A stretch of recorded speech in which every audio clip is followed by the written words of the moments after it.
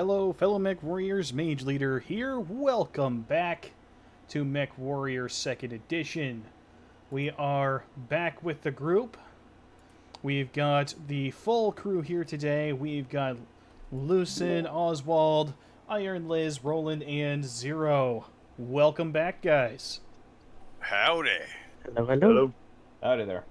Glad to be back. Okay, when we left off, you guys, we had a power outage that cut the last one short, but... Also, suddenly, Delta 505 cameo. You see that in the corner? Where'd he come in? Oh, is he spectating the chat? No, you had a Steam notification pop up. Oh. Cool. Yeah, Yeah, well, you can say the game got Probably off on the playing, right foot. probably playing Jump Space again. But anyway, yeah, we had an HPG malfunction, and the weather is gorgeous out today, so that shouldn't be a problem this go around. But we've got everybody back, and we decided that having gone through the rigmarole in another week, we were going to skip ahead and bring you guys to Susquehanna.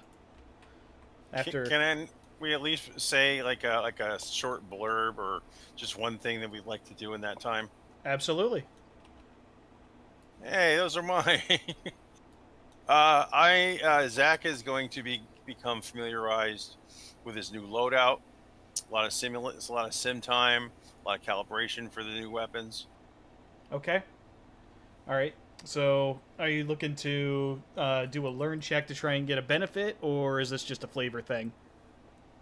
I mean, I guess I could. It'd be kind of stupid not to go try it. Is your gunnery maxed out? It is. How about your piloting? Piloting is not, but yeah. I mean, one of the things I'm going to be training is with the new hatchet. Okay. So, I'm gonna say, yeah, piloting is the modifier that you use for melee. So, yeah, give me a learn check, and if you succeed, you can have an XP for that skill. Okay.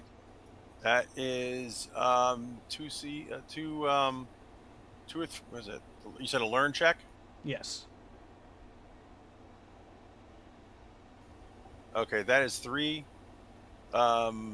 points of success. Okay. So yeah, you get an XP for your mech piloting skill. Awesome. Also, Oswald, did you get the DM? Oh yeah, that's the other thing. Was the the prank we're pulling on Hudson's mech? Oh Yeah, yes, and we didn't get to actually do that in game, did we? Yes, and remember, All right, we'll be- Gareth yeah. had the same idea at around the same time. So, Right. Okay. So we'll go ahead and do that. Yeah, Zach, you had the idea of what to do to Hudson's mech. So during one of the evenings after the shift is over, you sneak your way down into the mech bay with your can of paint, and as you're turning a corner, getting ready to go to work, you run smack into Gareth, and the two of you are now awkwardly staring at each other. Are they just both in painting gear? Well, depends, Zero. Are you in painting gear with a can of paint of your own? the paint was stashed away ahead of time by Mora near the mech. Okay. So Zach would have some paint with him though, so he kind of gets looking at you like, what are you doing up so early or late? Oh, just, well, first, why are you carrying a bucket of paint with you?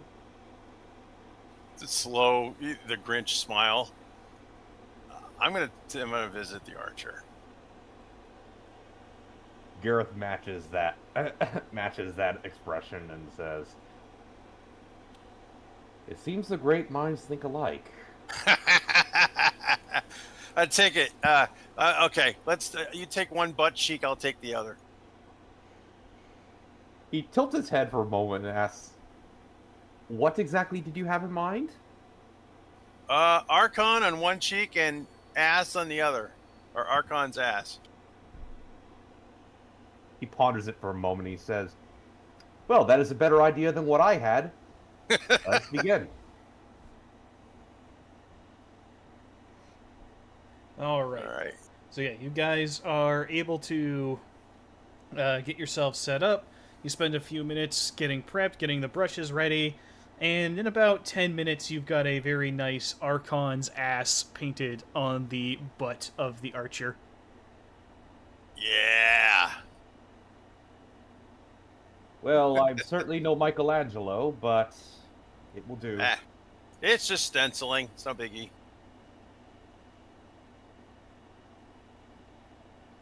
I think that's all I got with that. Okay. So before you guys arrive over Susquehanna, does anybody have anything else they want to do? I mean, there is the whole resolution of the Angie side plot, but it sounds like that might be sidelined until after Susquehanna here. It depends on what you want to do. We can keep going with it now, or we can wait till later. It would be more than just 5 minutes, and it kind of sounds like we're getting ready to drop here. Okay. Do we want to see if Hudson notices the paint job or not? Because your average mech gantry, the butt is not facing out, so I don't know if he's going to see it or not. So I'll tell you what. The next morning, you guys complete your transit, and to Susquehanna, you guys are going over your mechs, giving them the once over. You gotta go a little more in depth than the others. It doesn't mean that you have to walk around the back of it, but I'm gonna have you give a social check. All right. Check my social target here. Okay. Every time I do this, the dice have moved. Okay. Here we go. 3. Okay. Yeah. That is, I was aiming for an 8, so that's a lot of failure. So, as far as you know, this is a perfectly normal morning. Nothing is different. You've just gone about your day, and you've started going over your mech just like you normally would. All right, yeah, I'm too concerned reviewing the rules of how to hotload LRMs, and I just walk right past the butt of the mech and just don't notice at all.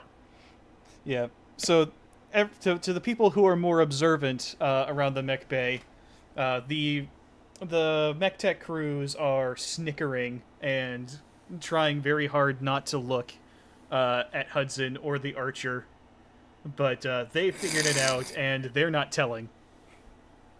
And he's just doing the thing where he's just so absorbed in what he's reading, he just is dead to the world around him. Yep, he's completely oblivious. I think that might make it even funnier. Okay. So, you've arrived over Susquehanna, and you have started your approach. It's a couple days of burn time to get into atmosphere, and so you guys can do what you like. You do notice that James has gotten visibly more agitated as he sees his home world in the viewports.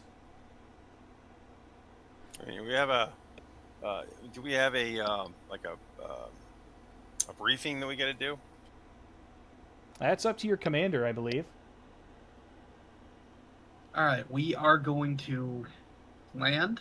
We are going to assess the situation and make contact with the underground if we can, and then we'll work on a plan for hitting the camp. Okay, I guess we would have canned orders from Mansdaughter for how to do that. Yes, you guys have instructions. It's similar to what it was before. Essentially, the Resistance knows that you're coming, and they'll get in touch with you. Alrighty, so we got to just sit down and wait, or we go to a place and Your only instructions are land and stand by until contacted. I'm going to go find James and keep him steady. Okay. So yeah, you find James in his office just off the bridge. And he's doing something that you've never really seen James do before: paperwork. He's done paperwork plenty of time. Hey, Jimmy Jam, you all right, man? So for a moment, he doesn't really notice that you're there, and then kind of glances up while filling stuff in and goes, "Oh, Ethan, need something?" Yeah, I was just checking to see how you're doing. Well, I'm nervous, as I'm sure you can understand.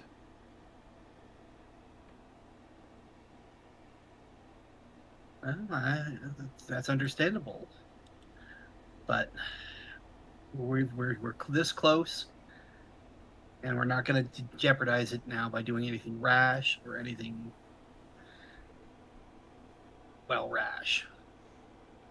You know, I'd like to believe you, Ethan, but, well, you've got a track record. I do, but I'm not.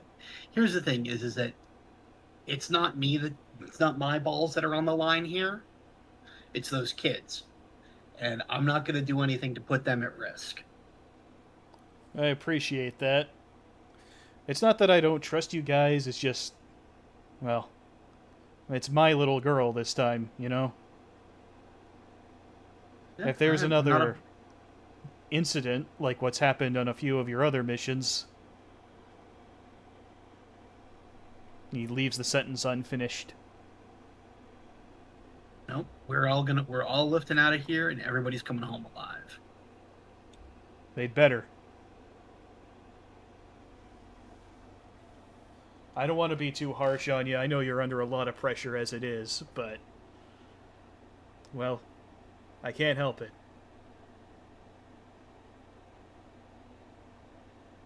I get it. So what we're going to do is when we sit down, we're going to sit, wait for the resistance, and then going from there, figure out what our next steps are going to be, okay? All right. Oh, just one thing. He gets up from his desk and walks over to you.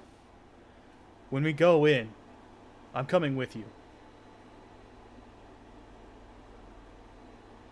All right. You want to ride jump with me or Zach? Depending on what happens, I'll figure something out, but one way or another, I'm going on this one. I can't just sit back here on the ship and wait. All right. Well, make sure that you've got a clear chain of command delegated. I don't want, if anything happens to you, I don't want there to be any confusion that delays us getting the fuck out of here. Richard's more than capable of running this ship if he has to. All right, good. That's what I thought. All right, well, now that's off my chest. You notice that he's tapping his foot and kind of like, he's doing that thing that people do where they put like a hand in the pocket or they start like wrapping their fingers against their thigh, just very visibly agitated.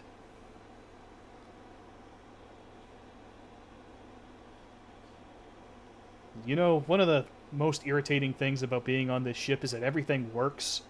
Normally, if I need to get my mind off something, I just go around and fix something that's broken, but there's nothing fucking broken on this ship. So I'm sitting here doing paperwork trying to take my mind off things.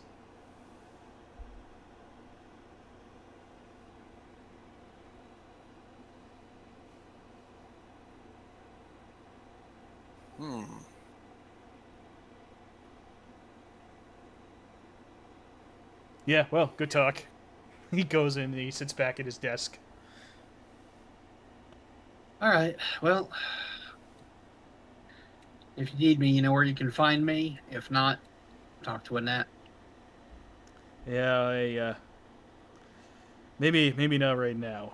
I think she's still pretty pissed at me. Why was she pissed at him?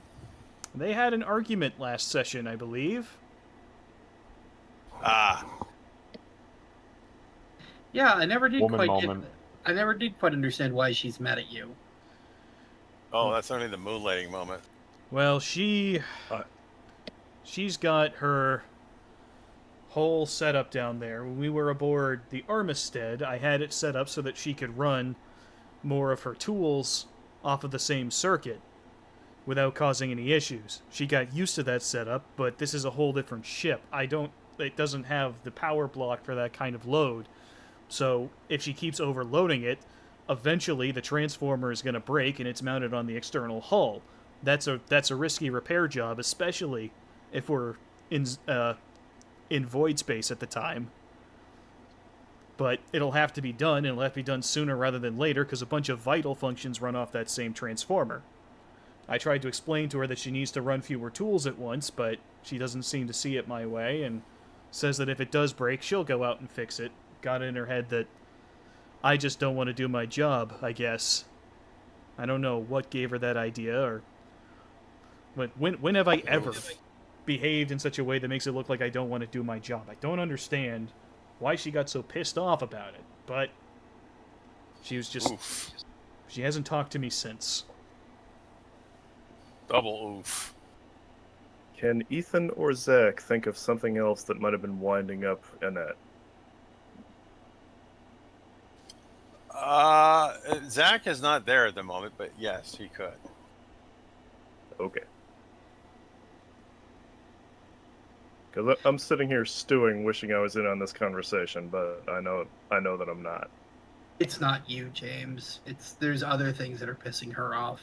You were just the closest target. I know, she's not an unreasonable person, it's just... Well, I don't know how to approach somebody when they're like that.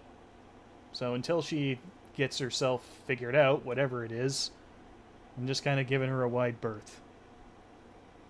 Alright, well... Keep your head on straight and, pay some patience. We're gonna get through this, and we're gonna get your little girl back. Yeah. Yeah, I know. I know. You give him a hand on the shoulder, and then I'm gonna go find Annette and see what I need to do to help get her unfucked. Alright. Or fucked, as it may.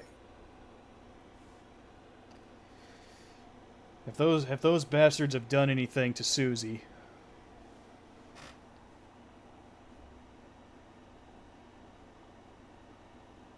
Well, there's no use thinking about that. Just hope for the best. Yep, that's all we can do. Alright, I'll talk to you later, Ethan. Alrighty. The suspense is terrible. I hope it'll last. Alright. So, who's up next? We haven't heard from Val in a while. That's true. What is Val up to? I think given that the kids are this close, yeah, we're just gonna get everything prepared for them. So yeah, if we have to dust off out of here pretty quick, we're gonna make sure they have, the seats to strap into, that their living space is prepared. She's probably even put together a list of activities. So we'll see what we can do to make this this thing go easy for them. So that's a good way to try to take her mind off of the incoming battle as well. Okay. What about Gareth? Oh, Zero had to step away for a minute, didn't he? Oh, no, he's back. Yeah, I had to take a call. So what was the question? What are you up to? Really, at this point, he's mostly just running through possible scenarios in his head about how the mission is going to go, because you ever get that nagging feeling that something is going to go horribly, horribly wrong? Oh, yeah. Every day. Yeah, he's got that really badly. Okay. Is he It's just going to stew in it, or is he going to try to find someone to talk to about it, or... Well, maybe Ethan, if he is available. Ethan should be. He just wrapped up his talk with James. Alright, well, I suppose Gareth will go looking for him. Alright, Ethan, where are you at?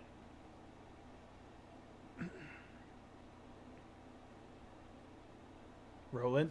Okay, rolling. Headed down to the back bay. I'm sorry, I forgot I had push to talk on. Ah, okay. All right, so yeah, you run into Ethan on his way down to the mech bay.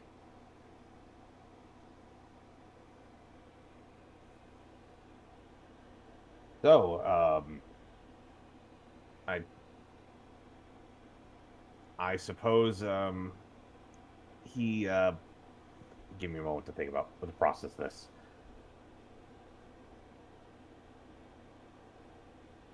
Use your words, Gareth.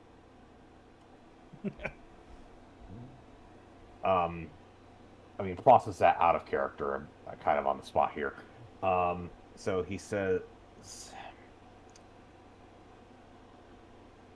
"Sir, I have some concerns about the upcoming operation." Yeah, so do I. Well, mine are a bit more specific. Are you familiar with the old adage that if your offensive is going well, you are walking into an ambush? You think we're walking into a trap? I would not be surprised. This is Yeah. Clan Wolf we are talking about here. I've been thinking the same thing. But the best way to deal with a trap that you know is coming is to walk into it.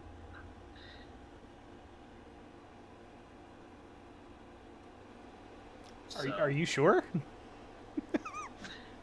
Yep. Is that Did a we thing? miss Is part that of how that? that works? Yeah, if you know that it's a trap, you go in there understanding that it's a trap, and you're prepared to deal with it. If you see a bear trap lying on the ground, the first thing you do is step in it. No, you set it off from a distance. All right.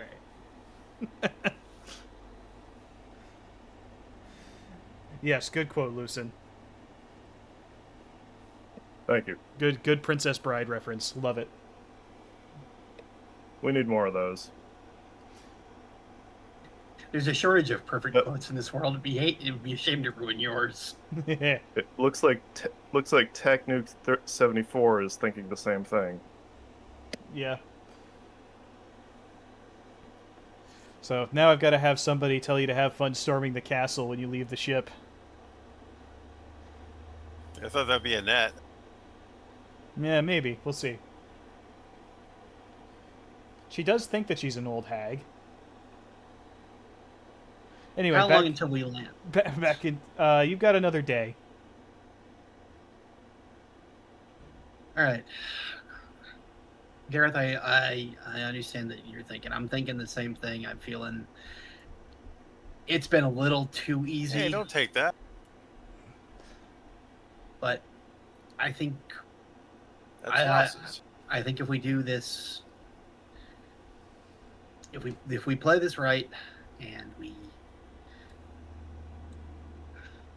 if with the teamwork that I've come to expect from you guys, we'll come out of this ahead of the game. Also keep in mind, we are, what, one jump away from Jacana's Combine territory? The Wolves are likely to have some of their best units here on World.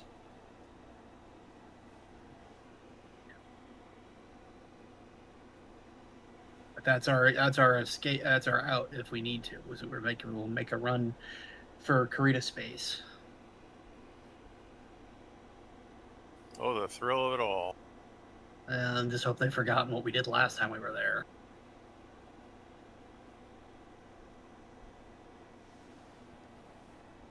All right, go get some rest.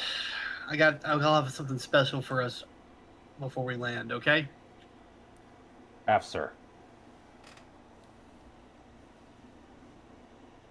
All right. So with that, I think we'll switch over to Zach. Me? What am I doing? I don't know. What are you doing? Apart from stacking mech minis down at the bottom of the board. I was just trying to. Never mind.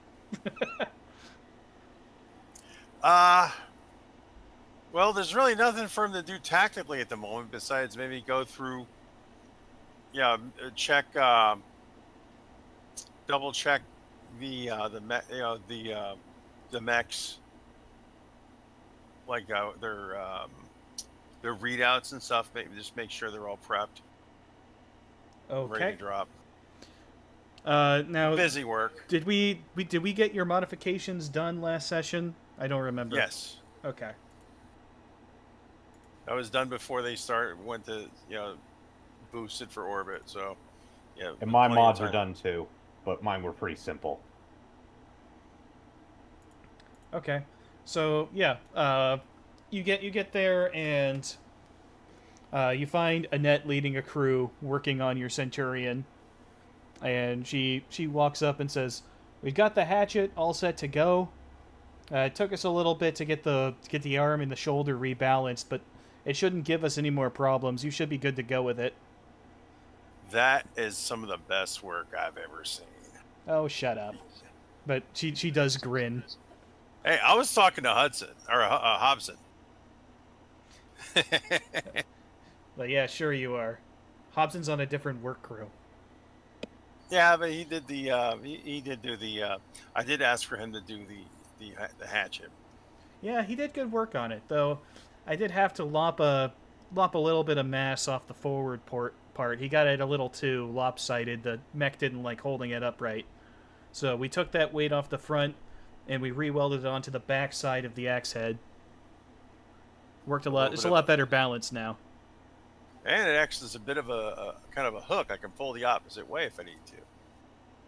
Yep, it does. It does have a little bit of a lip, though. For the most part, it really is kind of a smashing weapon. I'm fine with that.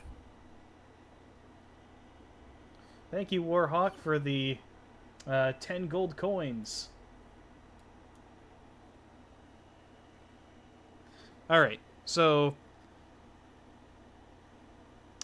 sorry, I lost my focus there for a second. I'm not used to having notifications pop up during these streams.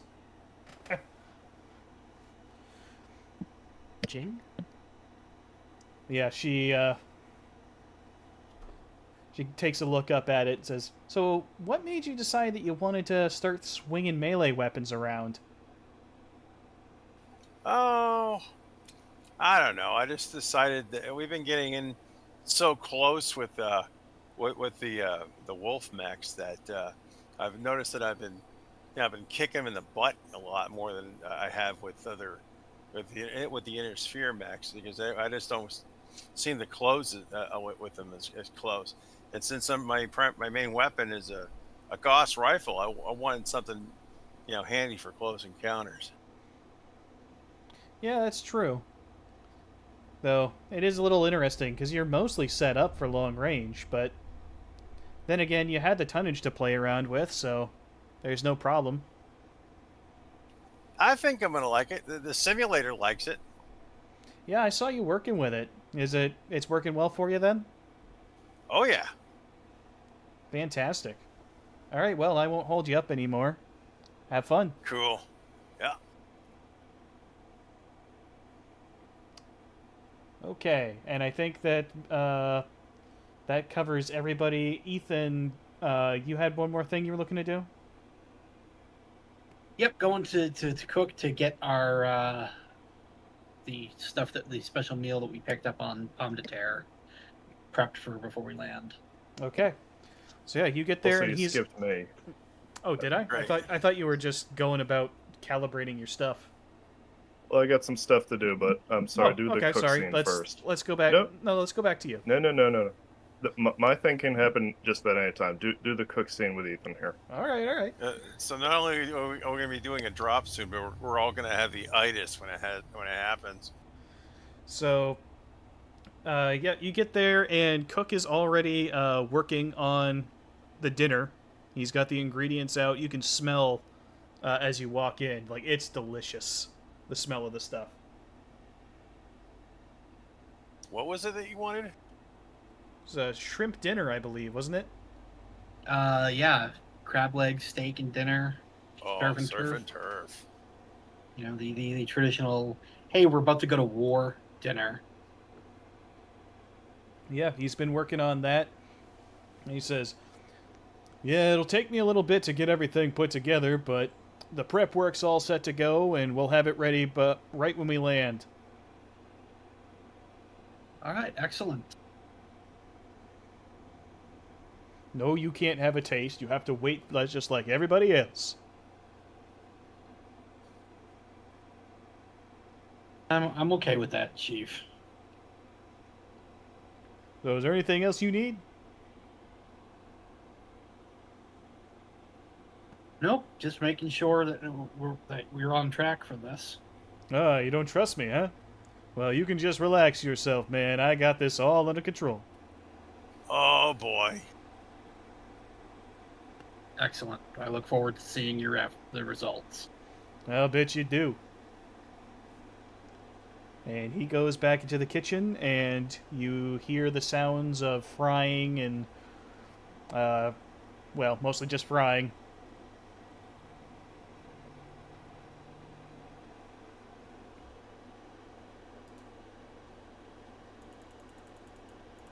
I rolled up something interesting for that scene. Okay, let's switch back to Hudson. Yeah, he's doing some final preparations here. I imagine the ship is just really busy as everyone's just trying to do their last minute things before we get on planet here, right? Yep, they're doing their final checks, and the mechs that aren't being worked on are being concealed behind the bulkhead panels. Because you guys did bring cargo intended for Susquehanna, so there's going to be a lot of traffic in and out when you put down taking your shipping crates. I think the elementals ate a lot of it. Probably. Train of thought. Yeah. So yeah, he's just getting his thoughts together.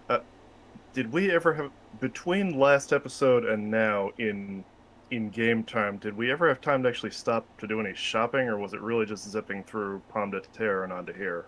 So Pomme de Terre is agricultural, so there isn't a lot of shopping to do, but if you wanted to say that you picked up something, I could, within reason, I could allow that. All right. You looking for something in particular? He's basically looking for an apology gift, actually 2 apology gifts, to one for Angie, one for Annette, and the player is unclear what he would buy for this, especially on an agricultural planet. So I might have to shelve that for later till I have time to think about it. Okay. Yeah, that might be better. You'd probably have a better time on Outreach. Yes, but you see, I have until we have to get back to Outreach to fix this, so that's a no-go. Okay. Well, I mean, we're probably not gonna go directly to Outreach, so. Yeah, we'll see. In any case, he is spending time first trying to get his mech in order, and also just writing lots of letters to family, to the people here, and to Annette and Angie, just sort of a lot of just-in-case letters, because he has the same feeling Gareth has, that there's something coming that they're not ready for. But, yeah, it's just writing that, spending a lot of time alone unless someone's bothering him, but he's also learning how to load ammo into the Archer, which I suspect he's going to have to do himself. Loading ammo, the techs still do. That is part of their job. I probably freak him out when I start saying, okay, so the arming code for the LRM, is that a 6 or an 8? Because it has to be put in before I load this. So, and yeah, Hobson no. Walks up and pushes you away and says, "We've got the munitions handled, Hudson. You go back and do your thing." All right. And yeah, goes back to calibrating computers and writing letters and everything else, just getting ready here. Okay. Basically just saying I'm putting off resolving the Angie subplot until after we're done with Susquehanna. Now, you've got a point in mech tech, is that right? I have one singular point in it, yes. Okay. So I won't make you roll a check then. Oh, goody. All right. So does anyone else have anything they want to do before you land on Susquehanna? Not here. I'm all set. Bueller? I'm good to go. Okay. All right. So the next couple days pass. Everything is in order. The technicians get the mechs all stowed away and hidden. The elementals have position themselves in the crew quarters in order to stay out of the way and not be visible. And Thomas looks a little bit nervous, but the other elementals all seem to be just kind of rolling with the punches. And you guys land on the planet without any issue. Air control gets you set directly to the spaceport. And once you're down, the crews start coming in to offload your supplies. And as they're working, one of the crew chiefs, who all is going to be down in the cargo bay while this is happening? Is anyone going to be there? I suppose Gareth would be. Yeah, I might be too. Okay. So one of them walks up to Hudson and in a low voice asks, "Is Hollister around?" I'm gonna have to ask why you're asking. I've got to make contact with him. I'm looking for somebody named Ethan Hollister. Is he aboard this ship? I can check if you're willing to wait. Yeah. I got a few minutes. All right. Yeah. I get out of earshot with him and get on my comm. Say, Ethan, there's a guy down here in cargo bay asking for you. All right, I'll be down in a second. And I'll note Gareth is keeping a very close eye on this guy, and underneath, like a mechanic's tarp, it's very clear he's got the TK rifle hidden under it, just in case something goes wrong. I mean, I know that's not what a TK rifle is, but I'm just picturing the big belt of ammo just hanging at the bottom of the tarp here. He sure loves that rifle. It's basically a G11 if it was made in Japan. What's not to like? Right? Yeah, Ethan will come down and he's got his pistol at the small of his back. Okay, so when you walk into the mech bay, he comes up and hands you a small bundle. It's a little thing wrapped in brown paper. It's about the size of it's something that you would conceivably fit in like a mailing envelope. Very, very small. He says, "I'll be back in about 5 hours. After the crews are done, I'll be bringing my friends with me." Okay. Well, nice to see you. Have a good one, guys. Good luck. He turns and walks away and starts hollering orders to his crew. They're running forklifts and some of the loader civilian grade mechs come in and start moving the crates around, and you're kind of stunned once they're done just how empty the ship feels. Because you've gotten so used to these crates being everywhere, and like they were underfoot for so long, but now there's this giant empty hole in the hold. It's a hole that needs filling with clan loot. All right, I'm gonna head back to the command deck, and while I'm out of earshot, unwrap that package. Okay, so inside is it's not anything particularly fancy, but it is it's cut from a piece of steel. It is the crest of the Free Rosselhog Republic with the serpent.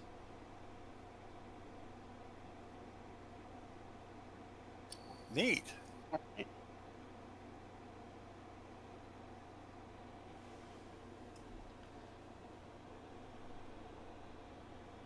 Nothing else on the back? Well, he hasn't taken all that close of a look at it yet. Yeah, I'm gonna examine it closer. Okay, give me... You have perception?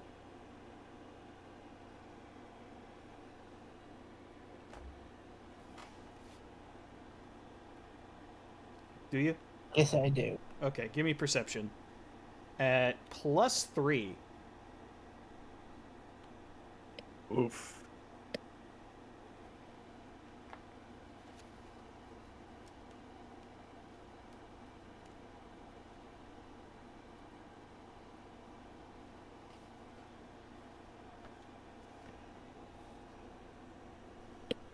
Here.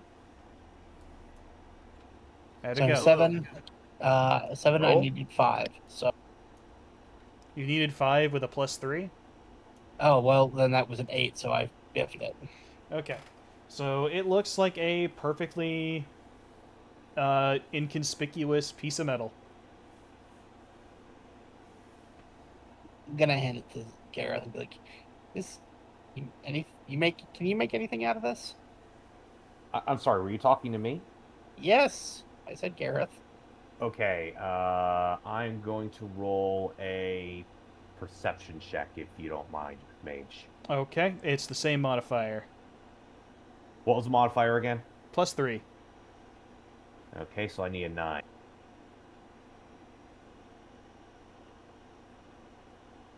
That's a failure. Yep, it just looks like a perfectly normal piece of metal that's cut into the shape of the insignia. Well, Yeah, he just looks over at Ethan and shrugs and says, "I do not see anything wrong with this." I'm I gonna have bring a it to James. Okay, so He's the resident Russell hogger, so he takes a look at it and says, "It's a pretty good likeness, handmade by the looks of it. You mind if I keep it?" I don't know. Something feels weird about it to me.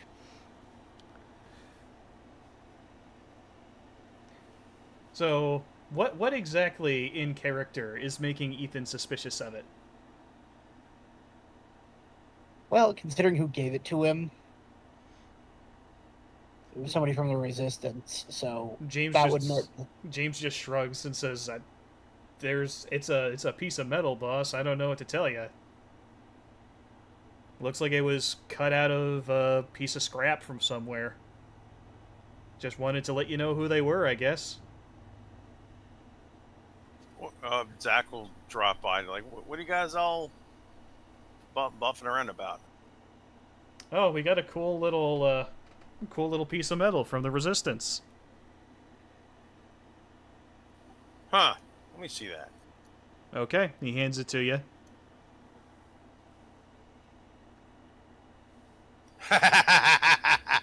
Boxcars. Nice. Okay. So as you're looking at it, you notice that this isn't one solid piece of metal. It's actually 2 pieces of metal that have been press fit together so tightly that you can barely see the seam. Whoa, this is some good work.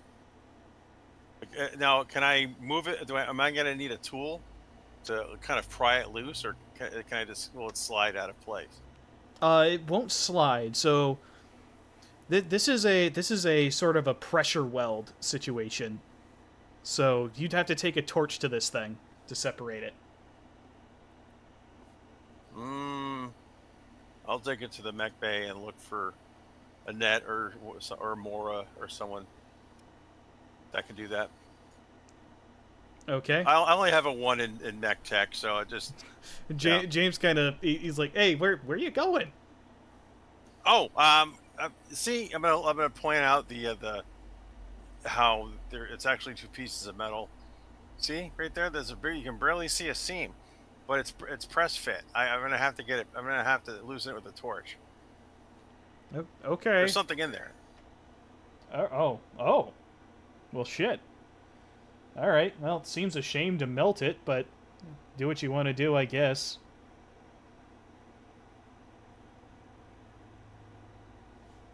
I mean, it's got to be cut with a torch. I mean, I don't think there's nothing I can do about that. Yeah. No, it's fine. I just thought it would look kind of cool on my desk or something. It's all right. I can have somebody make me one, I guess. It's fine. All right, I'm gonna run this down to the mech bay and see who's available. Okay. So the usual suspects are around, though they've stowed away most of their tools. But Annette is hanging out, looking rather bored, actually. Hey, Annette, check. I'm gonna run over. I'm gonna jog over to her. Check this out. Okay. So she turns and looks at you and says, "Hey, keep it in your pants, Buffington." Ha ha ha! No, I'm at this little emblem here. Yeah? What's so special about it? See, I'm gonna turn it on its sides and show her. See, you can just barely see that there's a seam there. This is actually two pieces of metal, but I can't pull it apart. You think you can figure out a way to do to get these pieces of metal apart? She looks at it, says, "Well, I'm not an expert on this, but typically this is done with some sort of filler material that has a lower melting point than the surrounding steel. You get it hot enough with electrical current and melts the medium, and then you use a pressure, some kind of a hammer press or something of that nature, to push the pieces together. Then you let it cool. So theoretically, if we heat it back up to just hot enough that the steel's about to melt, it should separate."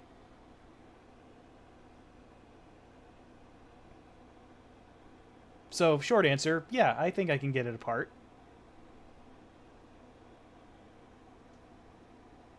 I'll lend a hand if she needs it. Okay. So she goes and hollers to a couple of the crew, and they come over and they start getting a thing set up.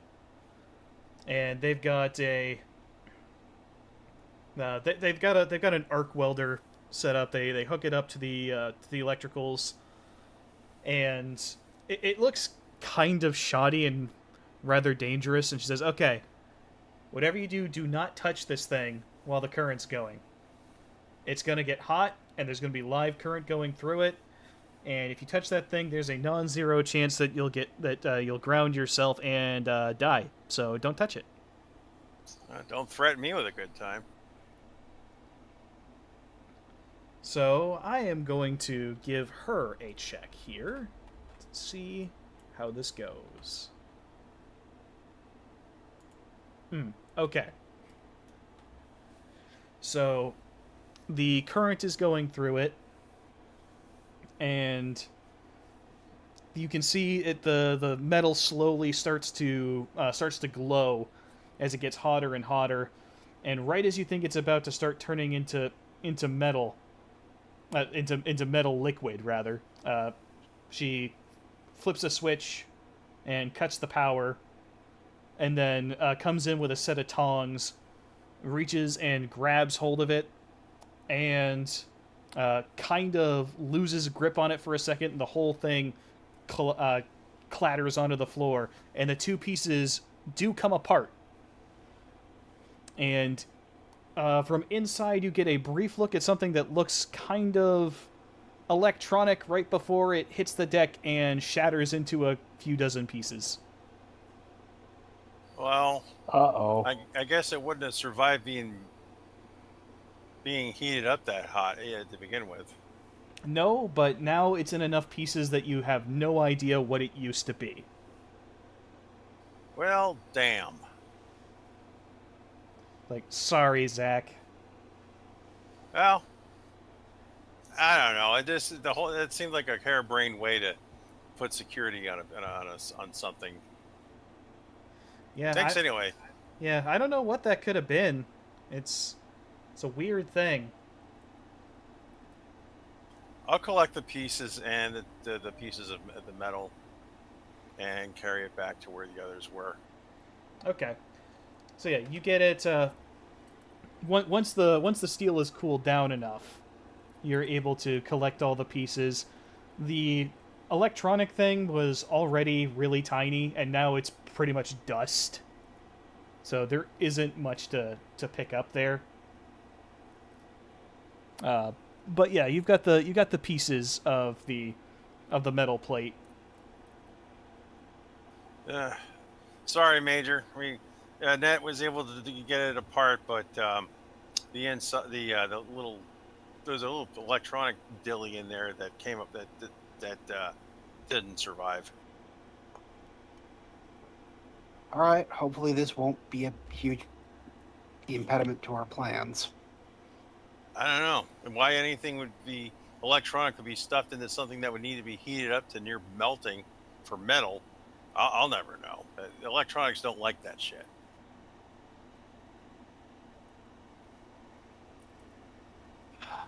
Well, we'll see in a couple hours. I'll hand Oh, it hold to. on. Is Gareth present for this conversation? Yeah. Yeah. Yeah. At this point, he just turns pale and he just mouths 2 words: the watch. James steps in and says, "Hey, if you don't need those plates anymore," I'll hand them over to him. and Richard actually gets up from his station, comes over and says, "There are ways of getting in contact. This is not one that I am familiar with." Which is only going to make Gareth even more paranoid now, because as I think he was, well, as he was trying to get across, the wolves know we're here. And Shit. on that note, there is a chirp on the comms. Yukiko looks over her shoulder at everyone and says, "Hey, we got someone outside the dropship. They're knocking on the front door." Can I see? Can you just give me visual? Yeah, I'll pull it up. So, the sensors display pops on. You've got all the different external cameras that give you views around the dropship. Every single one of them is showing just your basic surroundings, except the one at the door, and there is a man standing there. And he is looking up at the camera, but also kind of looking back and forth, as if he's... He looks a little nervous, but he's kind of like making small waves at the camera. Is it the same guy from this afternoon? It is not. Okay. And you also, looking at your chronometer, it has not been 5 hours. I'll go and I'll pull my stir stock and keep it at my back, and go open that the door and stick my head out. Hudson, grab Thomas. Issue small arms. Got it. Ethan's going to grab his submachine gun. Gareth's got the TK rifle ready to go. And what we're going to do is Ethan's going to stand next to the door. You're going to let him in, and I'm going to come up behind him. Okay? Okay. I will Alright. do that. I'll open up the door. All right, the gentleman walks in. Let me give him a perception check here. So, Ethan, do you have sneaking? I do not. Okay, so let me find which attribute sneaking is under. Sneaking. Stealth is physical. So it's going to be physical. I was about to say, I have stealth. but I physical. would've been better So off roll doing this. 3d6 and get rid of the highest die. And it would be an unmodified physical versus his perception. So that's a 5. Okay, so as you, he rolled a 10, needing a 6. So Oh, okay. As he walks in, he sees you trying to come up behind him, and he puts his hands up and kind of steps back, but in a way that keeps both you and Zach in front of him. Goes, whoa, whoa, whoa! Right.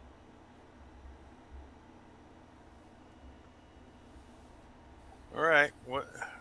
Who are you? My name is Jeez, put the guns down, guys. I'm here to help. I'm on your side. Oh, I never pulled my. Ethan might have, or Gareth might have, but I still have. Ethan mine said at he the was small coming of my up with back. his pistol, so I assume it was Yeah. drawn. Yeah.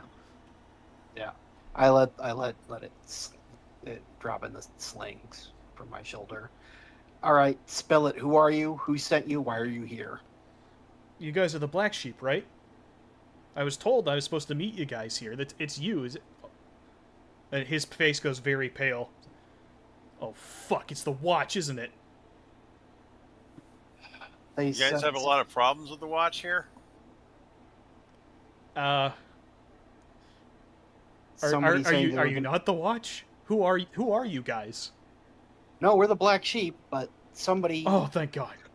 Somebody purporting to be resistance said that they would meet us in 5 hours, and you're not on that time. Did they come in with the loading crews? Yes. Yes. Yeah, we don't operate with the loading crews. We haven't been able to get an agent in there for months. Fuck. You said they're coming back? Yep. That's the watch. Did they give you anything? Anything at all? Any object whatsoever? Yeah. Yeah. Yeah, you need to get rid of that. That's a microphone. Well, It was a microphone. it was the microphone. And his face goes pale again. Says, "You destroyed it?" Completely by accident. Shit. Then they're going to be coming here pretty soon. They're not going to wait those full hours. If they got a microphone planted on you and they're not getting signal from it, they're going to move quickly. We got to get you guys out of here. All right. I'll look at Ethan and go, BOP protocol. Not quite Bo Peep protocol yet. If you guys lift off, their aerospace is going to cut you to ribbons. You guys need to leave the ship. Shall order the techs to get our mechs ready to move, sir? I wouldn't recommend that, not with the garrison nearby. Well, we cannot just leave them here. They'll capture them. I'm afraid that's probably already something that you're facing. We can get your ship back from them later on, but you guys need to get out of here now. There's no time for this. Damn it! All right. All right, just us, the elementals, and the infantry squad. The whole crew is coming. How many people do you have? I don't think we ever established that. Quite a few. I'm gonna say And you guys also- have around 50 people. And also, Gareth is going to ask Ethan if he should tell the techs to prepare to scuttle the mechs in case they're captured.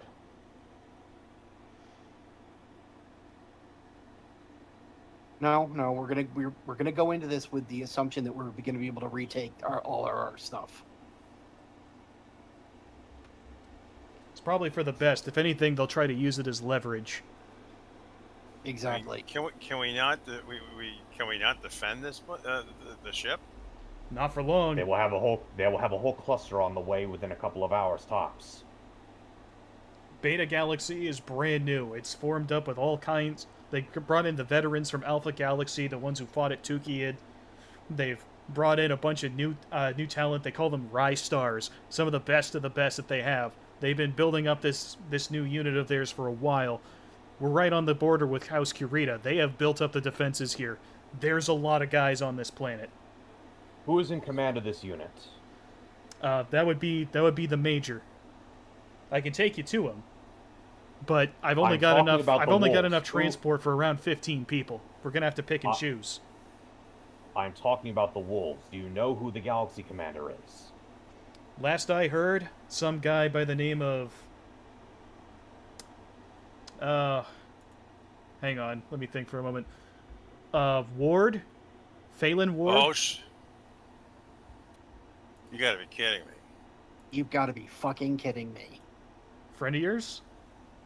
That rebirth scum. More like I'm a professional acquaintance of his father.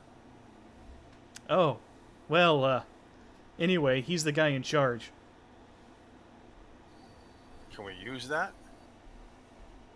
Maybe, but can we discuss this somewhere else? Yeah, Yes. let's. I guess we're we gonna need get to move everybody out. now. All right, pick your people. I'll have the transports pull up, and we can get you guys someplace safe. Just not everybody on your crew. Some of your guys are gonna have to stay behind. We I may need guess to so. speak to the elementals about this. If they are captured, Well, You guys have elementals? Yep. as bondsmen. Long story. Have they Very got long story. Have they got their suits? Yeah. Different kinds of suits, but they do have suits. Give me a second. He holds up a communicator, says, "Reg, dump the standards. Get that bay open." I don't care. Look, I know how expensive they are, but we got something better coming with us. We've got an APC. We've retrofitted it to haul battle armor. We've got a few suits that were sent to us from Comstar, but we don't really have anyone who knows how to drive them outside of a few novices. We can dump those out. They'll get captured, but we'll have room to bring your elementals with us. Why don't you pull them on board and stick them in with one of the empty mech bays? That's a better idea. He goes back on the comms. Yeah, no, bring that hauler up here. We're gonna offload them. If we're lucky, they might not find the suits. Meantime, I'm gonna get on the VA or the PA. So all hands report to the mech bay. We're abandoning ship. I say again, all hands abandon ship. All right. So everybody gathers up in the mech bay. The door is opened. The transports come in. There's a few smaller trucks. There's an APC. And the men in the APC start offloading some Inner Sphere standard suits and tucking them away in one of the hidden mech bays with Annette's help. I had no idea we had suits. Yeah, it's a new thing. We don't have many of them, and they're not great, but it's better than nothing. Comstar has given us a lot of help out here. They know that this is a heavily fortified world. They've been smuggling supplies to us here and there when they can. Well, I'm glad you didn't have to dump them. Yeah, me too. Anyway, get your guys suited up, and we'll haul them out with us. James, you're coming with. Do you think Richard? Can you and Yuki stay behind and run the ship? Absolutely. Oh, we're taking everybody, aren't we? Don't have enough room for everybody in the transports. Zach immediately shoots Yuki a look. Says, "I'll be fine, Zach." And Richard comes up to James and says, "James, I know you've been planning on going on this one personally. I want you to take this." He pulls out from behind him. Val has seen this before. This is actually his samurai katana blade. He hands it to James and says, "May it keep you safe." He looks at it and says, "I don't really know what to do with one of these, but I'll bring it with me. You might have need of it." And he whispers something in his ear and then steps back. We'll give Richard a kiss and a hug goodbye. He holds you very, very tightly. Yeah. And before you guys pack up, Annette comes up to James and says, Things will be all right here, James. But listen, don't do anything stupid out there. You've got to come back, okay?" It says, "Well, yeah, that's the plan. I'll be back." It says, "No, you don't understand. You have to come back." I'm going to. Like, oh, fuck it. She steps up, takes both her hands, grabs two big fistfuls of his shirt, pulls him close to her, and just smashes their mouths together. They hold that pose for about 30 seconds, and then she finally releases him and says, Damn. "Get About it? damn time." You have to come back." And he says, I didn't realize it was like that." "Well, it is, James. Just come back." What's all this then?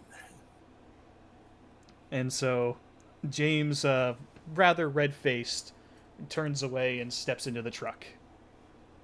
And Ethan's gonna look at Rachel and be like, "Hey, look, you're not getting rid of me that easily." "I know. Just make sure you come back intact. I don't want to be feeding you soup for another month." I can't promise anything. Well, don't get any fistfights at least. I can't promise anything. Of course you can't. She gives you a big kiss. And I So will dive into I the thought food. everybody was going to abandon ship.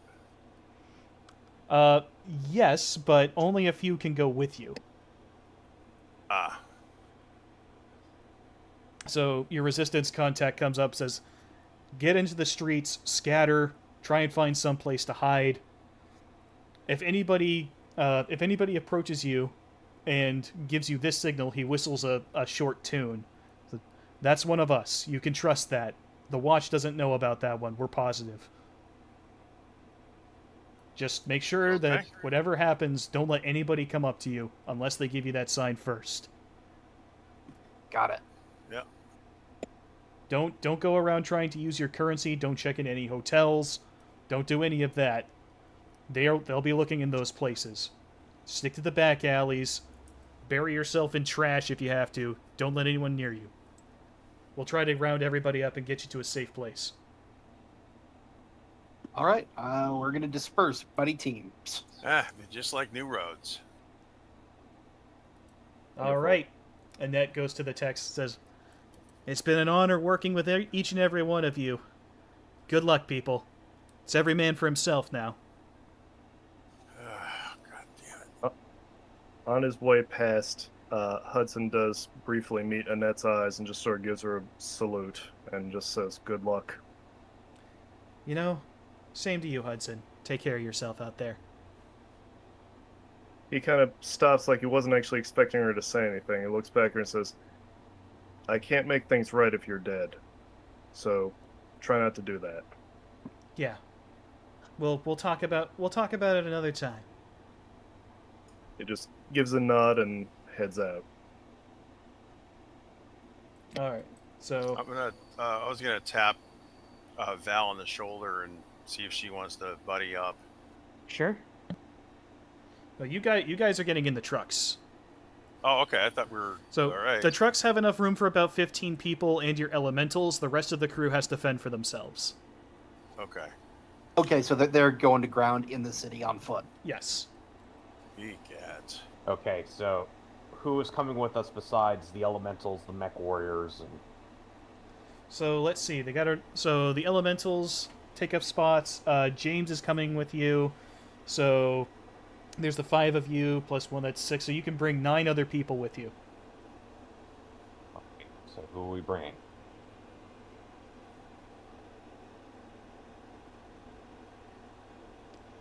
So you've got 3 other mech warriors from Ross's team.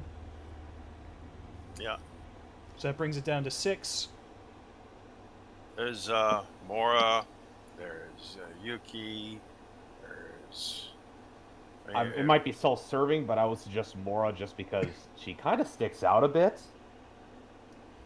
Yeah, Mora's more than happy to go with you. As is Angie, actually. Okay. So that brings it down to 4. You want to bring Hobson? Sure, we don't want to replace another one of his limbs. Okay, brings it down to 3. How about Mark? Yes. Yes. Okay, Mark's coming. So that leaves 2. Is Yuki like hardwired to the? Oh, 2. You've got your infantry guys. What's left of their squad? Yep. Okay. However many we have left. There's 2 of them. Okay, then everyone else, wish you the best of luck. All right. So everyone else disperses, going in different directions from the dropship, and the vehicles roll out. The dropship door closes behind you. James steps out of the vehicle for a moment, punches in a code on the keypad, then pulls a pocket torch out of his pocket and shoves it into the control panel, fries the entire thing, and then gets back in. Says, "That'll hold him up for an hour or 2."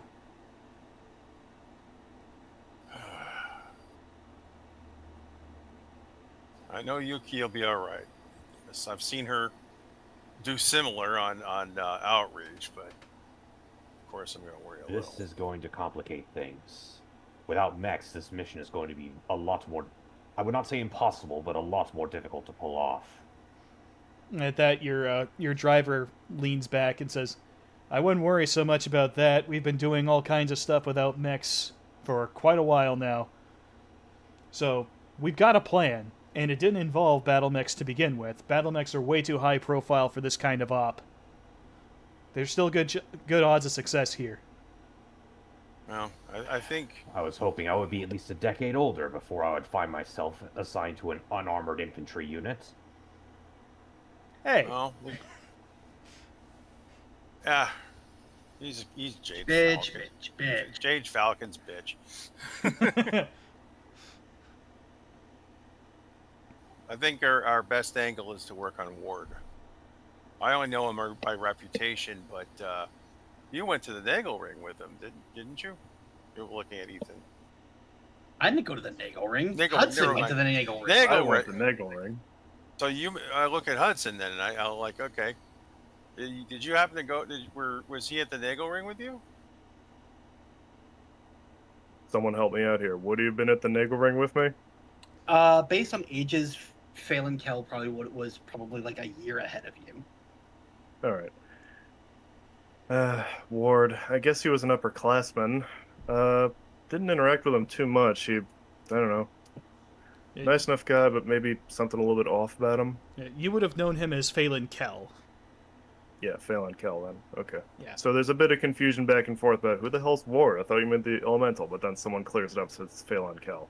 Yes. Yeah, he went native with the wolves.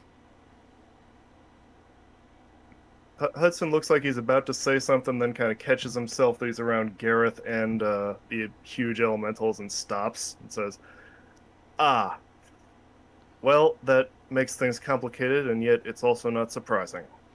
The driver chimes in. "Yeah, we've got some intel that we believe that it was him who actually leaked some information during the Battle of Rosselhog that wound up with the reason why the fight turned so bad was actually because of the intel he was feeding the wolves." Fuck. That is. How does that man sleep at night? Rather well. I hear he shares a bed with a new woman just about every night.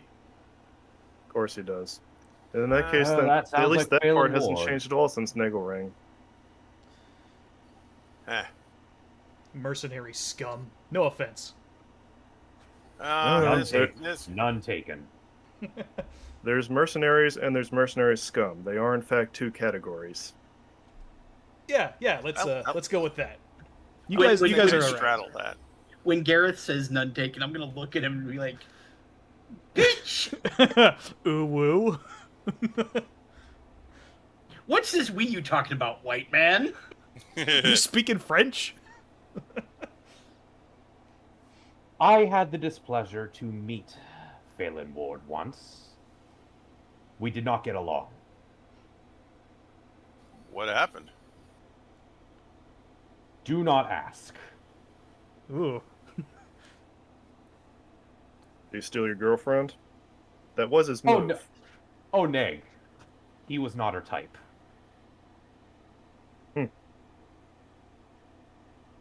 Well, that changed a bit since college then. Alright. Make it sound like he had a type. That would be the trick there. As far as I can tell at university, his type was alive. More like easy. Same principle. Well, I don't really have a leg to stand on in this conversation as a dedicated man whore himself. You've got a third leg to for stand you. on. Yeah, it's a So kick, I- more of a So I kickstand. hear, Zach. So I hear. In any case, let's just say that when your name is Phelan Kell, it's fairly easy to find easy women.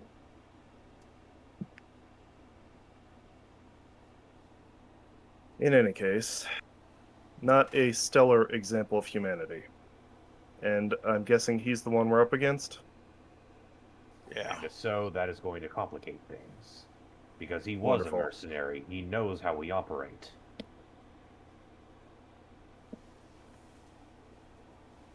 And his I kind of give Gareth a look, say, "You're aware mercenary units don't all think exactly the same way, right?" There's a certain modus operandi usually associated with mercenaries. Fuck bitches, get money. Would he? I mean, it sounds like the watch is pretty active here. Does he avail himself of the watch and their information? Oh, I assure you, he does. The watch is all over the place on this world. They've been going pretty hardcore on us. We've got one of the more successful cells in the area.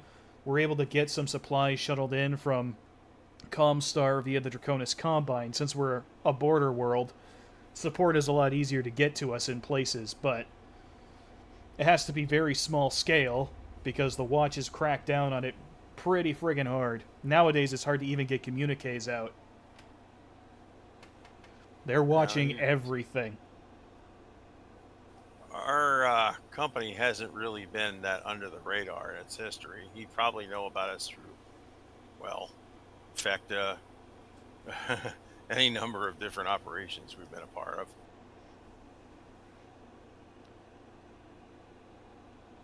By the way, is it true that you guys killed the bounty hunter? I heard that there was more than one, but, well, yeah. That'd be Mr. Punch out here. Damn. I'll raise my hand. That was me. Damn, man.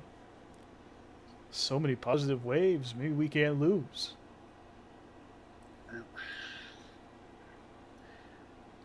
Shit. Knock it off with them negative waves. All right. We're still on mission.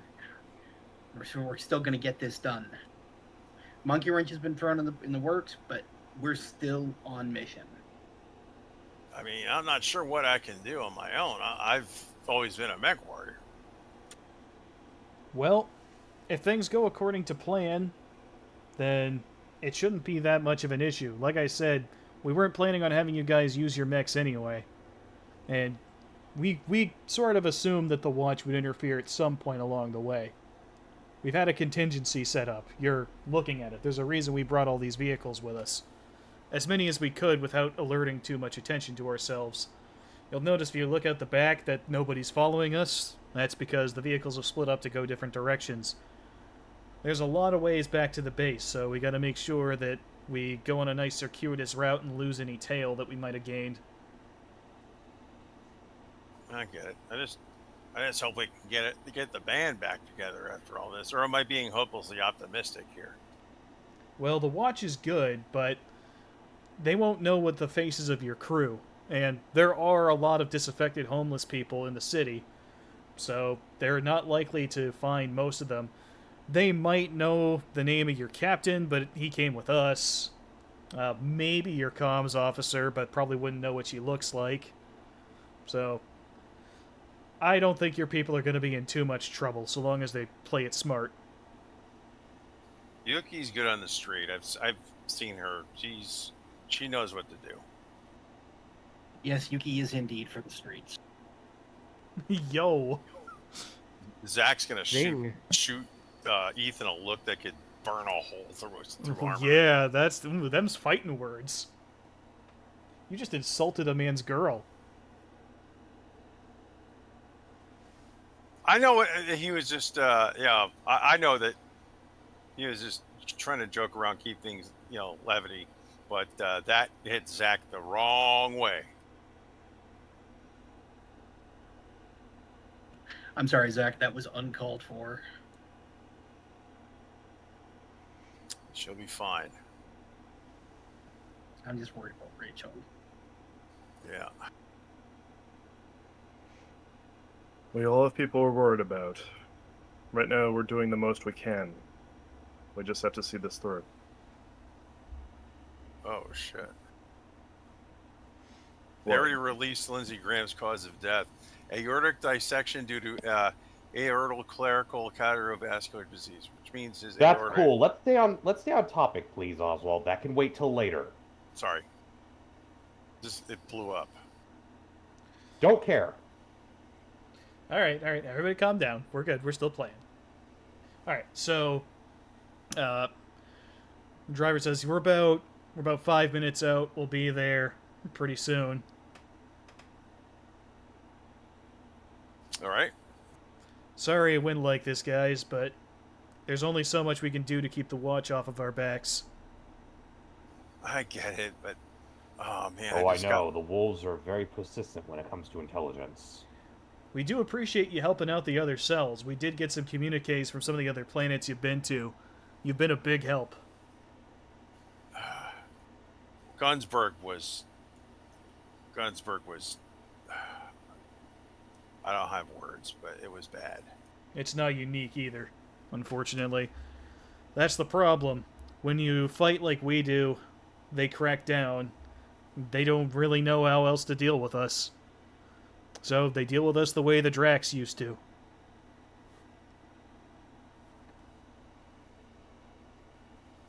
It's fair play. We do the same stuff to them, really. Yeah. It's hard to see, let alone fight through it. Well, I don't know what wars you've been in, Mr. Buffington, but most of the ones that we've been in look exactly like this. I guess everything just looks a little bit different 30 feet up in the air. Yeah. Yeah, that's what I hear. But PBIs, we're ankle deep in this shit. I've seen some things that would probably make a MechWarrior's head spin. I have seen shit that would turn you white. I've seen things you people wouldn't believe. Alright, so the truck that you're in pulls up.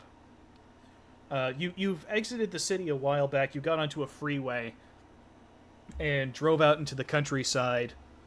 And you're now in a smaller town, kind of in the suburbs. And the truck pulls into a garage next to an abandoned building. Looks like it was a factory of some kind, but the back half of it is gone. It's been demolished by something at some point. The damage looks pretty old. In fact, older than the clan invasion, so probably dates back to the Ronin War, even earlier, and just nobody's bothered to fix the place up. The garage doors close behind you, and he hops out of the truck and says, "All right, end of the road." You do notice the APC is already in the garage. I guess we're going to pile on out. All right, the whole crew that you've brought with you is now in the garage. It says, "Follow me." He walks up to to the wall at the back, and goes there. There's a few scattered tools around, and he walks up to a benchtop stone grinder and flips the switch. But instead of the stone grinder turning on, the section of the back wall moves inward. It's almost exactly like the setup you saw at the bar before. Moves back and then slides off to the side, revealing a door, a hallway behind it. Open sesame. Come with me, gentlemen. And ladies. Jinx, you owe me a Coke. So as you walk into the tunnel, I assume everyone's walking in. Uh-huh. Yeah. Yeah. So after everyone's in, he presses another switch on the wall inside the tunnel, and the door moves back into place. And he moves back up to the head of the column and leads you in deeper. And you wind up not inside the destroyed building as you expected. The route actually goes down for a ways. And you find yourselves in a sort of command center. And it's not as impressive as the one you saw before that was like built into the cave with all the vast tunnel networks. This one, if I had to compare it to something, it's kind of like those tunnels they used to find in Vietnam, where it's got wood support beams up top, just dirt, ceiling, floor, walls. Or the trench works from World War One, and the way they would go interior. Yeah, just without all the mud. Some people have laid down some carpet in different places to try and give it a more lived-in feel. There's harsh electric lighting all over the place. And a gentleman in his 40s with an eye patch and a nasty scar running from the top of his bald head all the way down to his lower left jaw, turns and looks at you and says, "Oh, good. I was worried you guys weren't going to make it." Well, what's left of us? Allow me to introduce myself. My name is Major Stefan Gustafsson. I'm in charge of the resistance here on Susquehanna. Okay, Ethan, who...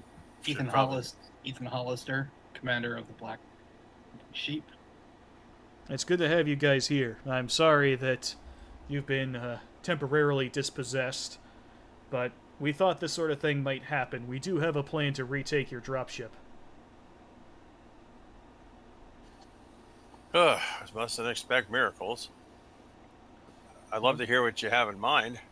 Well, the good news is that despite the amount of ground forces here, they don't have any of their warships around this particular planet. The other border worlds were more important and warranted naval presence.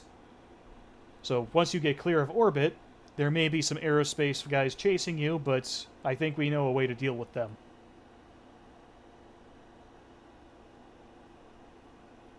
The dropship itself will be defended primarily by infantry. They won't expect you to actually make an attack. They'll expect you to negotiate. And we've led them to believe that you will. Oh, this is getting better and better. No offense, but all the way here, no clanner has negotiated. Well, the only negotiation that the wolves deserve is the kind done at the point of a laser. I would Pretty agree much. with that, but the clanners here aren't led by a typical clanner. Phelan Ward is, well, he's from the Inner Sphere. He thinks a little differently than they do. It's one of the reasons he's risen through their ranks so quickly. He's an original thinker. These guys are share of enemies, that's for sure. He certainly does now. We're not the biggest fans of him. He's the reason that I've got this. He points to his scar.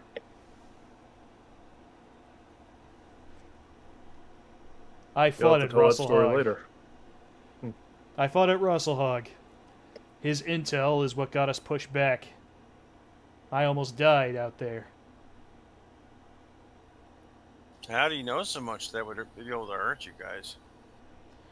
Well, every year on Russelhog there is a illness that sweeps across the whole planet. It's called the Fenris Scourge. Nasty, nasty case of the flu. It strikes everyone, and there's not a whole lot you can do about it, especially if you're from off-world. It doesn't last long, maybe a week at the most, and so there was a very narrow window in which the clans could attack. They attacked when it was at its height. Somebody must have told them. And Phelan, back when he was known as Phelan Kell, spent some time on Russelhog, got sick with it himself. Probably the only person we know of who could have given them that information. So when the clans attacked, nearly 3/4 of our men were bedridden. Yeah, that might be something I'd pull if I knew as well. Yep, it's a fairly nasty business. James nods along slowly. Says, "My wife died at Russelhog. General Mann's daughter told me that she'd caught the sickness, but went out to fight anyway." Yep, that was the case for a lot of guys. Couldn't even hardly stand up straight, but they still grabbed rifles and went to the front lines. They got ripped to shreds by the elementals. Jesus. I'm sorry. He shrugs. That's war. It wasn't a battle we were going to win anyway. It just came a little quicker than we'd hoped. Okay, so what exactly can we do with you? Well, we've got a bit of a plan set up. We've had a few months to prepare. We've started making some preparations. You guys can make modifications if you want, but we do have an intelligence operation that we believe you guys should go on.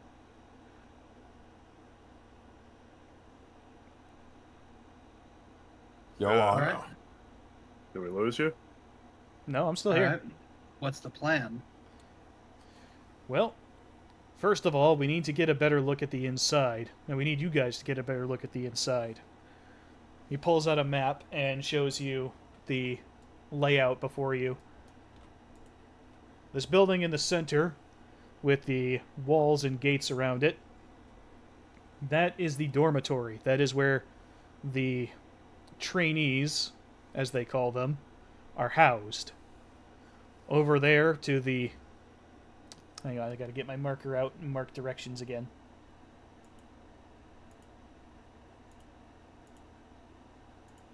So, west, south, north, east. The building to the west is the actual training facility. That's where they learn to do their various tasks so that they can be eventually folded into the labor caste. Those going into agricultural work go down to the dome to the south to learn basic techniques in that regard.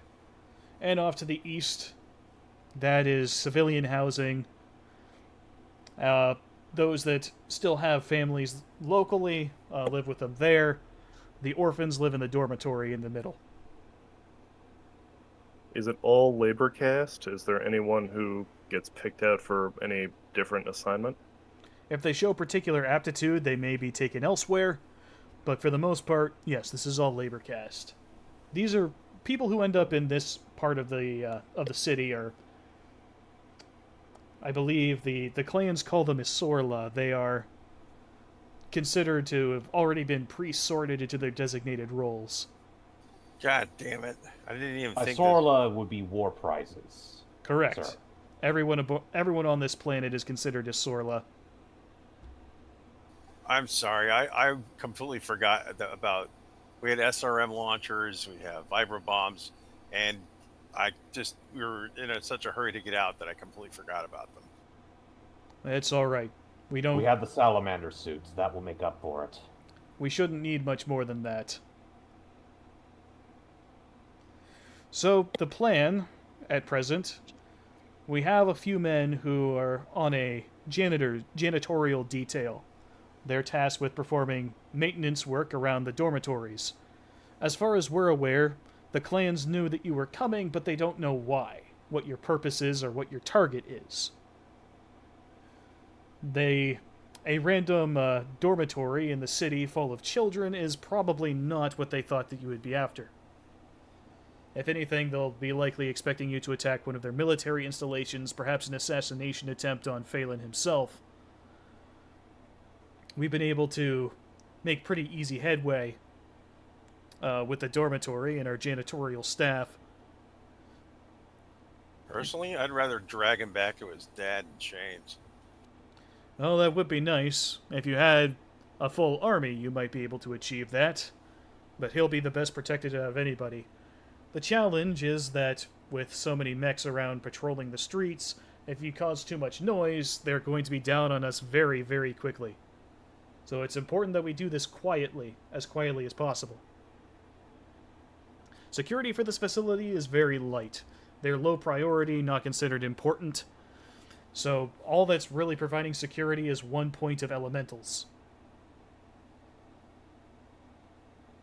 More than enough. That's if all. We don't handle them properly. True enough. They tend to patrol the main fence and the gate. There may be one inside, but there is a set time every day where they congregate around the main gate in order to give out their assignments for the day. That is where they are most vulnerable. We have a plan to deal with them. But meanwhile, we don't really know the internal layout. You will need to go on a mission to scout out where the children are housed, which rooms they're in, and which ones are the most likely candidates for being removed.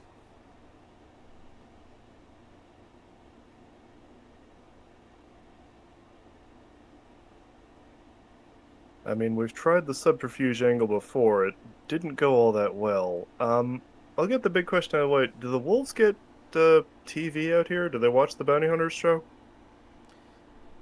Well, broadcasts are heavily monitored and censored, but there are some stations that are allowed to get through.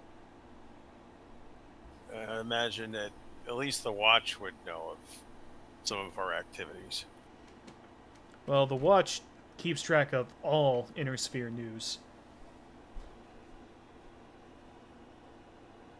Which means that they know Val's face pretty well. Yes, well, most people in the Inner Sphere know her face. Wow. He kind That's of impressive. looks at Val and kind of gives her a nod of appreciation, like, good job. With that and the ad campaign from Hugo Boss, most people have seen her at one time or another. Chip off the old block. They all subscribe to her OnlyClans. No. Ooh. Sorry, I had to do that. We have room for 2 on this mission. Normally it's a work detail of 5. 3 of them have been our men from the word go. The other 2 were loyalists, and we will deal with them before we bring you in as temporary replacement crew. It shouldn't be much of an issue. The clans don't so much as give janitors two glances. Zach, you and me will do it. All right. No offense, but Val, you're known. Gareth, you and Hudson, you guys are like stand out like sore thumbs. Sorry. Well, that and depending on who is there, I might bump into someone I know personally. That is very prudent of you, sir. Yeah. It's unfortunate, but it's true. James pipes up and says, "It's best if I stay behind as well. As much as I want to see Susie, if she recognizes me and gets excited, the whole thing falls apart." Exactly. Yeah, we don't need emotional involvement in this. Right. All right. When do we go in? Tomorrow morning, 700. All right. I'll be up at 5. Oh, okay. Understood. Now, we won't make you sleep underground. We do have bedrooms in the building nearby. They're not as bad as the exterior would make you think. We had rooms prepared for you. Not the elementals. We weren't expecting them to come along, but we're happy to have them. We can probably find somewhere to house them. Thomas pipes up. We will sleep in the garage. Whatever floats your boat there, son.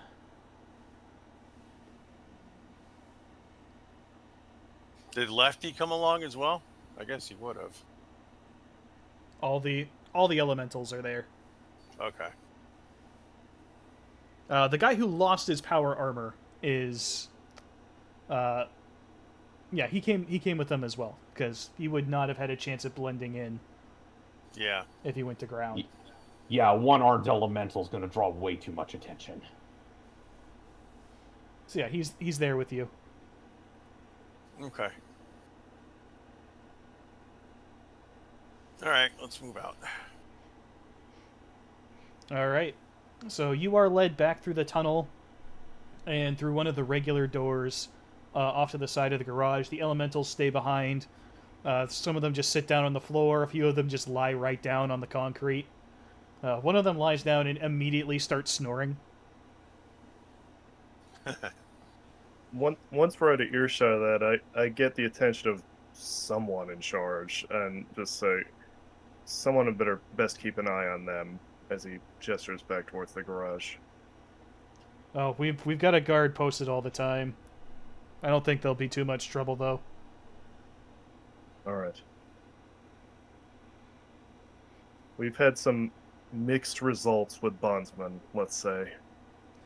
Well, I'll put it to you this way. He kind of whispers under his breath. The garage is booby-trapped in case the clans ever find it. We can seal it down and flood it with gas if we have to. Unpleasant, but thorough, I suppose. That's the way things are here. All right, sounds like you're on top of things. And he leads you deeper in. You each have a a room. There's 2 beds to each room. They're fairly comfortable. The mattresses clearly haven't been used all that much. They're older, military-grade mattresses. So, those of you who have military experience, it's nothing you're not used to. Those of you who are used to a more cushy lifestyle might toss and turn a little bit tonight. Ha Oh well. When that one elemental immediately fell asleep, I've seen that happen before. Yep. So think like a slightly run down college dorm. Yeah. It works. Oh, so like the first dorm I stayed in college. Yeah, Man, that more or place less. was such a shit. That place was such a shithole. So it's clean. It's not moldy. It's not super dusty. It's clean, but it's not luxurious. Good. I prefer it that way. So Mora instantly follows Gareth in and claims the bunk across the room from his. Hobson, Shortly afterwards, hear the sound of bunks being pushed together. Probably. Hobson goes up to Zach and says, "Hey, Buffington, mind if I room with you?" Yeah, sure. And Angie approaches Val and says, "Hey, do you Yeah, mind it's- if It's fine. It's fine. Okay, Sure. thanks."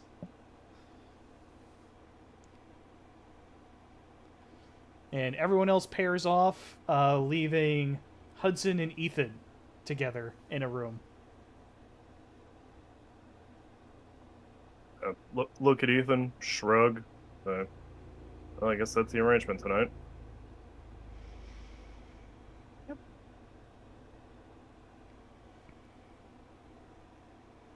All right. Does anyone have anything they want to do before they call it a night? No, just wanted to see if Ethan or Roland got my message. Yes, I did. All right. Okay, I briefly talked to Ethan to say, "Sir, I'll just ask once. Are you sure about this tomorrow, going in on your own?" I'm not going in on my own. I'm going in with Zach and the resistance team. You know what I mean. Without most of the support team we usually have.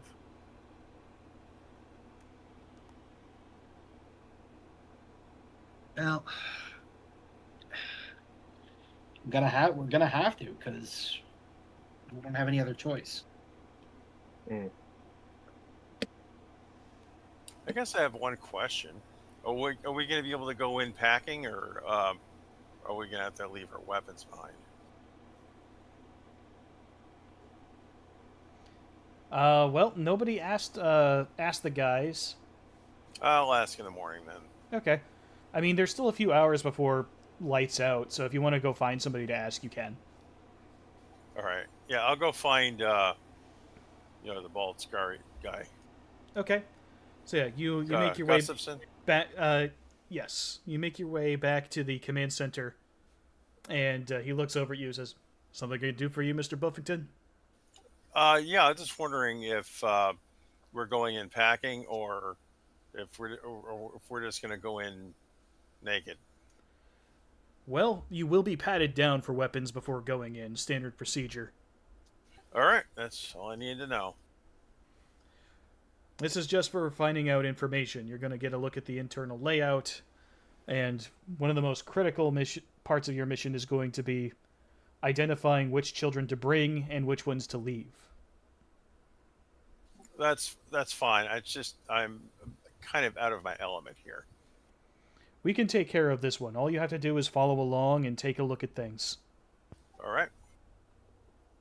From there, we'll leave the operation up to you. We can get you in, and how you want to handle things from there, we have assets you can take advantage of, or you can use your own. How many kids are there altogether? Excuse me, I need to take a drink of water.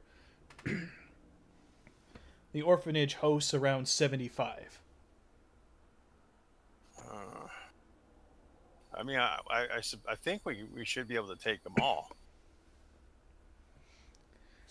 Well, you can certainly try. However, the issue you're going to encounter is that these children are being propagandized, and some of them will likely be too far gone to go willingly. I see. So the younger children. Yeah, excuse me. My throat's fucking up. Give me a minute. Mhm.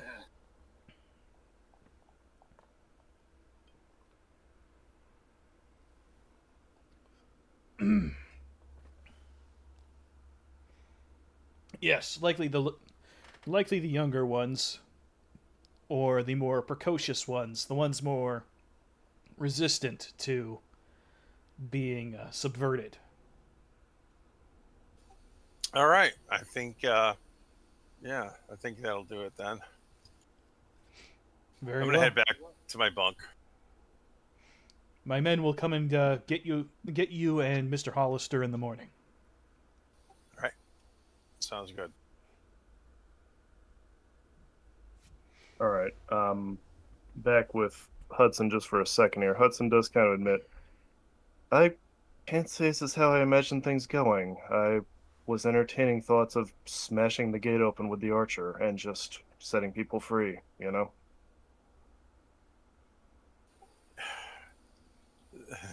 Zach comes Ethan back not in. there? That was in my plan initially as well, but I'm just annoyed that Hudson never got a chance to check out the back of his archer. Yep. I'm sure that's pissing off a lot of people. I will, Well, I will no, also, Zach, I will also note, well, Gareth was not privy for that conversation with the gorillas. I do think that in character he would, if possible, insist on getting them all out. Probably. if possible. Yeah.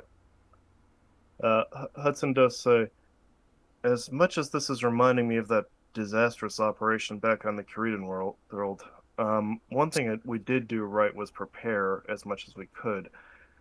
Would it be worth it to go to ask Gareth for a breakdown of how janitors behave in this sort of situation? I wouldn't imagine they're that much different than any other janitors in the inner sphere. act like Junior enlisted. That's all I'm gonna do. Fair enough. See, All right. you're talking I E4 will, Mafia now. Okay. I guess I'll just hold the fort here and wait to hear what happens. Yep. Well, I mean, if you want All to, if Hudson, if you want to hobnob, I'm sure there's little things that they can have you do. And Lynx, to answer your remark, no, it would not be beneficial in this case, because there's a chance that they might run to someone that Gareth has met personally. That would blow their cover immediately.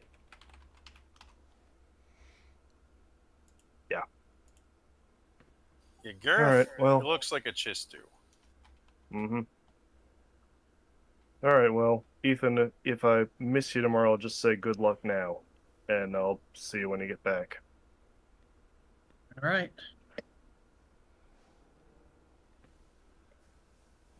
All right, that's all I have to say. So, I'm ready to turn in. Okay.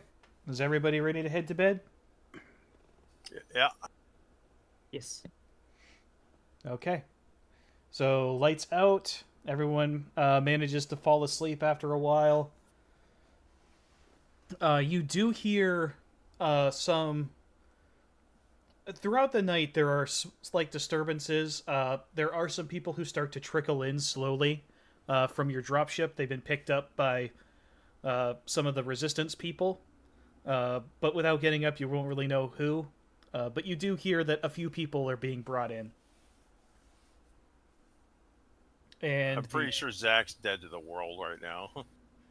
So you wake up the next morning. Ethan and Zach, there is a knock on each of your doors. All right. I'll get up and answer. I'm up. I'm up. Take your time. We're normally there pretty sharpish, but where you guys are posing as emergency replacement for our guys who got sick, I'm sure it won't be too suspicious if we're a few minutes late. Okay. When I see Ethan, I see how he's dressed, and I go and I like partially pull his uniform shirt up on one side and down on the other. It's like, yeah, you don't want to look like you're military there, dude. Oh, we've got that covered. And he hands you a bundle of white clothes that match his own. Says, "Put these on. Janitorial staff wears these uniforms." Ah, well, I mean, it's not just that; it's also how wearing them in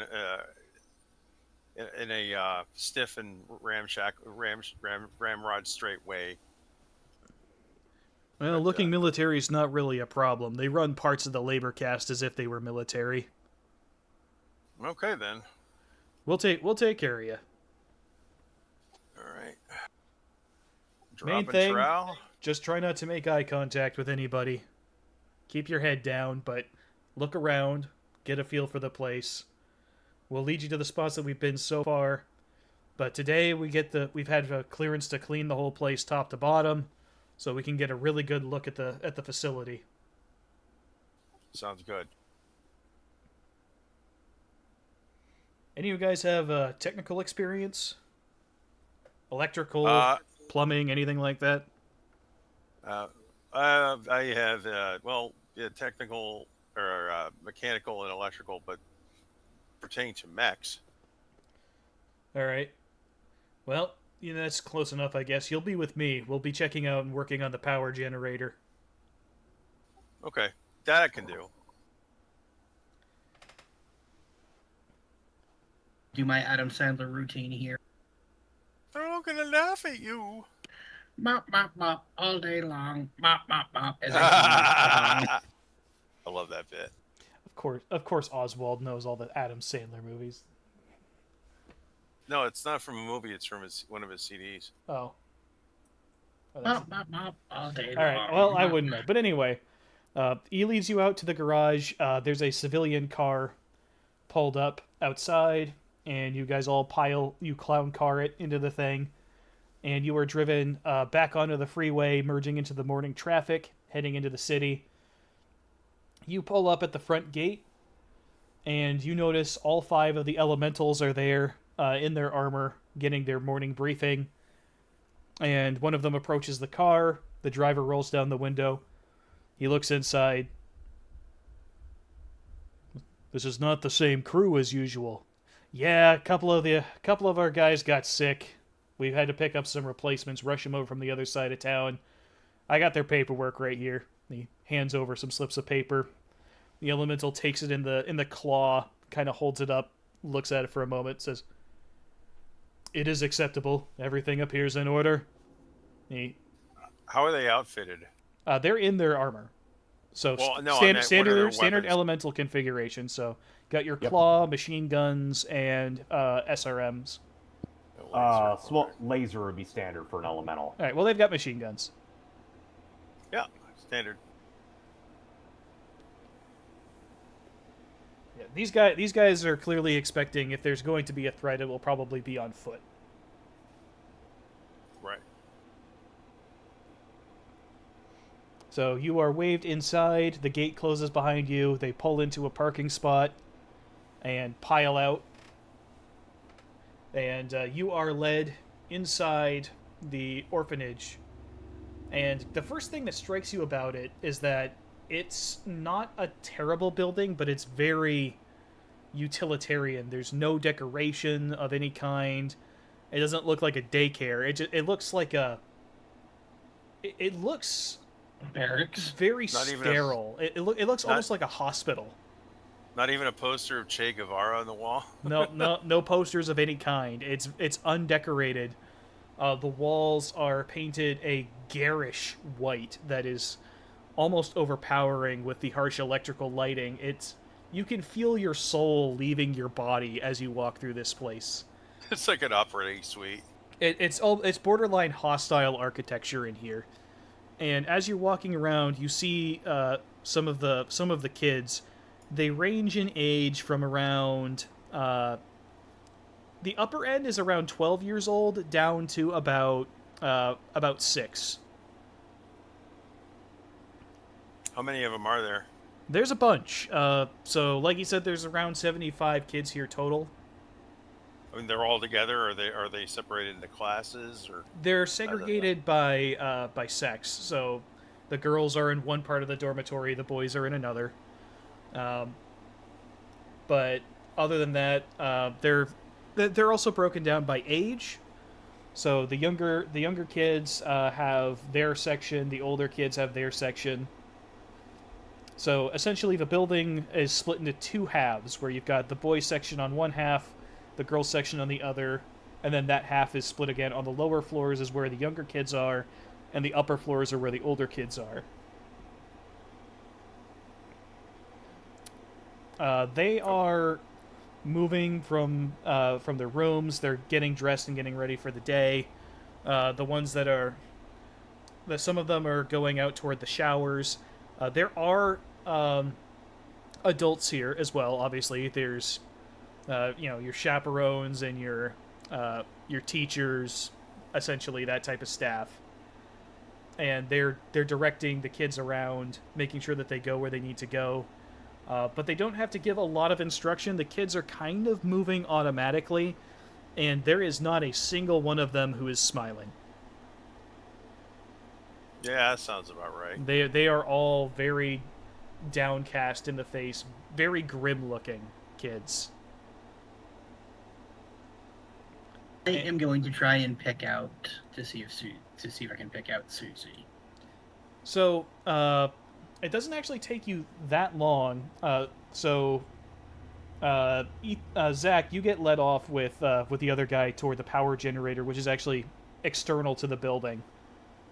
But while he's taking you out there, Ethan, you're walking around one of the lower floors when you notice something off to one side. There is a boy who's maybe around 14 years old.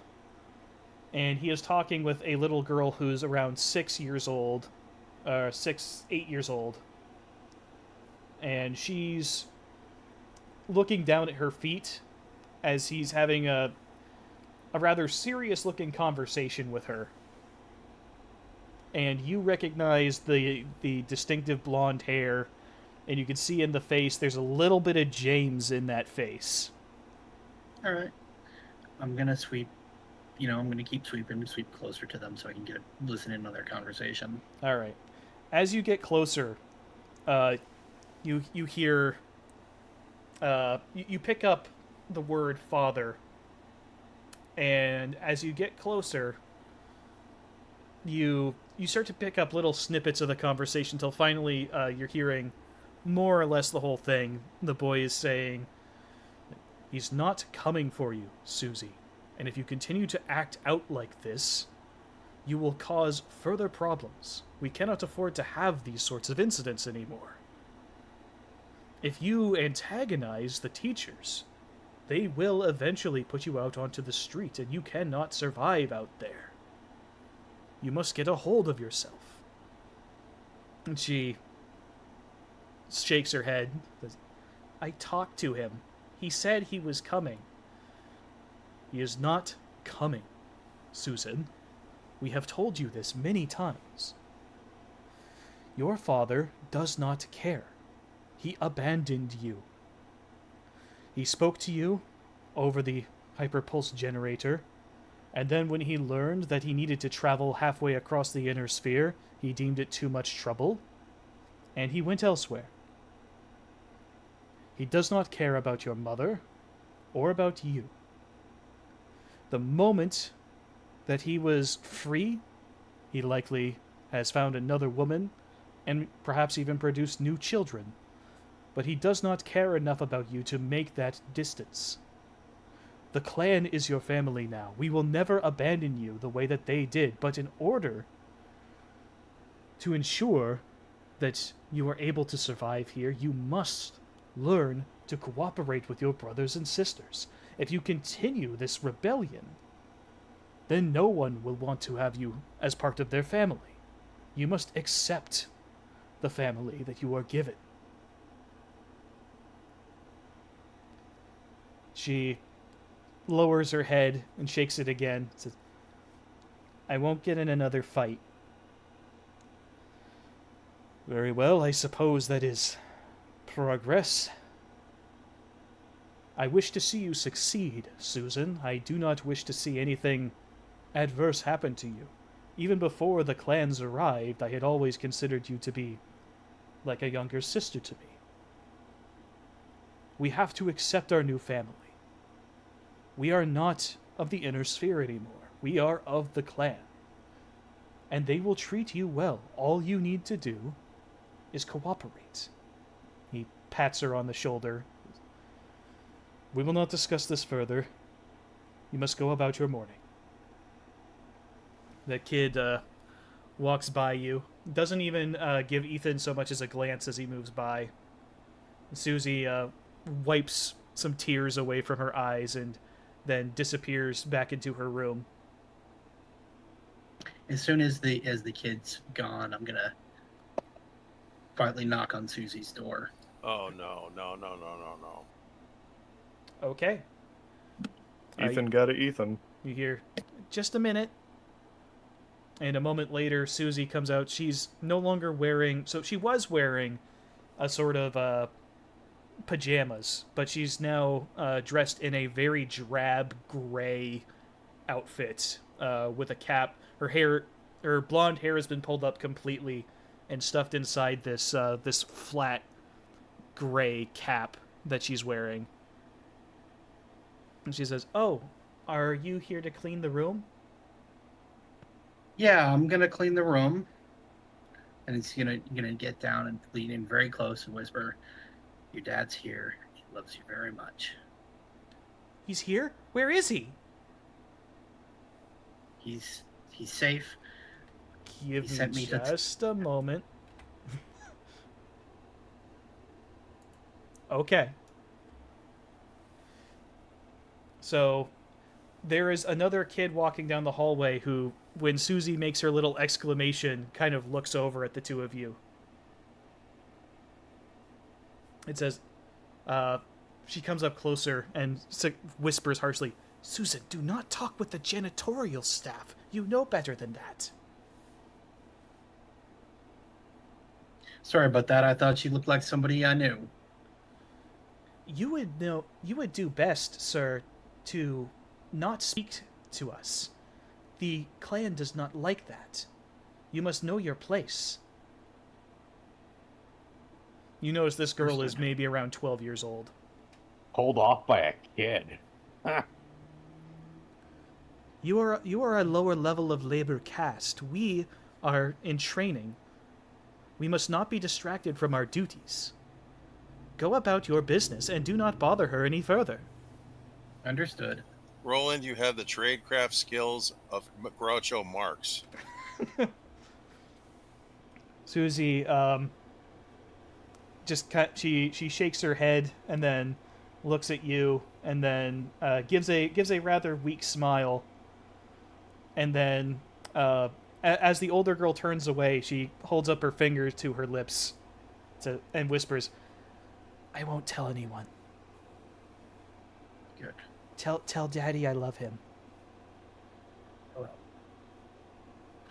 right, I gotta get cleaning. And she steps away and goes toward the larger communal bathrooms at the end of the hall. I am making a mental note of where everything is. All right. So as you as you're cleaning, one of the other janitors comes in and says, "You need to be careful, man. You almost blew our cover." Yeah, I'm sorry. Emotional reaction. All right. Well, don't do that again. He looks I over his won't. shoulder. So I see you encountered Eric. Yeah, what's his problem? Well, Eric He's a true believer, isn't he? Eric was a good kid, but, well, his mom and dad both died during the invasion. They got caught in the crossfire. And he was already in a tough spot. He's a good kid deep down. We've all wished we could help him, but he needed somewhere to turn, and the clans gave him what he was looking for. Well, I think we've got a good enough idea of the layout here. Yeah, I think so too. It's been a while since we've been able to get up to the upper floors, but it shouldn't be too much trouble.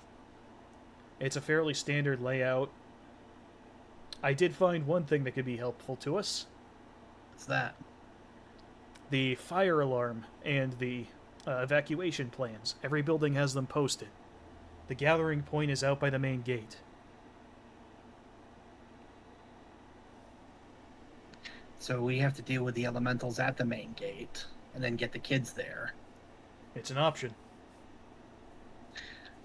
Well, we can do this two-pronged. We can get some guys come in from the floor, and our armored troops to come in from the ceiling, from the top of the building. You want to bring the armored guys into the building? I mean, they're not going to sweep and clear the place. We're not assaulting it. That is a good point. They're just going to need to deal with the other elementals then. We've got a plan for them. All right, so they're just perimeters. Oh, wait, no. They're our diversion. Could be. We can go over that. But in the meantime, right. we gotta keep cleaning. But like I said, don't go talking to the kids. Got it. Mop, mop, mop, all day long. Mop, mop, mop, as I sing this song. All right. I'm just picturing that guy from UHF. Life's kind of like a mop. It's got a bunch of dirt and crud in it. Oh, yeah. Stanley, that's his name. Anything going on at the generator, or is that? Yes. So, you guys are over at the generator, and yes, thank you, Liz. I'm glad you got the reference. I got it. But he's going over the, so like the map shows, you've got the power generator off to the side. It's a rather large unit, and it's outputting not just to the dormitories, but also to the nearby housing and the training facilities. So if that goes down, it's going to make everybody's going to know it. Well, these things do tend to fail on a semi-regular basis. They're old generators, and the clan doesn't upkeep them very well. They've had a few blackouts in the past weeks. It wouldn't be too out of the question for them to have another, and just have this one take a little bit longer to fix. I could see one or two different ways that could cause an overload right here. Yep, there's a few options here. We could set it up to go off on a timer. We could set it up to a remote system, or we could just come in and do it manually. But those are options. If you got a remote or something, I could run it off a comm link. That would work. Yeah, we've got the equipment for that back at base. I didn't bring much with us today because we're just looking around, but that's an option. Right. Okay, well, this could be a diversion then.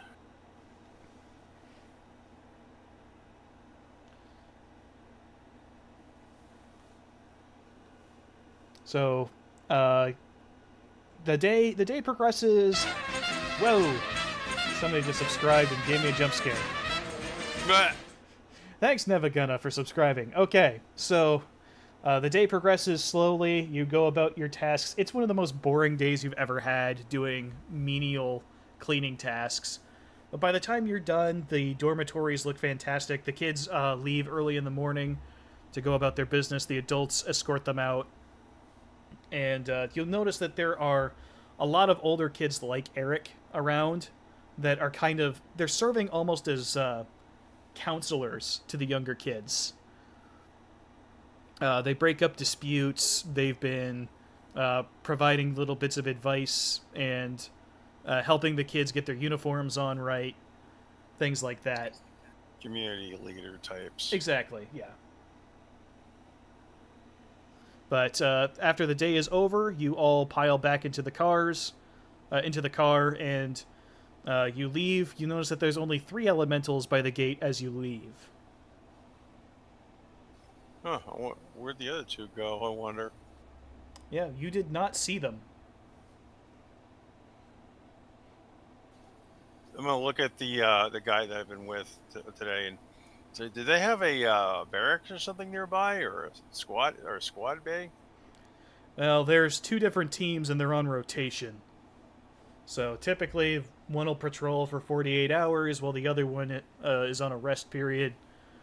But they're at a facility about 10 miles from here. That's pretty far. How did they get here? They're transported via APC. Okay. These guys will still have another 24 hours to go before they get rotated out. They rotate out at midnight. Good to know. Think we could interrupt the rotation, hit the replacements on their way? Well, if their replacements don't show up, they just stay on duty. And they might even call it in. All right, well, let's get back to base and figure out what we're going to do. All right, so you are driven back out of the city, back to the base. So did anybody have anything they were doing before, during the day? You mean back at the base? Or Yeah, back at the base. Yeah. Back at the Ponderosa. Bleh. I'm probably just, as Zach off-screen suggested, hobnobbing with people, just getting to know the people who are here. Okay. So they're an interesting mix of people. There's civilians as well as regular Kungsarmé mixed together. There's people from all different walks of life. Some former school teachers are here. Car mechanics, electricians, people from any kind of background you could possibly imagine. There's one dude who's just runs a corner store, who swings by with some snacks and drinks for everybody, and drops them off, refills a vending machine. That's cool. Nice. All right. What's their opinion of Lyrans? I know that the Lyran Commonwealth was somewhere in the chain of possession of the Free Rosselhag Republic for a little bit. So, generally speaking, Rosselhag people see Steiner as the lesser of the 2 evils. If someone is going to hold your planet for a while, you'd rather have it be the Lyrans. Just because they're more live and let live than the Curetans are. Yeah, they're not Drax. But they don't have a they're super... okay with you doing your own thing as long as you pay your taxes, basically. Yeah, they don't have a super high opinion of the Lyrans, but you are held in higher regard than Curetans. Alright. Yeah, so I'm getting to know these people and seeing what their capabilities are, like what do they have to push with if it comes to a combat situation. In this facility, not a whole lot. There's the APC outside. But without asking anybody, you don't really see a whole lot in this particular building. Though there are mentions in scraps of conversation of other facilities. Alright. I can't think of much else I would do. Probably awkwardly avoiding Angie. Yeah, oh, that's gonna be great. Oh, yeah. Angie is awkwardly avoiding you as well. Yeah. In fact, you do notice that she's having a bit of a chat with Thomas at one point. A very embarrassed-looking and contrite-looking Thomas. Oh. Hudson sees that. I'm going to assume he can't actually hear what they're saying. Not unless he tries to. No, not really. He sees them talking, just does dramatic eye roll and just says under his breath, "Right on schedule."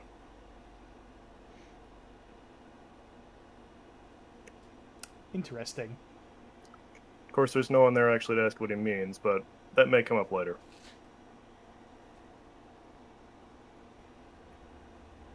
All right.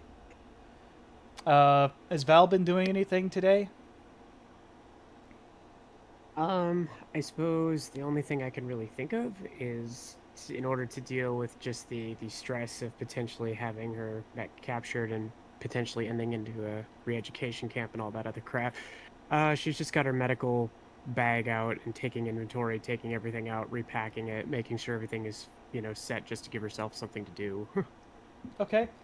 Tell you what, give me a learn check. Okay. Double check. At +1 due to stress. Okay, so I need a 9 or better.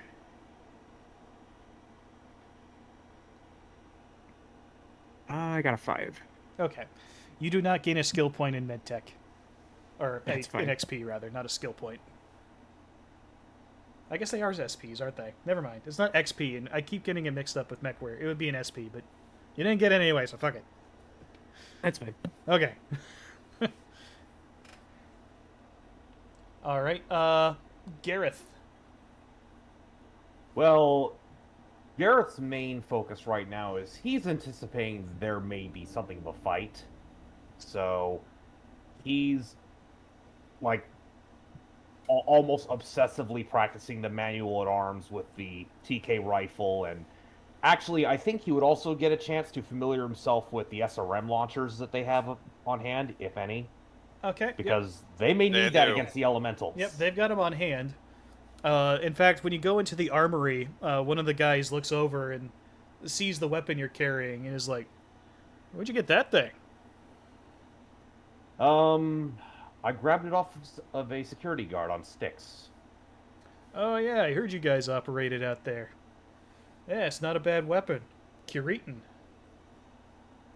It is a fine rifle. I just wish the circumstances under which I obtained it had been lighter on the collateral damage. Yeah, well, I won't shed any tears over dead Curitans. They never shed any tears over us. But hey, you need any spare magazines for that thing? I would appreciate it. Oh, and if you have the chance, I would like you to help familiarize me with your short-range missile launchers. Oh yeah. I must confess, my small arms training is a bit lacking. Yeah, sure. I can show you how that works. All right, so go ahead and give me a learn check. Small arms? Yeah. Okay, so Well, need it's a learn check, not a small arms check. Okay, so just my learn. Okay, so I need a 7 then.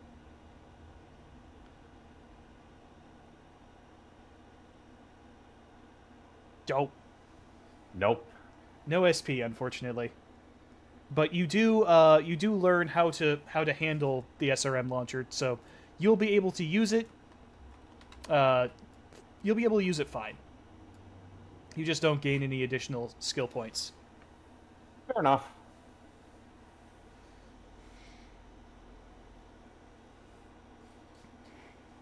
So If it comes to it, I can use a machine gun. Yep. You've used it before to great effect, as I recall. Yeah. Yep. Admittedly, the main use of the TK is because it's suppressed. If there's any unarmored guards around, I can take them out quietly. All right. And you actually you find James in the armory. Everyone's back at this point, but James is in the armory, and he's got a pistol and a shotgun, and he's just kind of going through the same sort of manual of arms, practicing chambering rounds and dry firing empty chambers, that type of thing. Hey, James. Yeah. She's okay. She's safe. Oh, thank God. I saw her. I might have fucked up and told her that you were here and coming to get her. Well, I don't mind. Susie's a smart kid. She'll know to keep her mouth shut. That's the impression I got. They were trying to tell her that you had forgotten her and abandoned her and left her behind. She didn't believe them. Apparently, she's been getting into fights with the other kids. Yeah. Yeah, that sounds like Susie. She's got your tude. Yeah, she gets that from her mother. Bullshit. She gets it from both ends. Yeah, that's probably true. Yeah, but you know what? We're gonna get her. We're this close, man, and we've got a good plan. We got this. So what is this good plan of yours? I don't know yet. We're working on it. I heard you say we've got a good plan, and I'm just sitting here like, do you though? We got about 11% of a plan. Oh, there you go.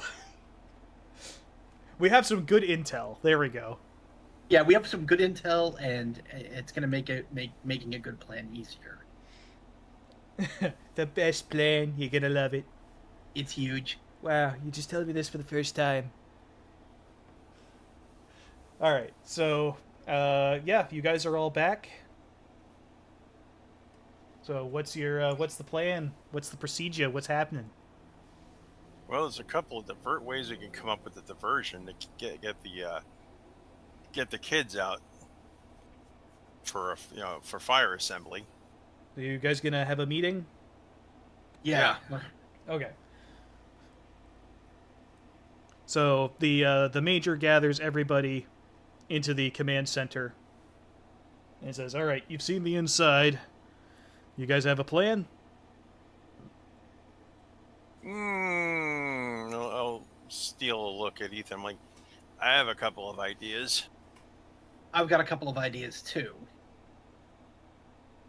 You go first. Well, if we blow the generator, pull the fire alarm, and get the kids to evacuate, congregate by the front gate, and we come in with trucks saying that, hey, there's danger here, we're going to move into another facility, load them into the trucks, and take them to the dropship.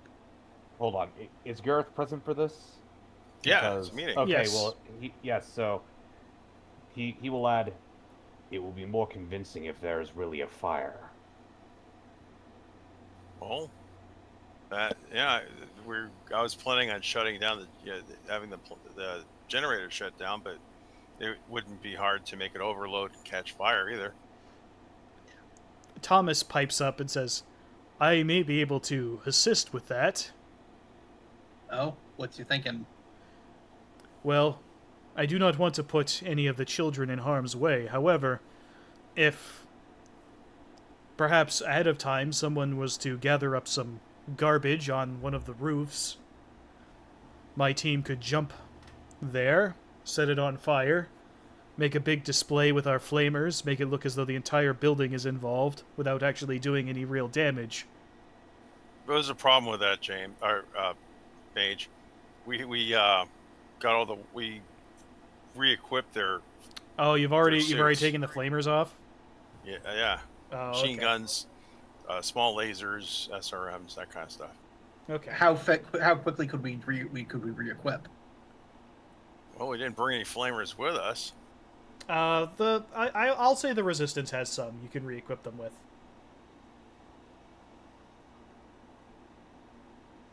All right, that's a good plan. How are we going to deal with the opposing elementals? Well, we've had a plan for some time. If we get them during their morning congregation, then what we can do is they'll all be at the gate. We can drive a truck up to the gate and set off an explosive. VBIED. That's one option, but the other one is the truck plan. This one is a little bit more risky, but wouldn't raise nearly as much attention. One of the lieutenants pipes up and says, "We've been working on something, an anti-elemental weapon, man-portable. So far, we're only able to get them out in one-shot models, but if we put some guys in the back of a 5-ton truck, we drive up there, we might be able to take out all the elementals before they raise an alarm. Lasers are a lot quieter than gunfire. We might be able to do it without anyone inside the dormitory taking notice. From there, it's just swiping some security codes and breaking the gate open." Okay, Right. sounds doable. So we do that, and then get the fire and get the kids to evacuate. And what are the more heavily indoctrinated children? That was my question.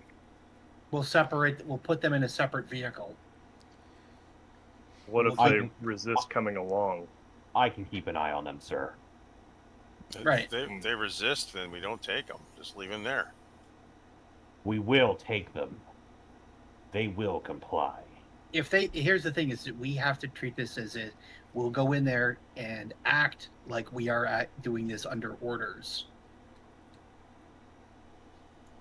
And this is where Gareth and some of Thomas's men will come in handy. Quiaf? F, sir. I can play the part of a Salama infantryman. This Let may your be beard this grow may be a out. place where I may be able to assist again. Thomas adds, an elemental in salamander armor is rather convincing when he says that you must get aboard the truck. Yes.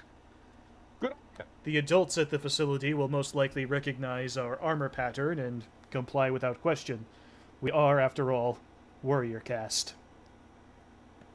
Good plan. So we've got about, what, 75 kids, we give or take? 75 kids, and if you're taking everybody and evacuating them, trying to make it look legitimate, you're going to have an extra 20 or so teenagers and another 10 adults. Do we have enough trucks for this? I believe we'll have enough trucks. Do you have enough room on your dropship for that many people? I'm gonna look. Oh, at yeah. I'm gonna look at Val and James because they're the ones who've been prepping that.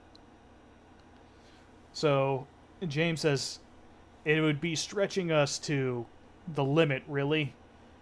Perhaps we could find a way to offload the teenagers and adults. I hear they're too far gone as it is. They would probably just cause trouble on the trip back. Okay, they can stay with they'll stay with the resistance. The younger kids who are coming with us.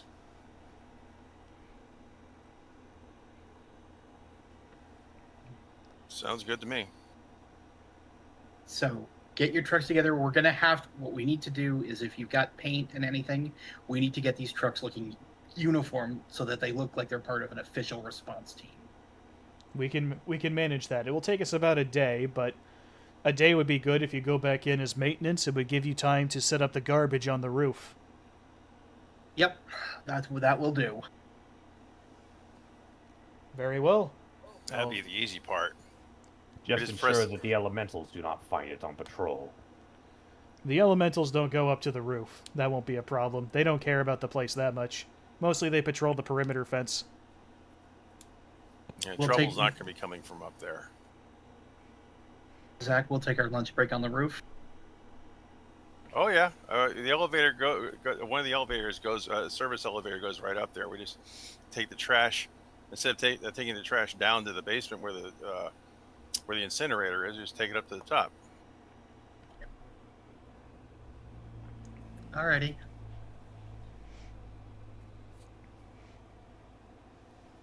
All right. Well, sounds like we've got a plan.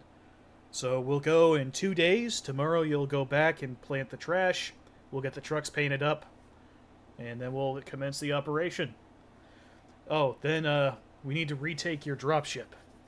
While you guys were gone today, the clans occupied your ship. They've left it in its spot at the spaceport, but they've impounded it.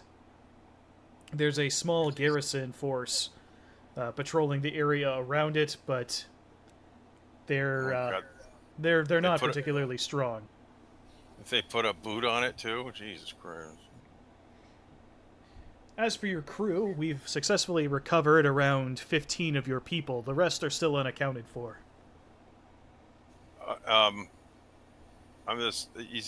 Zach's gonna look around. Anybody? Any short redheads? Short redheads. He thinks for a moment. Says, "Well, I don't see as well as I used to, but you could have a look. They're in the dormitory nearby, second floor of the building that you've been sleeping in." Zach's gonna zip right out. Okay. So yeah, does anyone have any more questions for the Major before we close down that scene? What do you need me to do? Well, far as I Yeah, can are tell, your best thing is to bring a gun in case things go sideways. Wonderful. All right. Val could I need- probably get to know their their medical staff a bit, because we could probably be running into quite a few casualties if this goes wrong.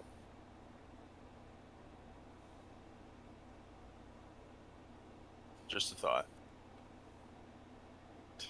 Oh, I suppose the bigger question is how do we prevent the air screening of fighters too?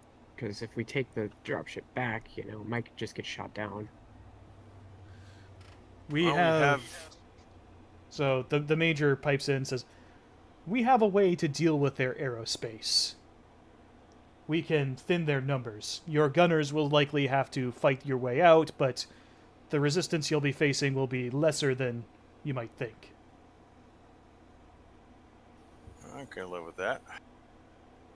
Then all we need is for the jump ship crew to cooperate and take us into Kirin space. Your jump ship crew has been in the know this whole time. The jump ship was provided to you as part of your package deal. Like they don't work for you, but they are with the Kung's army. Oh, well, that simplifies things. Yeah.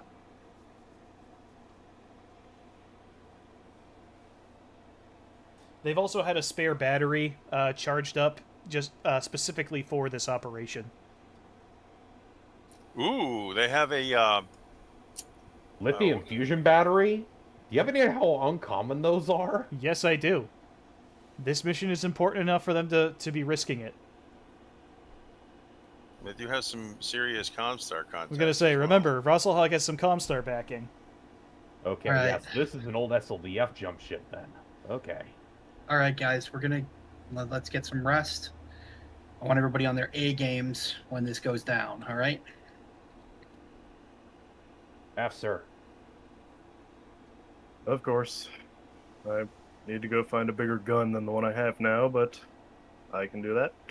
Brick enough gun. It's Come to think it's of it, rare that Zach's I have to going. take to the field on foot, you know? Yeah. I mean, I got a heavy pistol and a shotgun. I could do something. Yes, the most I have is this little holdout pistol and a sword. I think I need something a bit more sturdy than that if we're going to actually be doing this. Well, there are plenty of rifles available in the armory. Well, Val, I guess- you have anything like that? You're coming with, right? Yeah, I just have a revolver. I'm a medic in this situation, so. Okay. Ethan's basically carrying an Uzi. Yep, Garrett's Nice. bringing in the TK.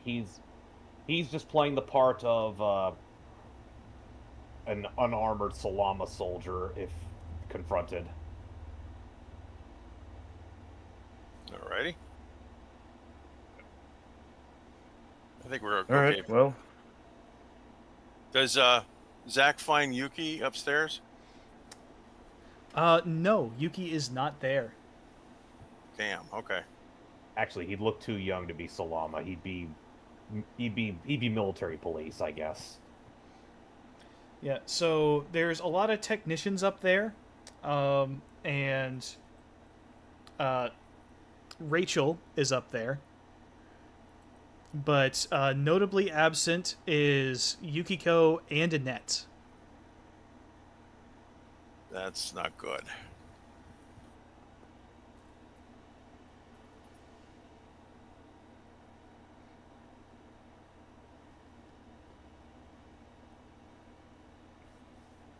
I'll talk to Rachel and like, you hadn't. Have you seen anybody before you were picked up?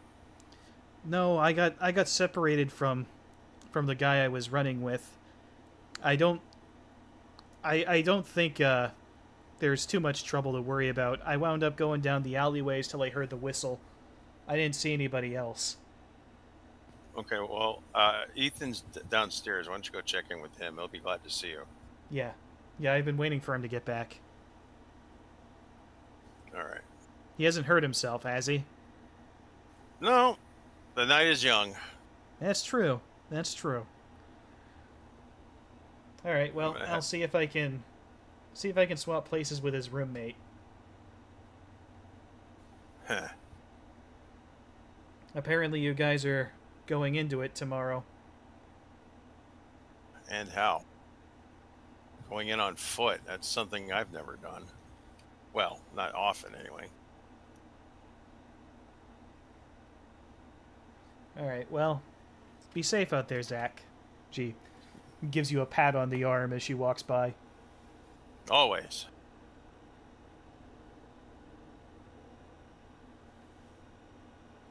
That's it for me. Okay. Anybody else?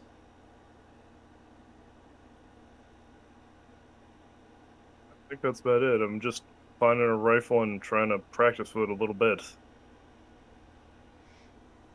Okay. There is one other development. So, as Val is, I assume, still trying to de-stress with her books. Yeah, probably. So, there is a knock on your door. Okay, she'll open it. It's Richard. Oh, okay. Yeah, she'll give him a big hug. That was possibly one of the most terrifying things I've ever done. What happened? Well, I was in a strange place that I've never been before, actively hunted and unarmed. I think you've had experience with that before, though, haven't you? Not the being unarmed part. Ah. Well, either way, I'm glad you made it. I didn't want to... I just have to keep my head focused. I don't know how we're going to get out of this, but one thing at a time. Well, if there's one thing I know about you, Valeria, it is that you are more capable than you give yourself credit for. Well, usually I have my bottleneck for that sort of thing, but we'll see. You have other skills, other talents. I know you will succeed. Well, I hope so. We have to. Otherwise, the prospect of ending up in a clanner re-education camp or worse is not a fun prospect. I have something for you as well. Okay. I should have presented this to you when I gave my sword to James, but I thought that I might need it. I wasn't totally unarmed, but I don't have much practice with this weapon. Even so, I think you could make more use of it than I could. He hands you... It's another one of the swords from his set, but it's a shorter one. Wakizashi. Yes. It says... Okay. This, she'll accept it. This is not an average weapon. He takes the hold of the scabbard and pulls it free, and then indicates a spot on it. It says, if you need to use it, twist this part of the handle first, and hold on tight. Oh, okay, to unsheath it. Okay. Not here. It's very loud. Oh, is this an explosive? It is a vibrator. It is a vibroblade. Oh, okay. You can take on an elemental with that. Okay. Belle may know that Hudson has one of these. I don't think she would have much reason to know that. He's been wearing it around on his waist. Yes, but has he ever... Of course, it does look a lot like a sword. Yeah, it's just a normal sword to any other person. Alright, fair enough. Okay, well, she'll take it. She doesn't really know how to use it, but it's a simple, chopping is 97% gravity anyway, so... This is correct. That's how machetes work. Tachi and Katana's, there's 2 or 3 operations that work at the same time, but that's neither here nor there. I would instruct you on how to use it, but my expertise is with the longer sword. This I don't really trust myself with. But for you, it should be as simple as stabbing someone should the need arise. Well, here's hoping I don't have to use it, but thank you. I guess you could call it another good luck charm. She's got 2, so she'll take all the luck she can get, given what's about to happen. But she does at least have a tactical vest, so that's something. Be safe out there, Valeria. I'll do my best. And she'll, give him a kiss and a hug and a long hold.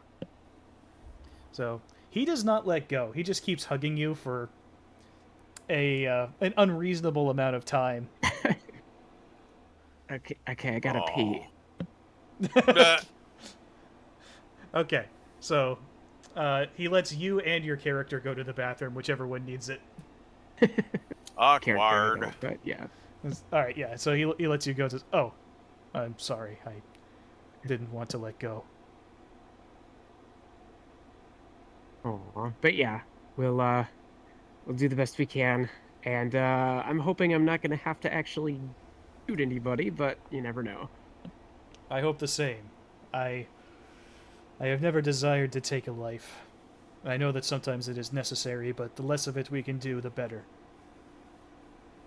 It's a little bit more personal if you're up close. So I've heard.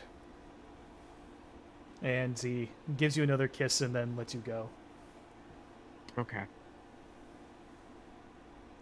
All right, so the night passes, morning comes, you guys get back to the facility for another day of janitor work. You get the trash up on the roof. There isn't much of note that happens during the course of the day. You get your things set up at the generator. One of the guys was able to smuggle the things in his lunchbox. So everything goes pretty smoothly there. The kids look just as downtrodden as before. Oh boy. But everything is set. And you guys want to jump to the operation? I Yes, suppose please. so. Hell yeah. All right. So the first part of the setup is getting your elementals in position. They are brought in the APC from the east. They go into the alleyway between the two houses, apartment complexes, and get up near the fence. And without being noticed, jump inside the fence and up onto the roof. So they are in position. Up and away. And so who all is in the first truck? Garrett's in the first truck. Okay. Why? What's the first truck consist of? The first truck is the guys with the man portable shoulder fire lasers for the elementals. Okay. Yeah, I'm probably in a different truck then, since I'm part of the sabotage crew. Okay. So the truck starts to pull up. The others are held back on side streets, parked on curbs nearby, things of that nature. And Gareth, the lead truck, pulls up to the main gate, starts approaching, and slows down more than you feel like it should. And you hear the driver say, "Shit." What happened? There's only 3 elementals at the gate. This is the morning meeting time, right? The guy next to him says, "Yeah, they're at this time every morning." The hell's going on? They may be inside the building. They never go inside the building. There's no reason for them to, unless there's a big problem in there. Not the sort of problem kids can create. They must be patrolling the perimeter. You would be surprised what kind of mischief children can get up to when left unsupervised. Well, it's too late to back out now. The others have seen us. We gotta move up. What do we do? What do we do? All right, stay calm. going. Stick to the plan. Stick to the plan. The guys in the back have their weapons held ready. Like, all right, we'll take care of this. So the truck pulls up closer, and as the yes, thank you, Liz. So as they get closer, the elementals approach the truck. They make a small circle surrounding it, and one guy, the crew jumps out the sides of the truck, going right through the canvas with a There we go. There goes my ears. Yeah, I wasn't using those. Yeah, Gareth is going to immediately just make a diving jump out of the truck because he knows those elementals are gonna light it up. Okay, so good news is the guys with the lasers jump out, take a knee, and all of them acquire targets and fire, and rolled really damn well. And all 3 elementals are very quickly dispatched. It's almost anticlimactic. 3 elementals down, 2 more to go. Be on your guard. So the guys who fired drop their packs. They go into the truck and dig out their spares. And they're like, "All right, toss the used ones in the back." They chuck the used ones into the back of the truck, and it drives off. They take positions along the walls, and one guy goes up to the corpse of the elemental. He had a differently colored helmet portion, and he starts digging around on his corpse and comes up with a with a key card. Runs up to the gate, swipes it. The gate starts to move open. Oh, great. So not only was an elemental, he was also Death Watch. He was the point commander. Yeah. All right, phase 1 complete. Gates open. Do we have secure comms with the others? Yes. All right, so Gareth's going to get on those comms to tell him 3 elementals down, 2 unaccounted for. Thomas comes back, says, "I have visual, one on either side of the fence." Oh, no, I've lost one. He has disappeared. I cannot see him. Uh-oh. The other has gone too. He is too close to the fence. I cannot keep track of them. What direction were they moving in? Away Towards from the gate? main gate.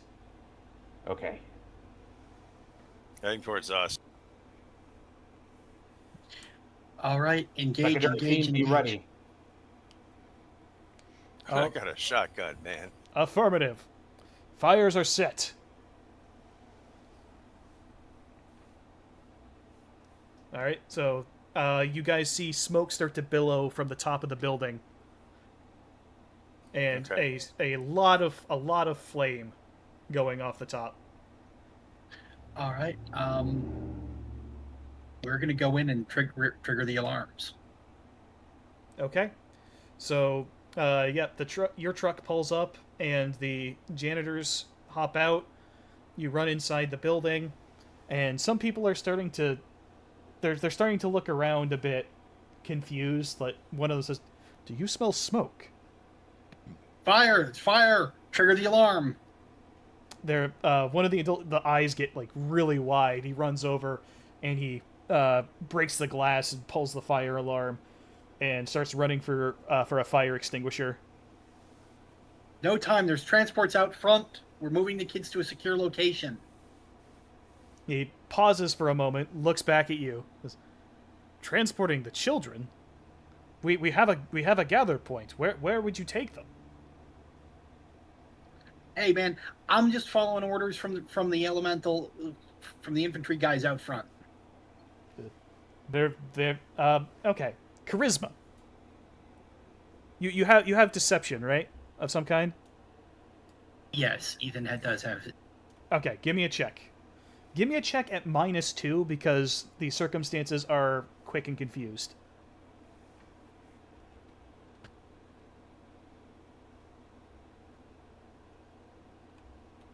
That's a 7. I needed 6s, so. Okay. So he pauses for a moment but says, "Very well. There is no time to argue. We will comply."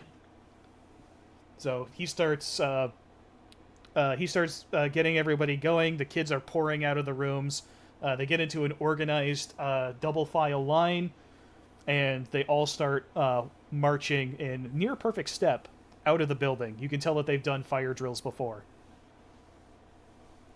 The sort of group leaders are standing among them, kind of in a.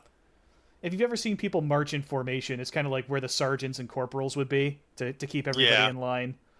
Guidons. Yeah, exactly. So everybody's marching, and they all exit the building in an orderly fashion, go out the main gate. And around this time, the trucks start pulling up. And we're separating the younger children into one truck, older children into another vehicle, and the adults into a third vehicle. Where's my team at? I thought I was like at the power generator, but I guess not. Am I at the? Am I waiting at the spaceport? You came in with the rest of the janitor crew, so you're at the power generator right now. Okay. So while they're inside doing the fire alarm, you can hit the generator. Poop! I hit the generator. Okay. So yeah, everything. So as everyone's evacuating, the lights go out. Some of the younger kids cry out and are definitely seem scared, but they are quickly shushed and told to be strong by the older kids. And second later, the emergency battery lighting comes on, just like bare minimum lighting, with exit signs illuminated, and they continue their evacuation. So the kids are going to take up a couple trucks, and well, they're probably going to take up 3 trucks. Okay. The older kids and adults. So let's try to get them together into one truck. Okay. So as you start loading up the kids, the older kids start trying to get in the trucks with them. Yeah, Garrett's going to play the part of the ill-tempered military police and bark orders at the older kids to wait their turn. These children are in my charge. They are my responsibility. I must go with them. I have been assigned to this. You will follow your orders, Freebirth. My orders are to keep them safe. To stay with them. Those are my orders. Gareth brandishes his rifle. Obey your orders. And okay. Hudson's probably in one of these trucks here. He kind of looks at this and just tells the kid, "I'd do what he says if I were you." So let's see. If we have any kind of intimidation here. He's crabby. He didn't have his coffee today. But keep in mind, I am holding a loaded rifle at him. Well, that would definitely play into your modifier. Give me a second here. Intimidation is a skill, yes? I believe it might be. No, interrogation is not intimidation. I have interrogation, but that's not intimidation. I'll tell you what, we can count it as that. Yeah, it uses the same skill set. I would say close enough. You can roll that, and definitely at a -3 for brandishing a weapon and being visibly clan warrior cast. Yep, I succeeded with a margin of 2. All right, so excellent. He puts up his arms and lowers his head, and says, "I comply, warrior. Where should I go?" In that truck over there. Very Do not well. fret. They are in good hands. Very well, sir. Since when did we start working for Allstate? I understood that reference. I understood that reference. That was awesome. All right, so I deal with them.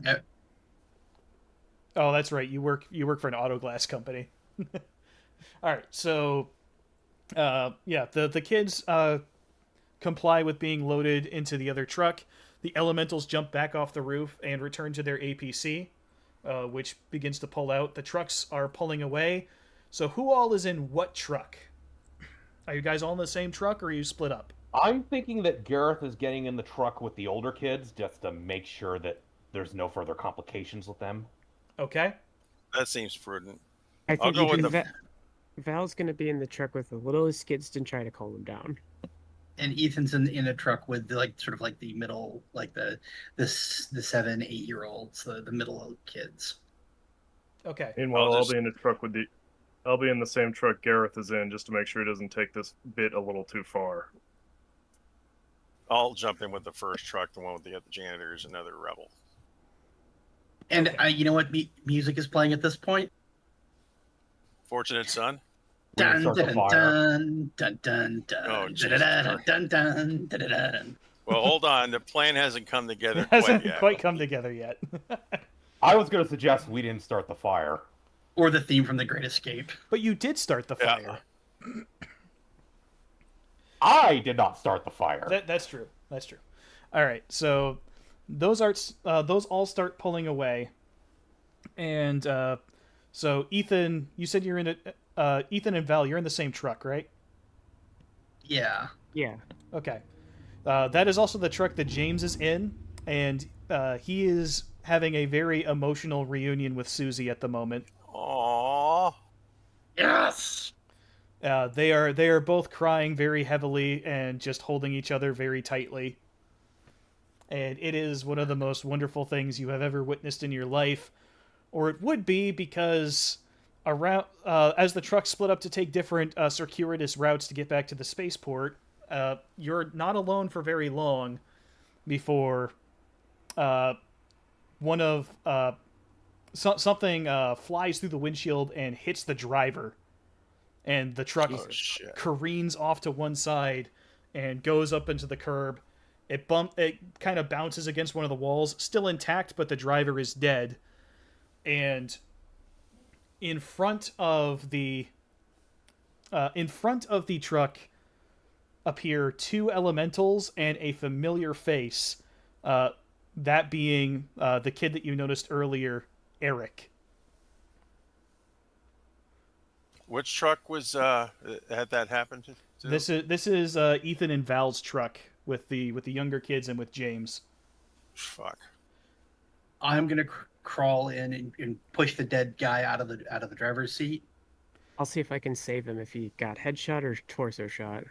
He is ripped to pieces. Oh shit. Okay. He was we're hit with gonna with a clan machine gun. Okay, we're gonna have the kids look the other way. So Do the rest of us keep going, or are we stopping? you're all taking different routes. So you guys don't even see Okay. this happen. I Right. am gonna throw it into reverse. Okay. So as you're climbing over to push the dead guy out, the elementals start walking forward, and you notice the rather heavy laser pistol that Eric is holding, and he lifts it up and aims it at the back of one of the elementals' heads and pulls the trigger. Would Yep. that Uh, would that do anything to an LML suit? so Going out like a goddamn hero. This I one- respect it. this is also around this time you notice James has leaped out of the truck as well. But the elementals turn as one of them staggers forward with a now noticeable hole burned into the back of his helmet. It hasn't gone all the way through. The kid lines up a second shot as they're trying to figure out what the fuck's going on. Yep, that lands it. And he manages to place another shot directly into its visor. Ooh. It goes down, and the other elemental raises its machine gun and fires a burst and just rips Eric to pieces. No. Run that toad down. James has hopped out of the truck. He sprints at the elemental, who is still distracted by the kill he's just made, turns around in time to see James coming, and starts to raise his gun.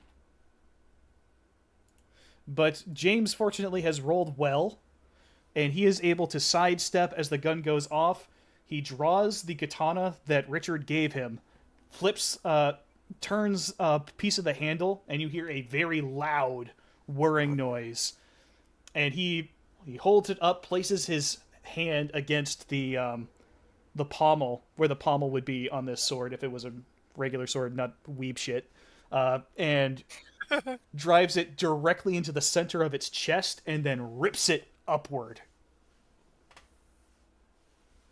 It cleaves all the way through, goes out through the top of the elemental's helmet, and it collapses down into the road.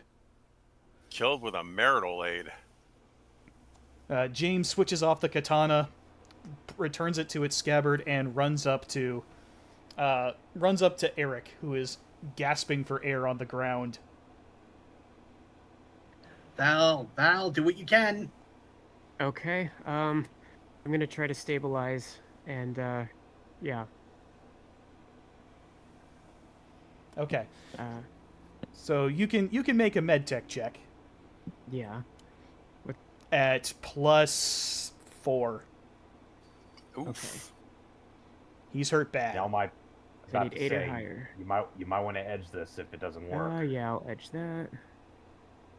Well, that's only if you fail. You have to edge. Well, I wouldn't have edged it if I hadn't failed. So I also rolled a 5, which wasn't enough. So. Okay. So yeah, this kid he has seconds left. He's been ripped apart by this gun. He's kind of gasping for air, and he smiles up at James, and he says, "Is Susie okay?" "Yes, Susie's fine. She's gonna be all right." He smiles and says, They told me you were not coming. But Susie told me that you were going to be here. They lied to me.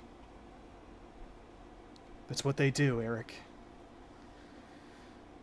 Do you think Dad would be proud of me?" Yes. Yes, he would.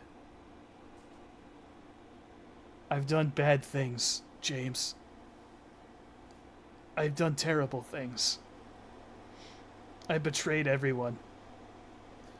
I wanted to help before the end, to make things right. He smiles as you can see the light starting to fade in his eyes. "I'm going to meet my ancestors now, James. Maybe they will forgive me." And he's gone. Valhalla has a new warrior. Like a boss. James is visibly choked up by this, and does the classic close the eyes with the palm of the hand gesture. Ethan's gonna lean out of the door. "Hey, Jimmy Chan, we gotta scram, Yeah, or else let's his sacrifice will be in vain." Yeah, let's go. And he runs back and hops back into the truck. Okay. Ethan's gonna throw it Yeah, into gear we'll follow in too. and put boot to that. He's gonna floor it. Okay. Now, do you have the driving skill? I do not. Uh-oh! Okay. Who does have it? I do, but I'm in a different truck. So, fortunately, you have another Kung's Army guy in the truck who is able to give you directions. But give me a check. What, driving is physical, isn't it? Yes. Give me a physical check. So that's because it's untrained. It's 3d6. Take the 2 lowest.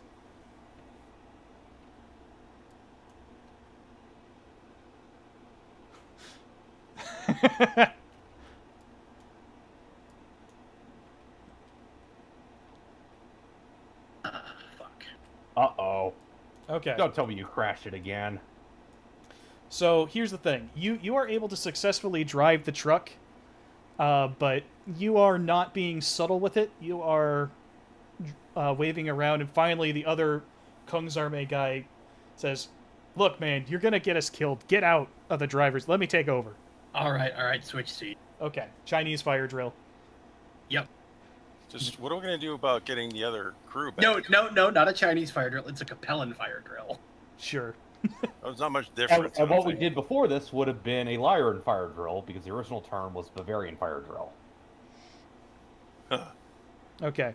So, yes, Val, the kids in the back are very rattled from the machine gun fire that had occurred outside. Okay. Well, Val's gonna direct them to just keep their eyes down. And she'll just kind of walk through the group and kind of touch him on the shoulder to reassure them. So one of the little girls looks up and says, "Where are we going?" Oh, we're just going to somewhere safe. Where is that? Oh, we'll know when we get there. You don't know where we're going? Oh, I'm not driving. Now more of the kids look very concerned now. It's to a safe point. I'm not driving, but I'm here to make sure that nobody gets hurt. What happened to the nice man up at the front? She's going to ignore the question and just kind of go about directing them to kind of keep their eyes down and, stay calm. Okay. One of the little boys back there starts humming to himself a little bit, and you recognize the tune, and eventually he starts adding words in, trying to calm himself down. The wheels on the bus go round and round. Okay, hey, she's everybody... gonna start picking that up, and it starts. Okay, yep, the wheels, and then come on, put her hands. Let's start singing. Okay, the kids. So give me charisma. Okay. Charisma at -2. That is adorable. Terrible, terrifying, but adorable. Okay, so I need 5s or higher. 10. Nice. Okay. So yeah, the kids join in without any further without any further trouble. Everyone joins in with the song, and you go down the street singing "The Wheels on the Bus."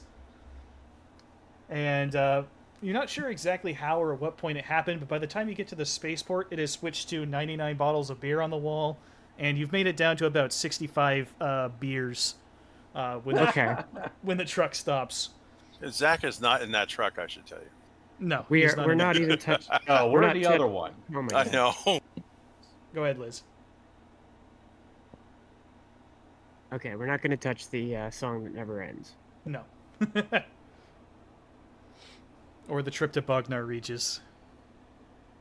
Don't ask. Anyway. Could be worse. Could have been the man from Nantucket. I got a zillion of those. All right. So anyway, you pull up by the spaceport, and we'll leave you there for now. So who all was in the truck of older kids? I was. And so was I. Okay. And Zach, which truck were you in? The one with the rebels. Okay. So all the trucks have some evacuees in them. So are you with like the adults, the older kids, or are you in one of the other trucks of younger kids? I got older kids, I guess. Okay. So which means you're with me and Hudson. Okay. All right. So they go back to the headquarters, and the truck pulls up, and you in the back you haven't been able to see outside, but one of the guys opens a flap and he says, "All right, Gareth, hop on out." F, sir. So he steps out first. So then they motion to Hudson and Zach to exit as well. Like, rest of you, stay in there. Right?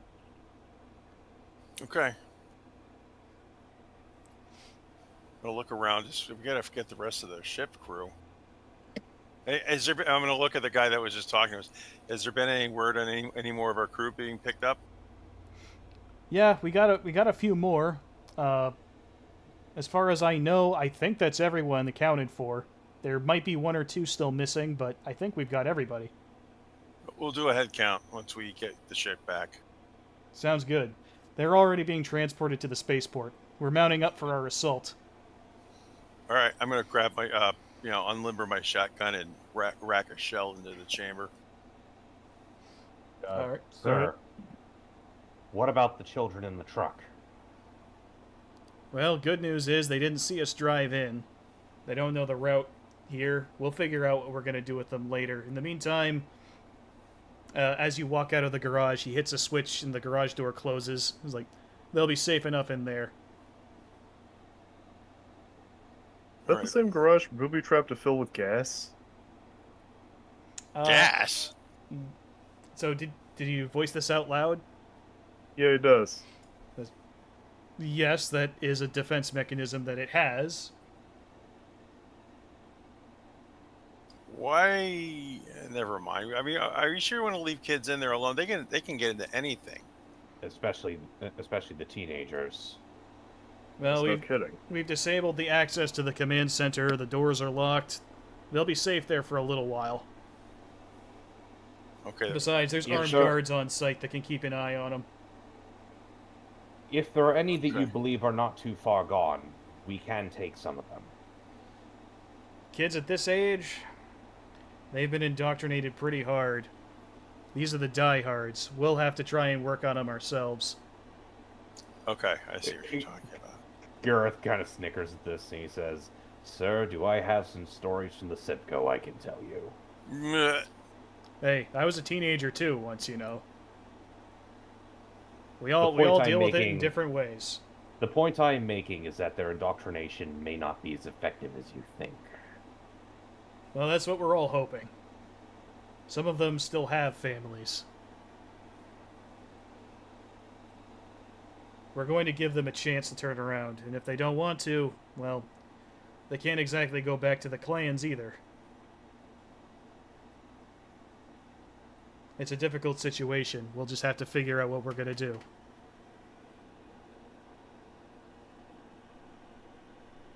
All right, let's go hit that spaceport. Right. Follow me. We got a car waiting. Alright, do we have a plan for when we get to the spaceport? You guys don't, but the Kung's army says that they have a way. I don't know what the layout is. They said that there wasn't much of a defense.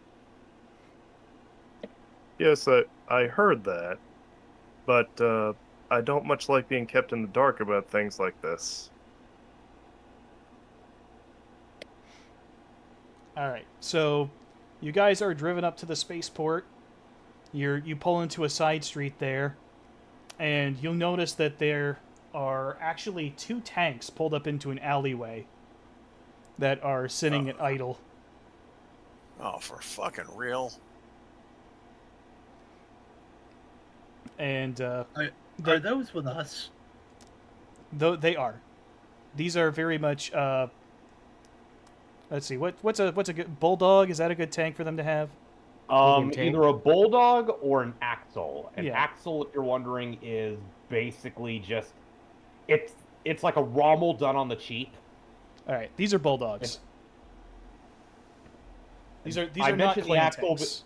I mentioned the axle because it is a design indigenous to Rosselhog. I think that would probably be. It is internal combustion powered though, so that does have some advantages. Yeah. Well, these are going to be bulldog tanks. So there's a pair of those in this alleyway. What the hell are we going to do about these things? I think they're with us, Zach. You just said they weren't. No, they are. Oh, they are? They're bulldogs. Oh, my bad. Yeah, they're bulldog tanks. They're Rosselhog. Oh, Jesus Christ. My ears, they fail me. All right. So there's a couple of those. I heard they weren't with us either. Oh, I'm sorry. But no, they are with you. Let's get that cleared up. So the Major approaches Ethan and says, "Well, Mr. Hollister, it's time to get you your ship back." Yeah. Thanks for the help. No problem. Security forces are fairly light inside. We've had recon going inside. There's a light battle mech standing guard, as well as some infantry and some of the frogs, but we can take care of them. The alarm doesn't seem to have been raised, other than the fire department scrambling over to the dormitories. It'll probably take some time before they realize that. Well, they'll definitely wonder where everyone's gone, but it'll be a while before they figure it out. What kind of mech do they have? Well, I forget what this one's called. Oh, it's a Uller. Yeah, Hitbox.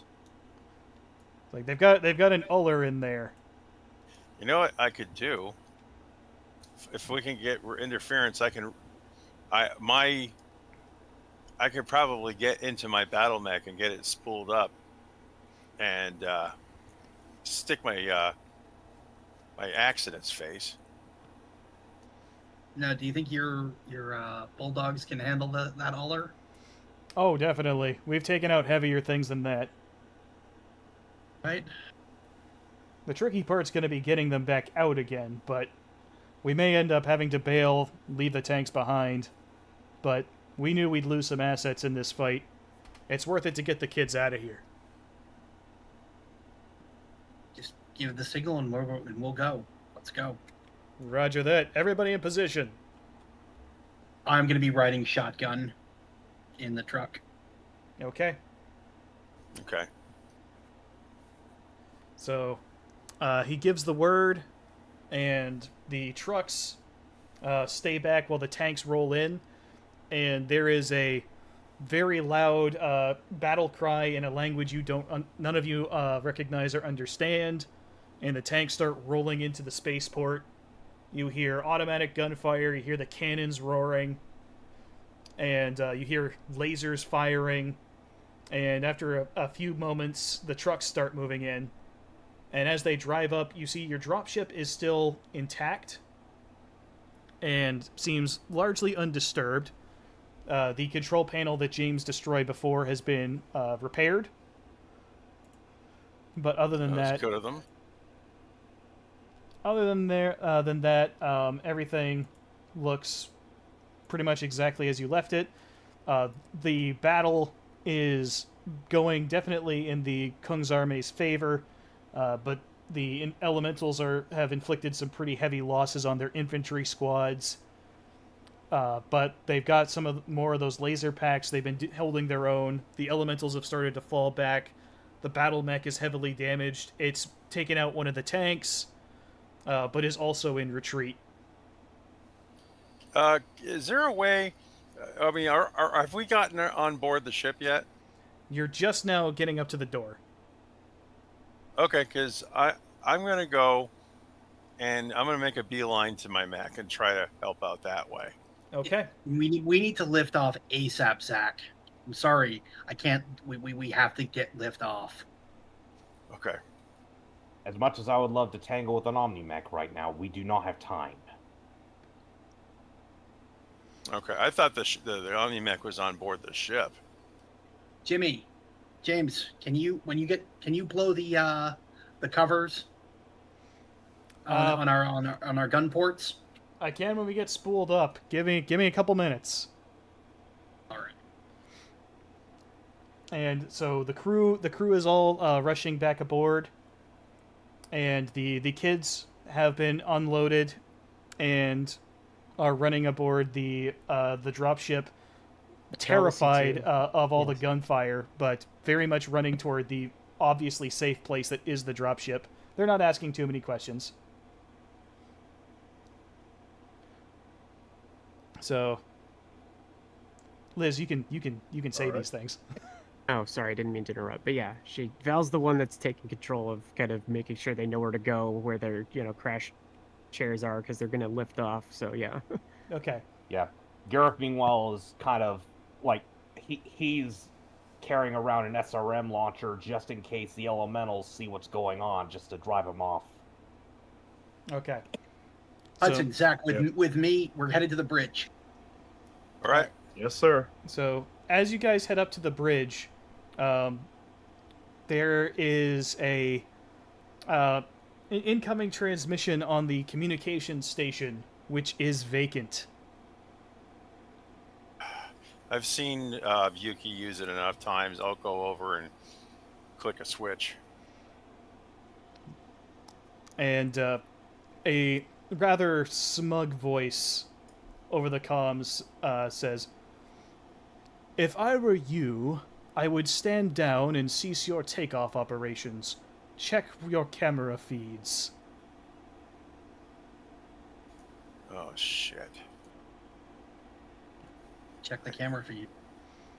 So most of the camera feeds seem pretty well taken care of. The Kung's army has put the clan force to rout, and they are now chasing them, and have vacated the launch pad.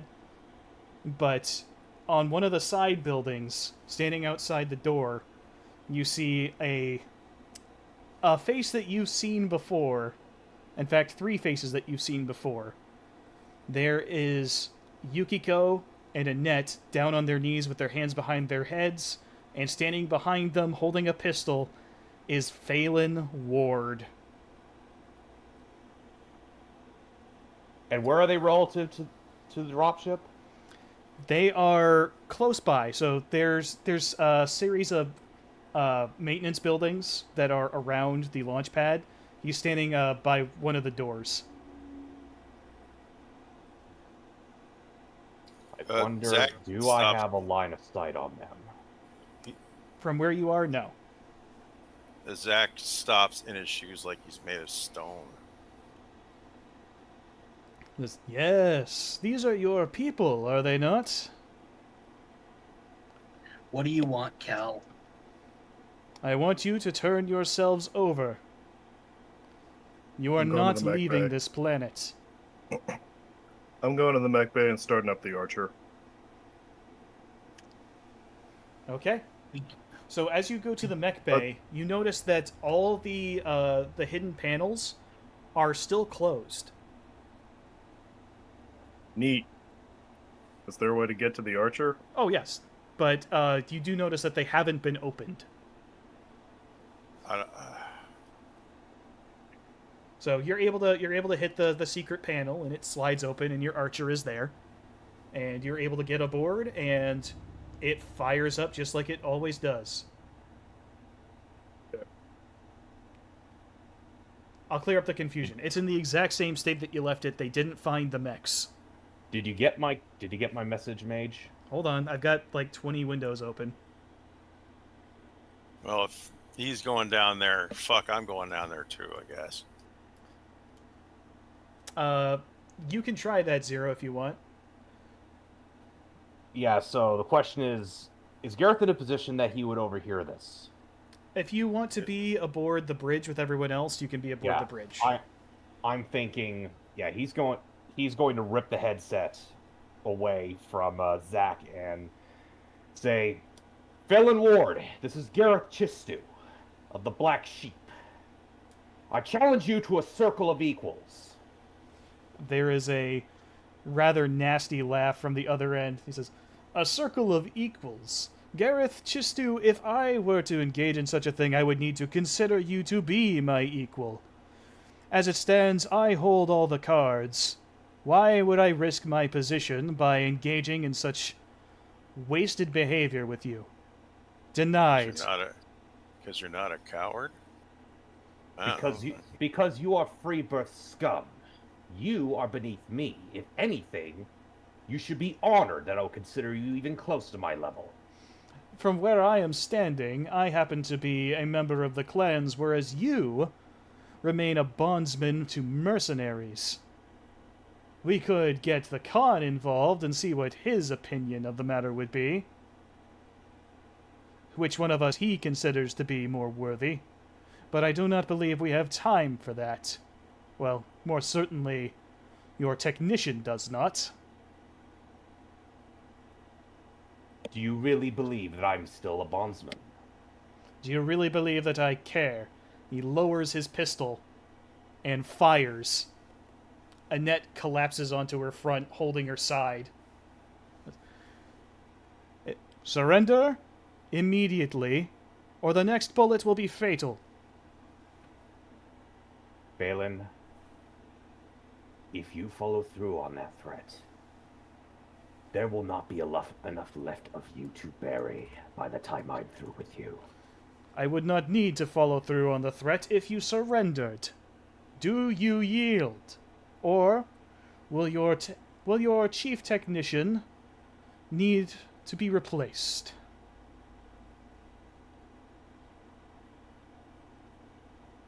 That is not my decision to make. He hands over the headset to Ethan. You see how serious I am, Ethan Hollister. Surrender your forces immediately and stand down. Gareth, meanwhile, mouths to Ethan, I can get my quick draw powered up and I will have him blown away in seconds. I'll come out and we can discuss this face to face, Cal. There is nothing to discuss, Ethan Hollister. Surrender or lose more of your crew. All right, let me come out and talk, and we'll do this in person, okay? Neg. He lowers the pistol toward Yukiko. What a coward. Let me know when the mechs can do things. Really? So, I will say that after the first gunshot goes off, you guys have your mechs powered up and headed toward the door. So, on the bounce. So if you guys are intending to go out, around the time that he's starting to lower his pistol is when you are emerging from the dropship. That sounds like a plan. Okay. All right. So Gareth's plan is to get right on top of them and then blow them away with the flamer. Okay, so you were a little late to getting to your mech. The other guys got theirs powered up first. Yeah, we ran down like the moment Phelon showed up. It's like, okay, enough of this. So they're are the emerging. elementals at this point? Thomas, I need you to hold on. Val, what was it? I was going to ask, where are the elementals at this point? Because the elementals are the ones that are probably kitted out to look... We haven't painted their armor or anything. They look like wolf elementals. You'd think that we could just order them to rescue. That's kind of what their thing is. Mm-hmm. So they could probably respond quicker, but Val can't really make that call because she's finishing her sentence first, but she's in the cargo base, strapping in 75 children, so... Okay, the elementals they took part in the assault against the enemy, and they are within close proximity and could be recalled over the comms. So that would be my suggestion, but Val is not there and can't really do anything, so... Ethan is getting on the comms. Thomas, I need you at these coordinates. We got 2 hostages. Clan are holding them. He's already shot in that. Copy. En route. Got it. All right. So I'm going to say that because this is kind of where we intended things to go, and I didn't vocalize where the elementals were going, so you didn't know it was an option. We're going to revert him aiming the pistol down at Yukiko. He has shot Annette, but you've been keeping him distracted with dialogue while Thomas has moved into position. So the mechs are emerging from the mech bay, the door is opening, and the elementals are jumping down from a nearby rooftop. And I want everyone who is involved in this to give a gunnery check. Oh, Lord. 11, that's pretty wow, good. that's a lot of degrees of success. Well, I got a 6, which is at least 3 degrees of success. Ethan was there without his mech, so he was just going to shoot Phelan, but... Okay, so everybody from all directions lights up Phelan Kell with near perfect precision at the same time. He takes fire from a bunch of different directions and disappears, leaving a set of boots in a smoldering hole in the ground. Pink mist, huh? Yep, you guys have deleted Phelan Kell from existence. I thank you all tremendously. Fuck that guy. I mean, that was kind of a mustache-twirling version of him, but yeah, it's fine. That's how I've always seen him. Fuck him. You pay the fiddler, whore!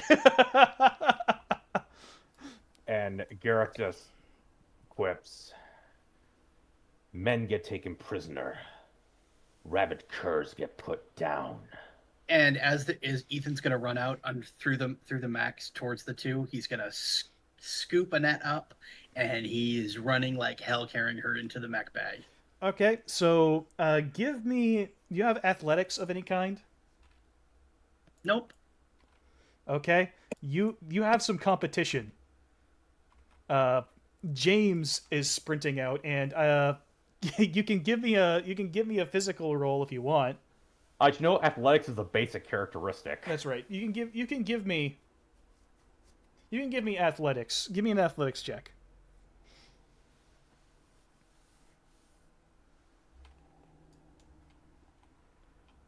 Nope. James is faster than you. Again.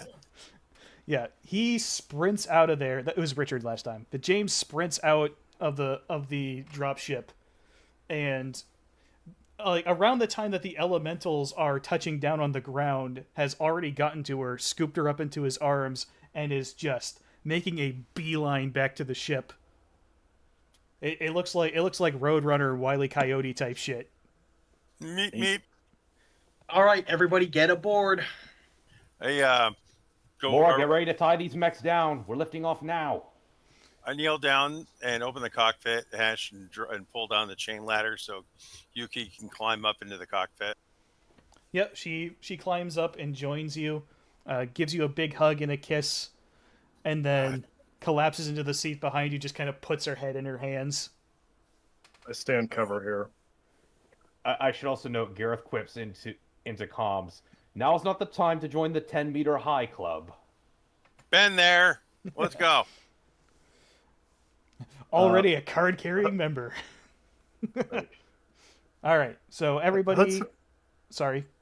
Hudson, you can hear just a disappointed sigh from inside the cockpit just from all this. And the Archer sort of just slams its hand down, just scoops up a chunk of the ferrocrete where Phelan Kell died, probably gets the boots, and just walks away carrying a fistful of the literal tarmac with him, and goes into the bay. As you turn around to walk back to the dropship, you give the elementals a great view of the graffiti on your ass. Still unnoticed. Yep, still unnoticed, but it's like a kick me sign. They are now having a small laugh with each other, and return to the dropship. Everyone gets tied down. You start lifting off, and as you're going up, where are you guys going to be stationed? I'm assuming that on the control deck there are gunnery stations for the ship's guns, right? Yes, and there are also dedicated gun crews. Oh, okay. We got dedicated gun crews then. Yeah, they're part of the ship's complement. Yeah. As for what Gareth's up to, he's actually going to sweep the ship to make sure they didn't pick up any stowaways. Okay. Because Phelan is that kind of guy. He would have someone stationed aboard the ship to blow it up if we ever got away. Okay, we'll get back to that in a moment. Val, you were going to treat the gunshot wound, you said? Yeah, because they're coming in through the cargo bay, which is where she is with all the kids that are now strapped in and ready to go. Okay. So do you want to treat her right there on the deck, or do you want to try to take her up to the sick bay? Can I diagnose it to see if it's bad? Yep. I hope Dr. Jason's back, I hope. Shit, I don't know. With a 3. I'm just too rattled. Yeah, everything's happened so quickly. She looks like she's bleeding quite a bit, but she's responsive. Okay, if she's responsive, then we'll get her... She's responsive and swearing up a storm. Okay, then That's she's conscious, then I'm taking that as a good sign. I'll pull her off to surgery then. All right. James is following like a lost puppy. In fact, if it hurts a lot, that is a good sign. Yep. James is still carrying her. He does not release her. He's Dr. Jason. Come on, James. We're going to surgery. Come on. Yeah. So you guys get to sickbay, and yes, Dr. Jason is back. Okay, good. In fact, Dr. Jason is lounging on his seat, and when you come in through the doors, he actually kind of goes, What's going on? Gunshot wound, lower abdomen. Prep for surgery immediately. Oh, shit. He stands up, and you notice a bottle of booze kind of roll around at his feet. He's like, fuck, Uh-oh. what day is it? Are you good to go, or should I take this? I'm fine. This is going to turn into a night and No, sick Doc, day, isn't it? look at me. She's gonna kind of. Are you okay to remove a bullet, or should I take it from here? I've got a headache, but other than that, I'm fine. Okay.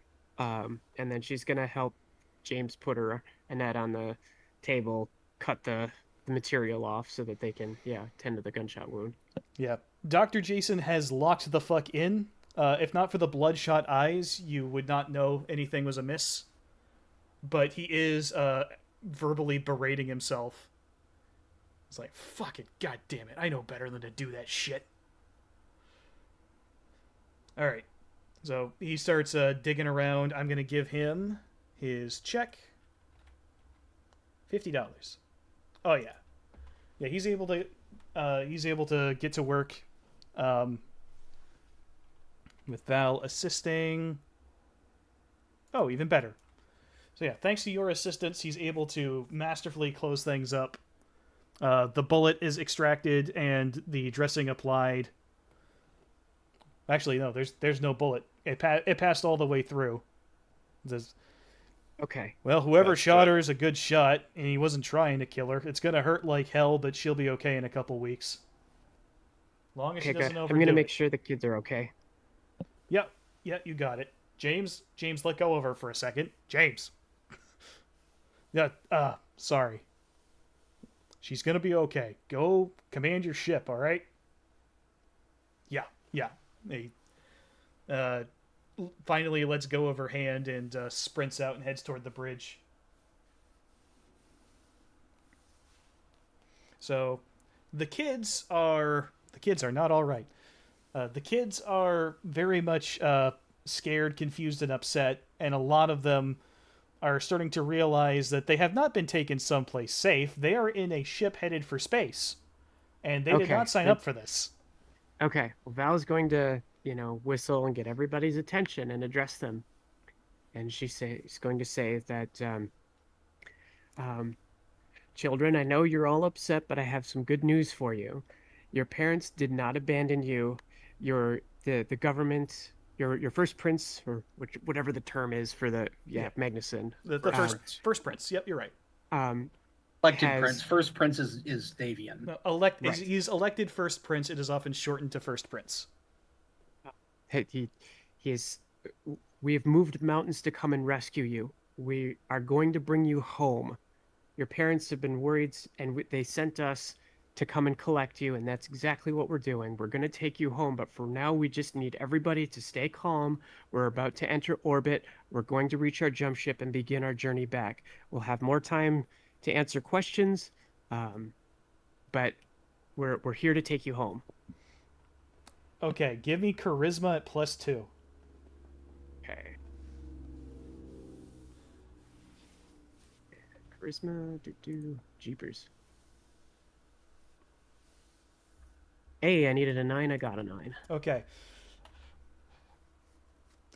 So yeah, the kids all look like they're on the verge of tears, but they hold themselves together, and a few of them kind of look confused, and one says, "I thought Mommy didn't want me anymore.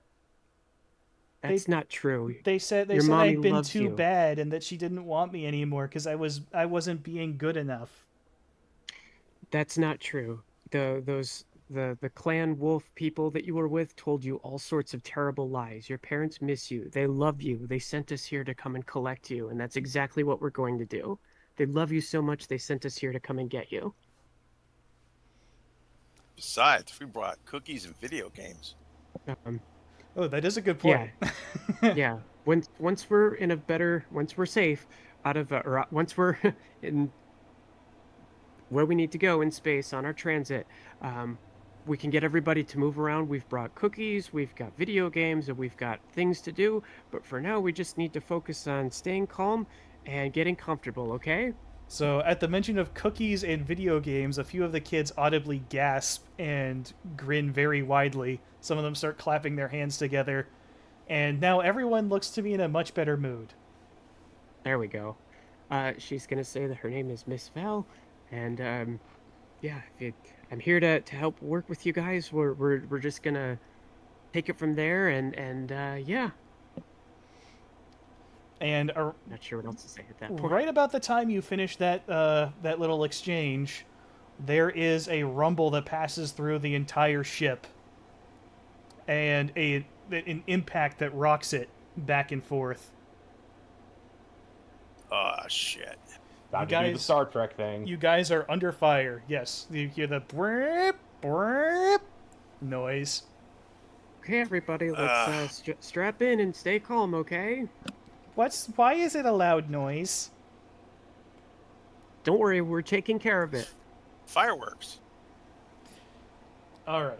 So, looking out the viewports and the sensor ports, you can see that you are being tailed by a wing of aerospace fighters.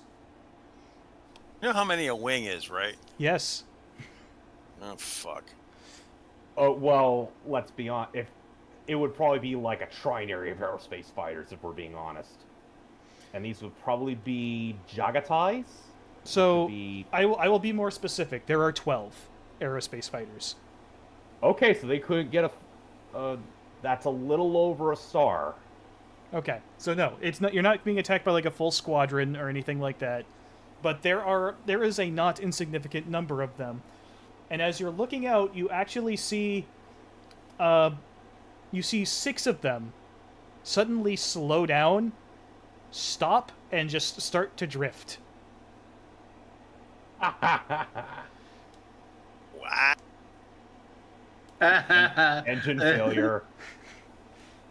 The other 6 are still in pursuit. Actually, realistically, if their engines failed, they would just keep going in the direction they already were. And they wouldn't be able to stop.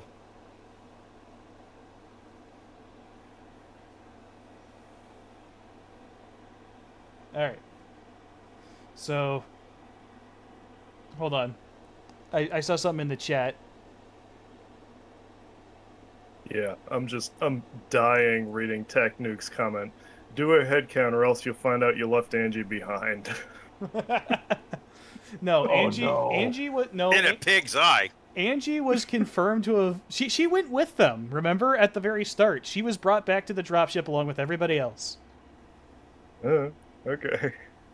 Because remember, you were actively avoiding her at the rebel hideout. Oh, I know. So I know, but this you know, is for the stuff audience's happens when benefit. everyone's- For those who lost track of things, everyone is back aboard the dropship. The only people who hadn't made it were Yukiko and Annette, and they have both been rescued. Everyone's back. We're all happy. They're gonna ride off into the sunset, assuming that they don't get shot out of the sky by these aerospace fighters.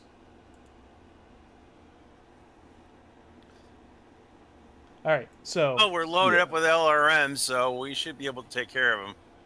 Guns free, guns free, guns free. Okay, so there is a noticeable pop across the ship as the blowout panels are ejected and the weapons are hauled out and the battle commences. And I did not think this through. So I'm going to start rolling dice and pretend that I know what I'm doing. Oh boy, That's battle so- space rules. That sounds about right to me. Yeah, I'm not digging out my fucking battle space book. I've got one on the shelf, but I'm not gonna. So the weapons are firing. The aerospace fighters do not appear to have been prepared for being returned fire upon and are caught off guard. There is an exchange of fire. There is damage to a few different sectors. I'm gonna roll to see if any part of the ship depressurizes. Oh dear. Edge. Just a little bit. Yeah, I've got an edge I can use. Didn't you do that to do a med check earlier? I have 2 edge. Oh, you have 2 edge? All right, you want to make me re-roll. Yes, because I would like us not to die. Much better. No, none of the ship depressurizes. The damage is largely superficial, and finally, the aerospace fighters break off their attack. Out of juice. You guys have successfully escaped Susquehanna. I feel like I just gave birth to an accountant.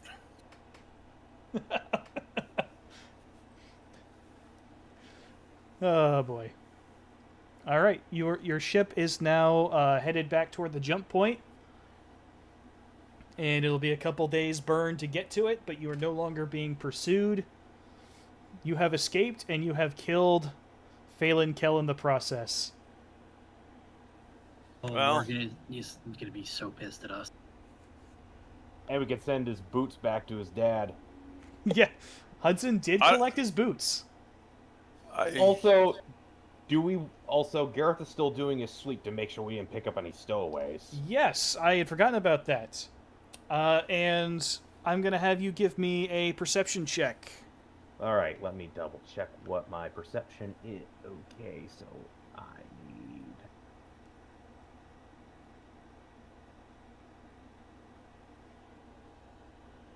I'm edging that. Success by a margin of 1. Okay. So you're going through the ship, and as you're going along, you catch a little glimmer of something behind some pipes in one of the corridors. And you reach out with a hand and grab in there, and you haul out a young man who looks maybe about 21 years old. And you can tell by the look of him that he is not, while he does appear to be warrior caste, he is not a true-born warrior. This dude appears to be freeborn Salama. Salama at 21, huh? Yep. How does that happen? You have to really fuck up in training. But not so bad that you're not a warrior. Well, he could be downgraded to infantry. I guess. This is an expendable young man. Clearly. I thought it was Yes. Lynx's character he was talking about. Well, in either case, Gareth just sort of sighs, shakes his head, grabs the guy by the collar of his shirt, and just starts to drag him up towards the bridge. Okay. He does not fight back. And once he gets there, he's just going to announce, "We have a stowaway."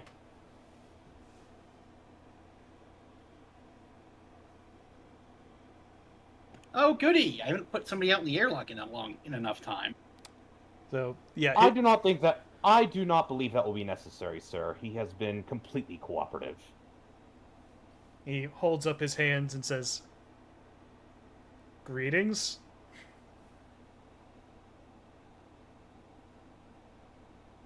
Who the fuck are you and why are you on my ship? I can explain. My name is Justin, and I was ordered to be here. By who? By the Watch. I was a contingency plan. Okay. When your ship reached its jump ship, I was to trigger an explosive and blow everything up. All right. And I'm gonna look at Gareth and let Gareth find that bomb. Sir. And with that, he's going to head back out and look for the bomb. Oh, you do not need to search for it. He opens up his shirt and it is strapped to his chest.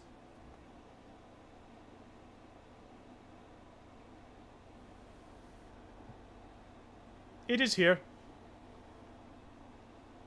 All right, who here is an EOD specialist? Not me, that is for sure.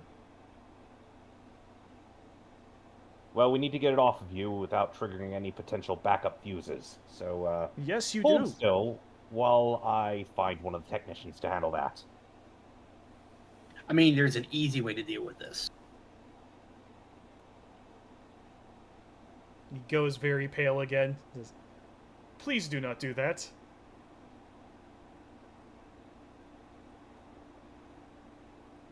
James, it's your ship. What do you think? He looks at it, and he takes a step over. Well, You always Rick. I'm not sure. I just got this ship, and it would be a damn shame if somebody blew it up. And somebody shot a person that I happen to care a great deal about, so I'm not in a particularly good mood. Now, you wouldn't happen to know how to take this bomb off yourself, would you? If I did, I would not still be wearing it. I have no desire to die. It seems Like like it is. overkill to strap it to a person. They could have just planted it. Well, I was supposed to trigger it remotely. But, I seem to have lost my detonator.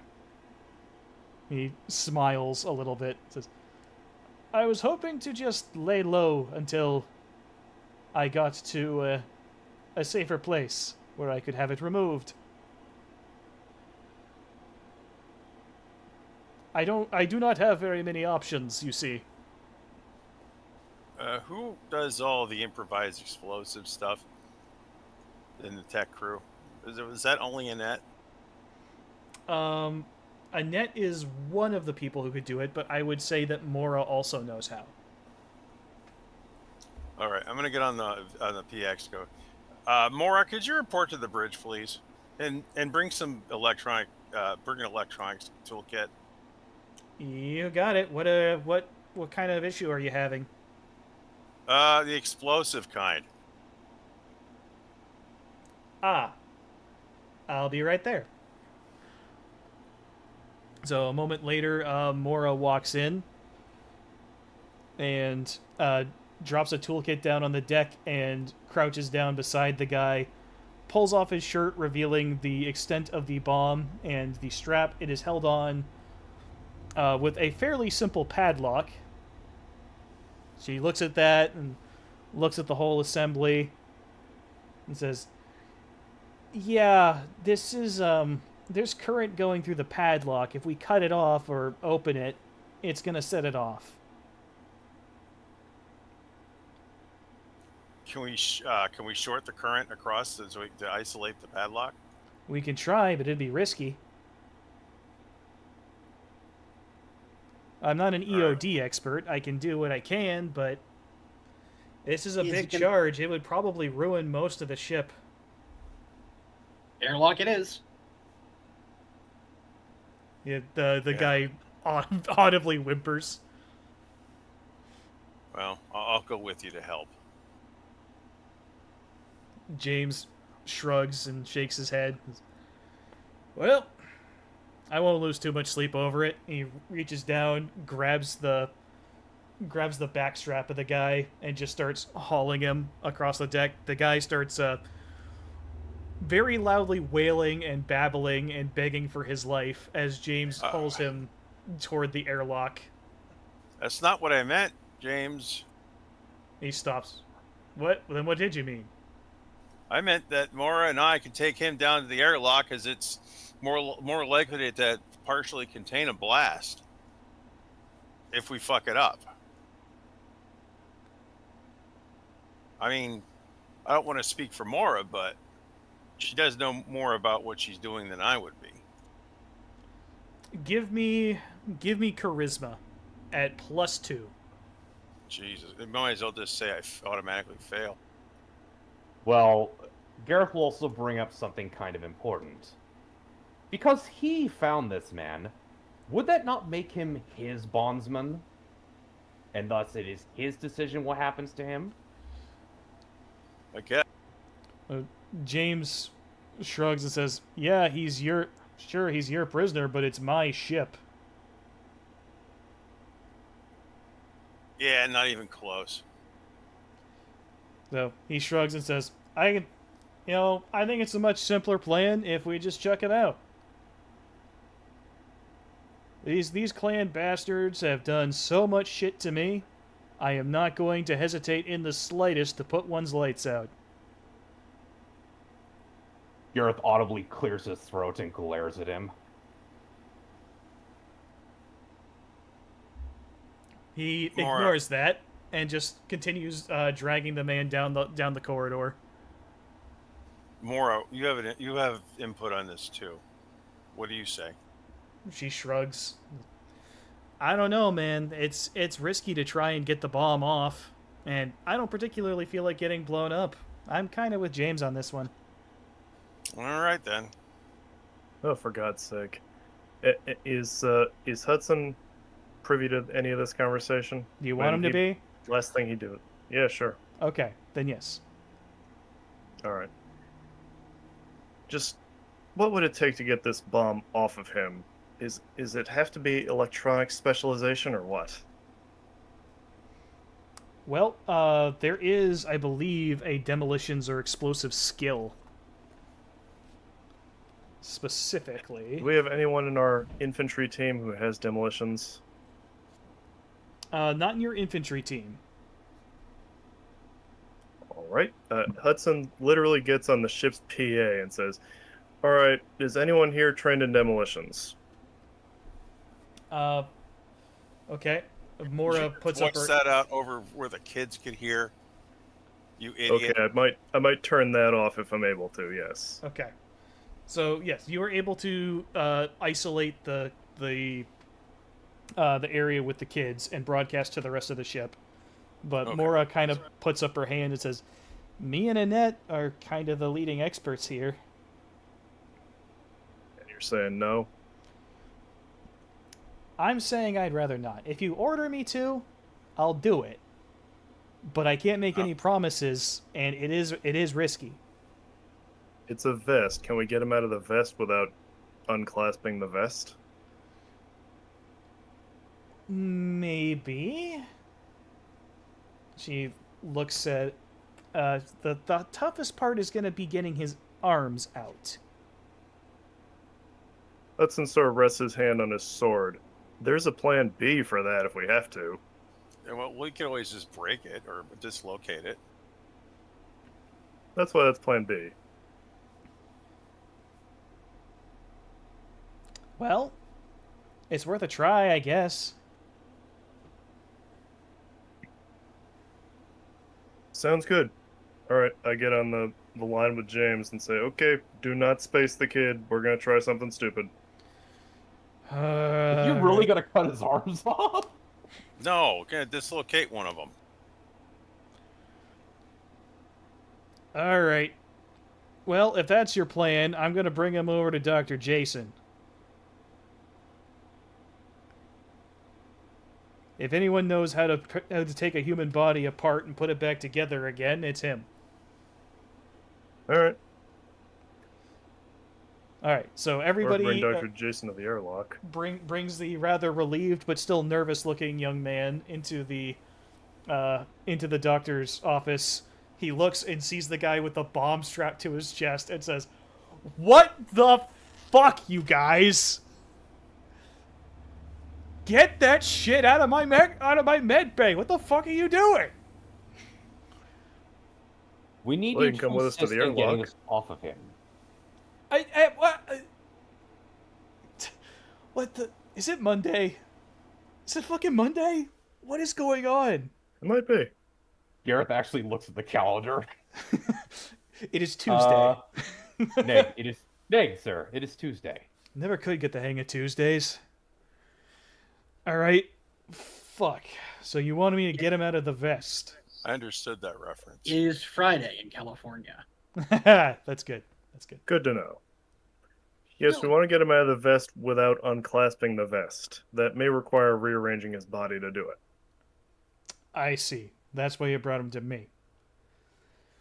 There you go, Alright. now. Well, it's been a while since I've tried chiropractic, but set him up on the table.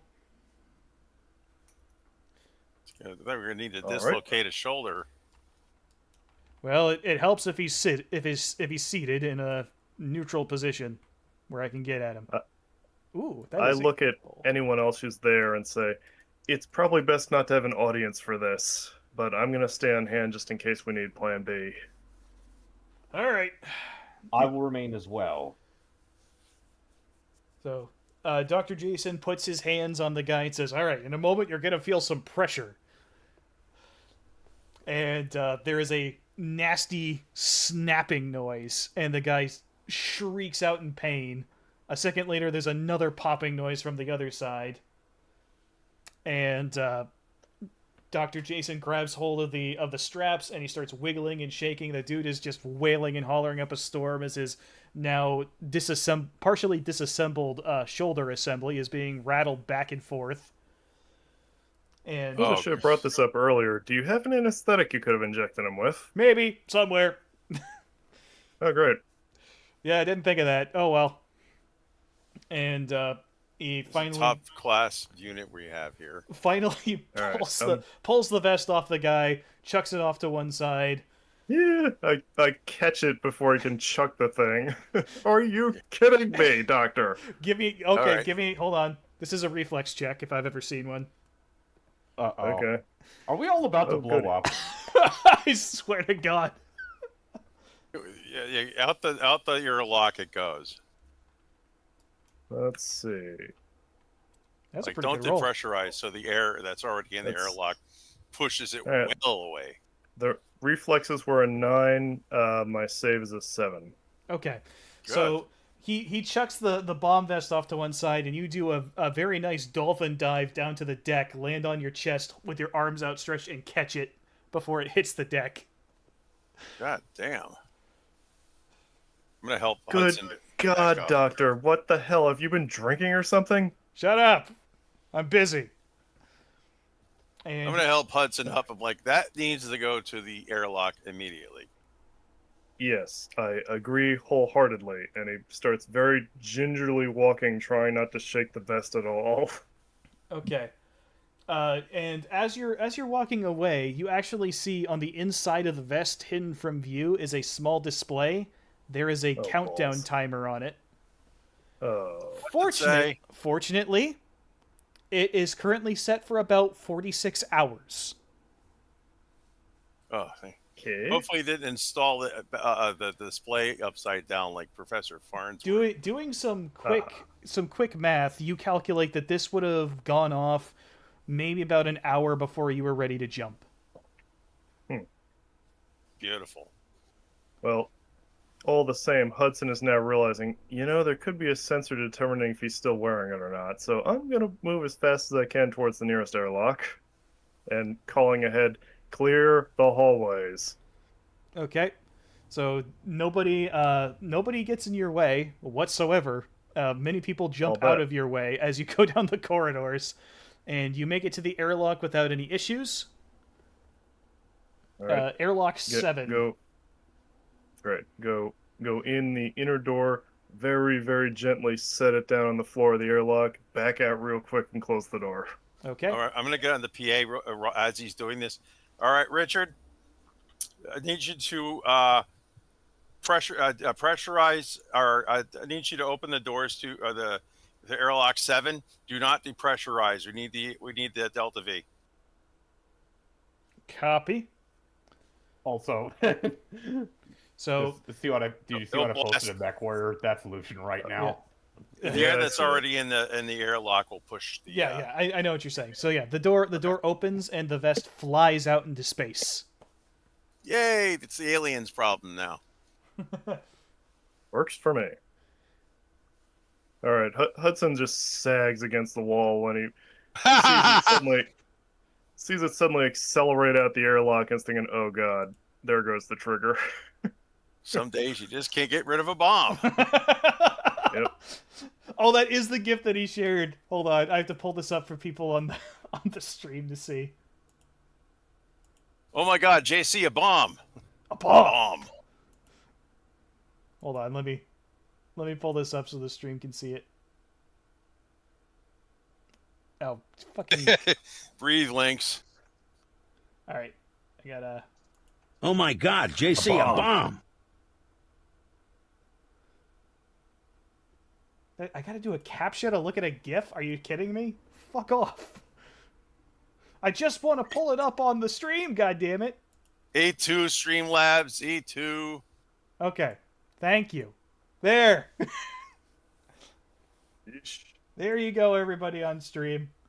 I'm not seeing it on YouTube yet. You will. It's latency. Yeah. Some days you just can't get rid of a bomb. Some days you just can't get rid of a bomb. Oh, yes. Okay, so you have successfully gotten rid of the bomb, and there weren't even any nuns in the way. So, well done, everybody. You can all rest easy. He didn't want to blow up the ducks either. Yeah, the ducks, the marching band. Very peaceful guy. All right. What'd we say his name was again? I forget. Justin. Justin, thank you. I am terrible at this. Yes, you are. I am the worst DM of all time, I swear to God. Alright. So, yes, you, You just overextend yourself. Retarded? Shut up. Why are you gonna be like that? Fuck you. Sometimes it do be like that, Mr. Stancil. It do be like that, Mr. Stancil. Alright, so by the time you get back to sickbay, Justin has been reassembled and is just kind of moaning and lying still on the on the medical bed, the table there. All right. Ow! Give him some Dilaudid. He'll be better. He'll feel like $1 million. I've administered painkillers. He will be all right. Okay. Oh, you found them now. They Good. They haven't kicked in yet. Ow! There wasn't time. There was a bomb. Pardon me if I lost track of things a little bit. I don't often have to operate when there's an explosive in front of me. At this point, I think all the adrenaline is just dumping out of Ethan's body right now. Probably, yeah. He finds the airsick bag, pukes, and then I'm like, I'm going to bed. Sounds good. Sounds about right. So Annette kind of groggily looks over and says, "Somebody say something about a bomb?" We're all good. Oh. Now, if you excuse me, I'm gonna go find Yukiko and never let her go. Okay. She droops back over and says, "I've given her the good stuff." Awesome. Where's James gone? He's on the bridge. Ah, shit. I'm almost drunk enough to do something about it. There will be plenty of time for that soon enough. Yay. And she passes out.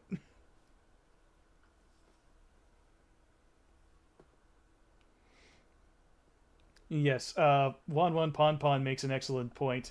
I think Dr. Jason deserves a raise. Oh, absolutely. I agree. Like, this is not in my job description. Now the question is, do we give him that raise in alcohol rations? Not a good idea. I don't think so, no. Him being drunk was just supposed to be a joke about how he slept through the entire operation.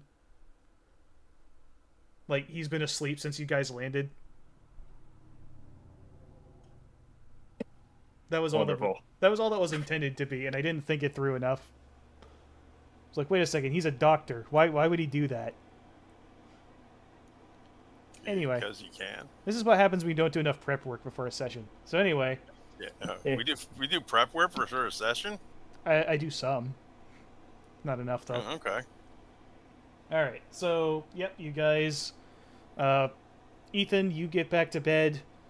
And since you're actually intact this time, Rachel is actually significantly happier. Zach, Yukiko pounces on you the moment you get back to your room. Yeah, and I just kind of swing her around and around, and like, don't you ever do that to me again. It's not my fault. I don't care. If I gotta put a ring on your finger to keep you from doing it, I'm gonna do it. Don't threaten me with a good time, Buffington. This is screen door in a hurricane situation. Yes. Yes, it is. I wonder if Yukiko didn't even realize that was kind of his really haphazard way of asking her to marry him. Well, if you'll recall, her response is kind of her haphazard way of accepting. Yeah, they're both kind of haphazard, aren't they? Yep. All right, that's a good time then. Let's it fade to black. Okay, fade to black there. Fade to black for Roland and his lady friend. Who's up next? I think Hudson, because, well, hell of an adrenaline high from just running through the hallway to the bomb. That's got to lead to something interesting. I mean, yeah, definitely I'm about in the same headspace that Ethan is, like, throwing up and just feeling exhausted all of a sudden.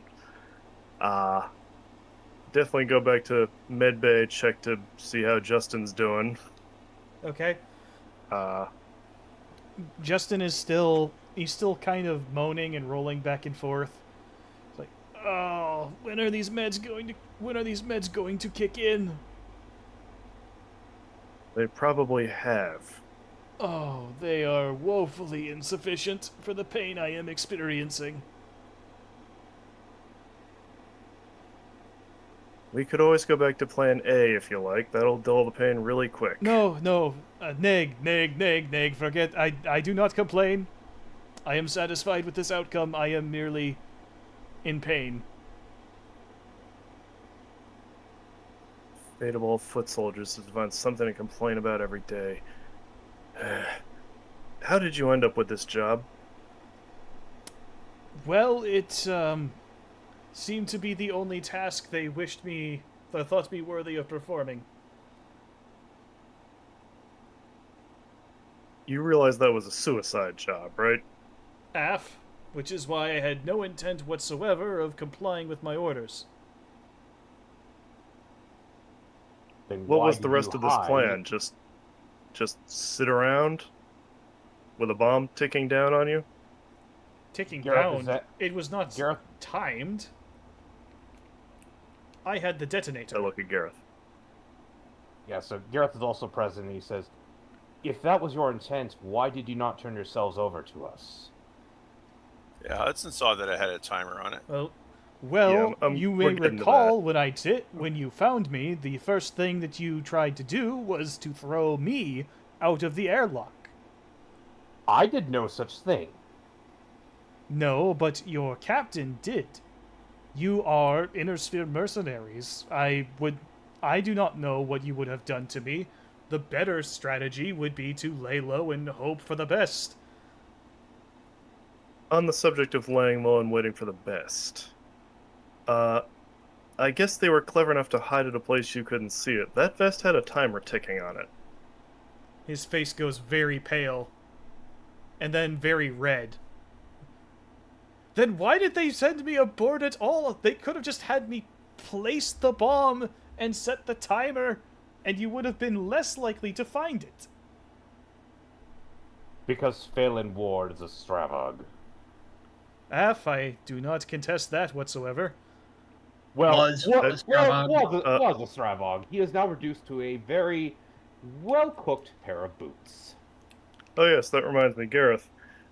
You're in the habit of taking trophies, right? Here, you can have this boot. And he literally just holds up a scorched boot. Phalanges and bones and rattling around. There is some meat left at the bottom of this boot.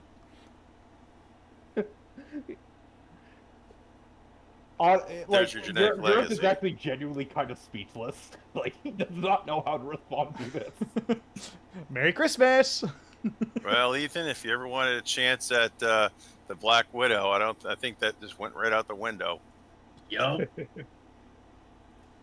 Dear saving the Morgan, other boot to send back to Kel's father. It's like, oh no. Don't do that. Dear Morgan and Salome Cal, I regret to inform you of the death of your son, Phelan. your son was a piece of shit, now he is a pile of ash. I first met him with him acting like a Saturday morning cartoon villain. Just The gun boots that my is like, girlfriend's yep. had. Just the boots in the crater. Yep, that's me. You're probably wondering how I ended up in this situation.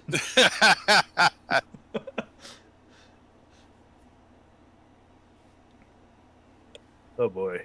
He was a little Anyway. too craven for the actual Phelan, but that is funny. I just hate Phelan Yeah. Kell, and I wanted him to die. Well, I don't. noticed. I don't give a fuck. I gathered. Fuck that guy. He's a douchebag. I'll character assassinate him Yeah, for my own benefit. Morgan Kell might be pissed, but he'd also probably accept that this was really the only way that was going to end. You could always just be like, Probably. he shot one of my people. Oh, we Exactly. should, like, I'm about to say, we might have a recording of that whole exchange. Wow. Edward Snowman Well, says. some of it. Edward Snowman says, "Fail and Kell." Fail spelled Fail. Nice. His plot armor finally ran out. Fuck that guy. So, yeah, it might be. And fuck Michael Stackpole. Yeah, take a look at see if how much of it is on either Hudson or Zach's battle ROMs. Oh, not only that, it's on the ship's external recording. So, like, you guys have video of this from many angles. Oh dear, Anyway. our infamy grows. So that's Probably, two yeah. canon characters that we've killed. Yep. At least. We're just a wrecking crew. Hell yeah. You guys are at the point in the lore where it starts to get stupid anyway, so fuck it. We'll make some adjustments as we go. I can live with that. Yeah. But everybody is now safe. Yeah, we got what, 24 hours until we hit Karita space? Well, that's the first jump is in the Karita in space. Yeah, well, that'll be when you hit it, because transit's instantaneous. But yes.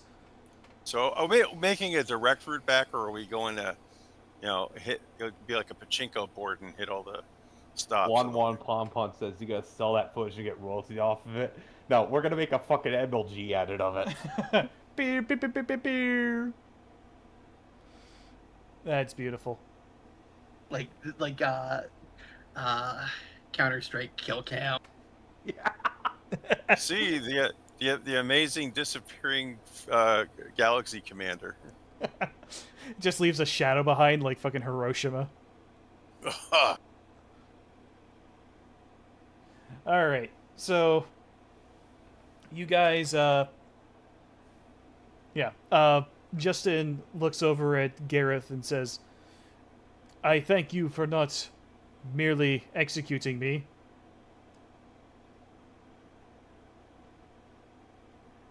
I think enough people have died today. I would agree with that.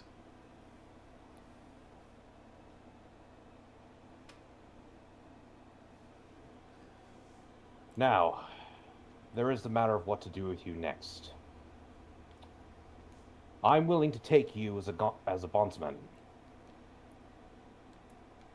Very well. What would you like me to do for you? Well, for now, just rest and recover. We will discuss the transitional period of learning to live amongst the spheroids once you are ready. Af, sir, I will do as you request.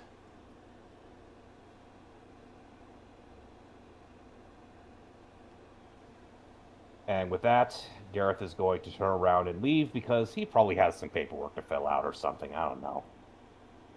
If by like a- filling out paperwork is Mora in this case. Oh, yes. Once he's gone, I look back at Justin and say, "And when he gets too much to handle, come look me up." Oh, I doubt that he can be more of a handful than my previous commander.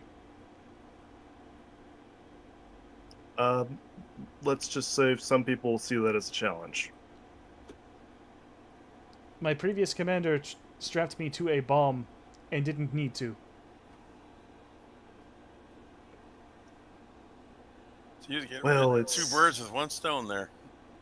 bit of a gauche move to talk about someone behind their back, so I'll just say, we'll see. Also, I already decided what I'm gonna do with that boot that Gareth was given. Yeah. He's gonna have a lamp made out of it. Oh my god! Oh, are you gonna do like the Christmas Story leg lamp? Exactly. Yeah. Yes. Oh, Fragile. What is it, Italian? god damn it, Zero. You're fucked up. I love it. The whole damn bowling alley. Oh my god. It's smiling at me. Anyway. Okay, so we'll check back in with Val and the kids.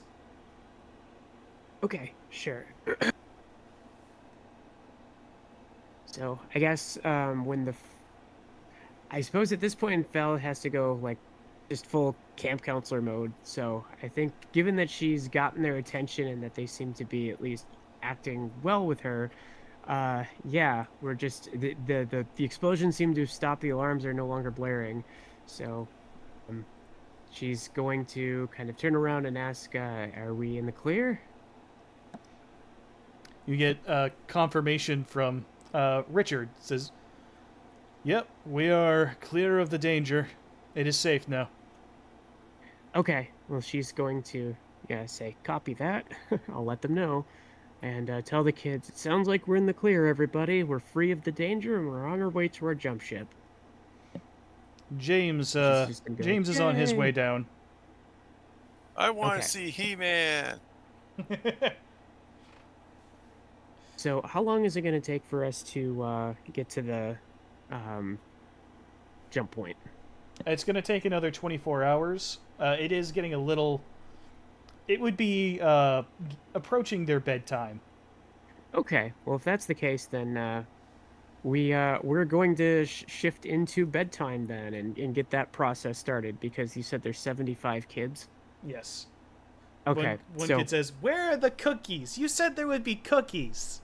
okay, everybody. Well, first we're gonna get ready. I'll show you where your beds are, and we'll get cookies at once we're all settled in. Okay? Give me charisma.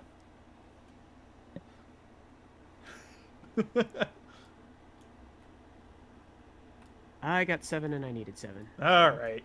So the kid goes, "Okay," and they march off to the bed area where you're leading We've them. prepared for this, so there's a separate area for boys and girls. She's gonna have to flip back and forth between them.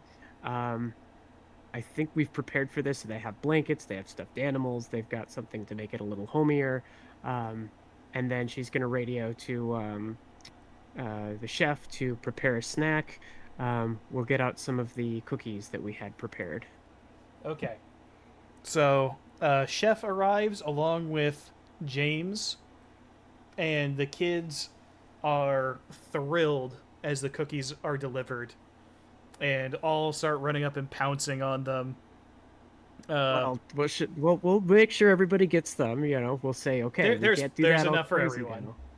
There's plenty enough. We didn't have time to deliver the ones. Chef holds them up, the platter up over his head and says, "All right, hold on now. Everybody form up in a line. You come up one at a time. I will give you each a cookie. Come on now. I know you know how to make a line. All kids know how to make a line." There's a little more grumbling, and they all form up a single file line, and he starts passing out the cookies one by one. Okay, yeah, and they're krumkakes, and they're fresh, and they're tasty, and they probably haven't had them for a very long time. Yeah, they are extra excited to see krumkake. Yes. So. Oh yeah, I remember that. We didn't now. really have time to unload them all for the locals, so that just means we have several tons of these things now for the rest of the trip. So, You had some in your supply containers. Which means you're going to have okay. several. You're going to have nearly 100 hyperactive kids bouncing off the bulkheads.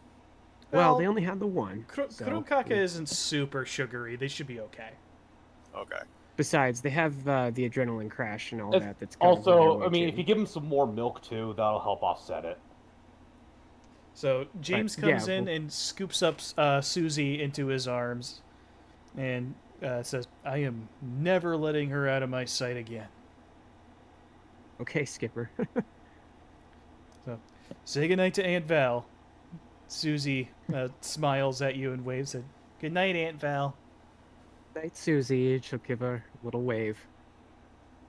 Okay, now we're gonna she's going to there's gotta be the Rosalhagian equivalent of the Lion, the Witch, and the Wardrobe, right?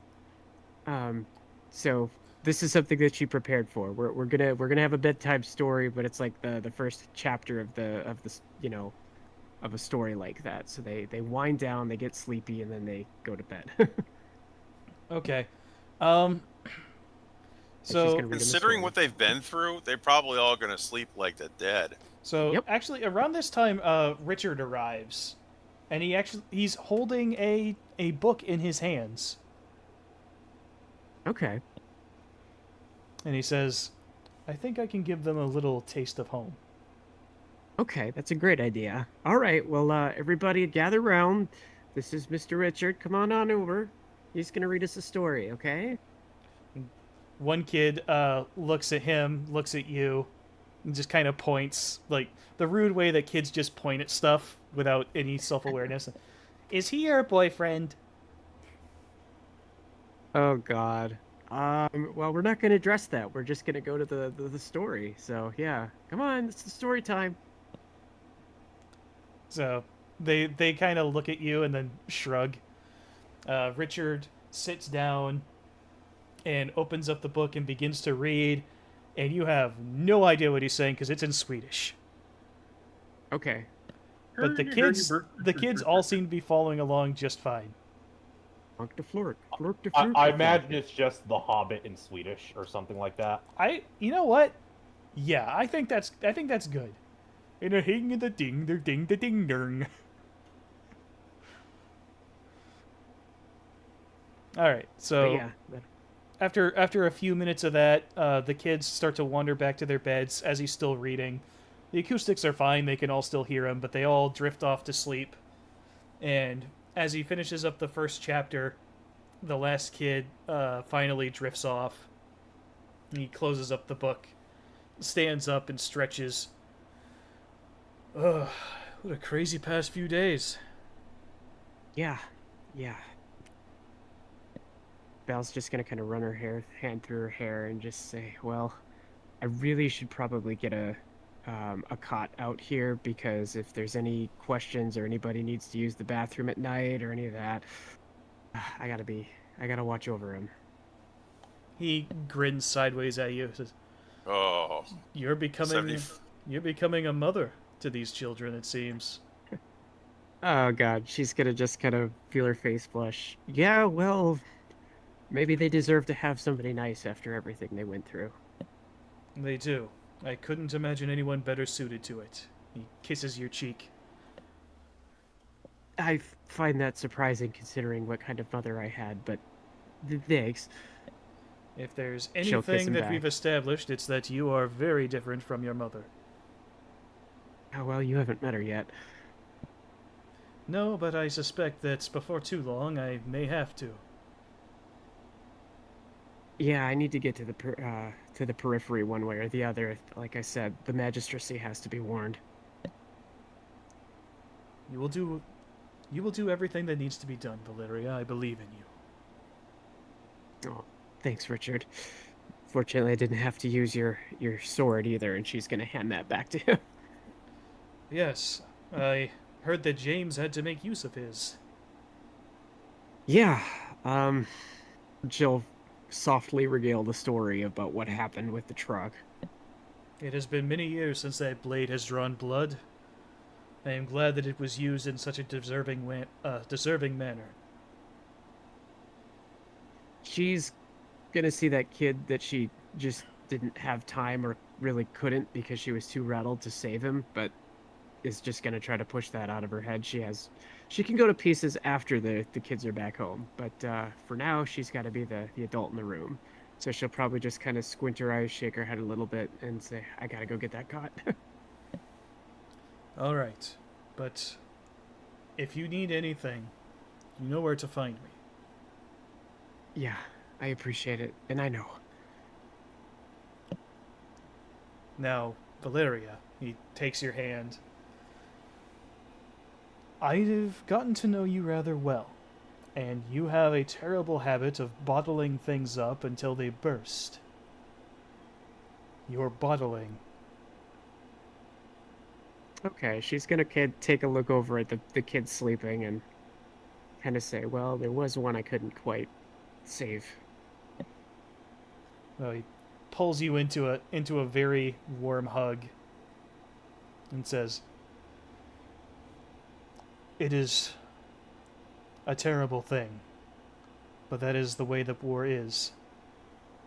I believe a man once said, 'It is well that war is so terrible, or we should grow too fond of it.'" Robert E. Lee, right? Correct. And she's gonna swallow and say, well, I don't know. You may not even have survived the trip back. It was heavy machine gun fire from an elemental. He had, even if I could stop the flow, he probably would have died in transit. If he could have been saved, Valeria, you would have saved him. Look around. He just waves an arm to indicate the massive room of kids. Look at all the lives you have saved today. Focus on that. Well, it wasn't just me. Besides, everybody else did their part too. That is true. But nevertheless, they would not have gotten as far without you.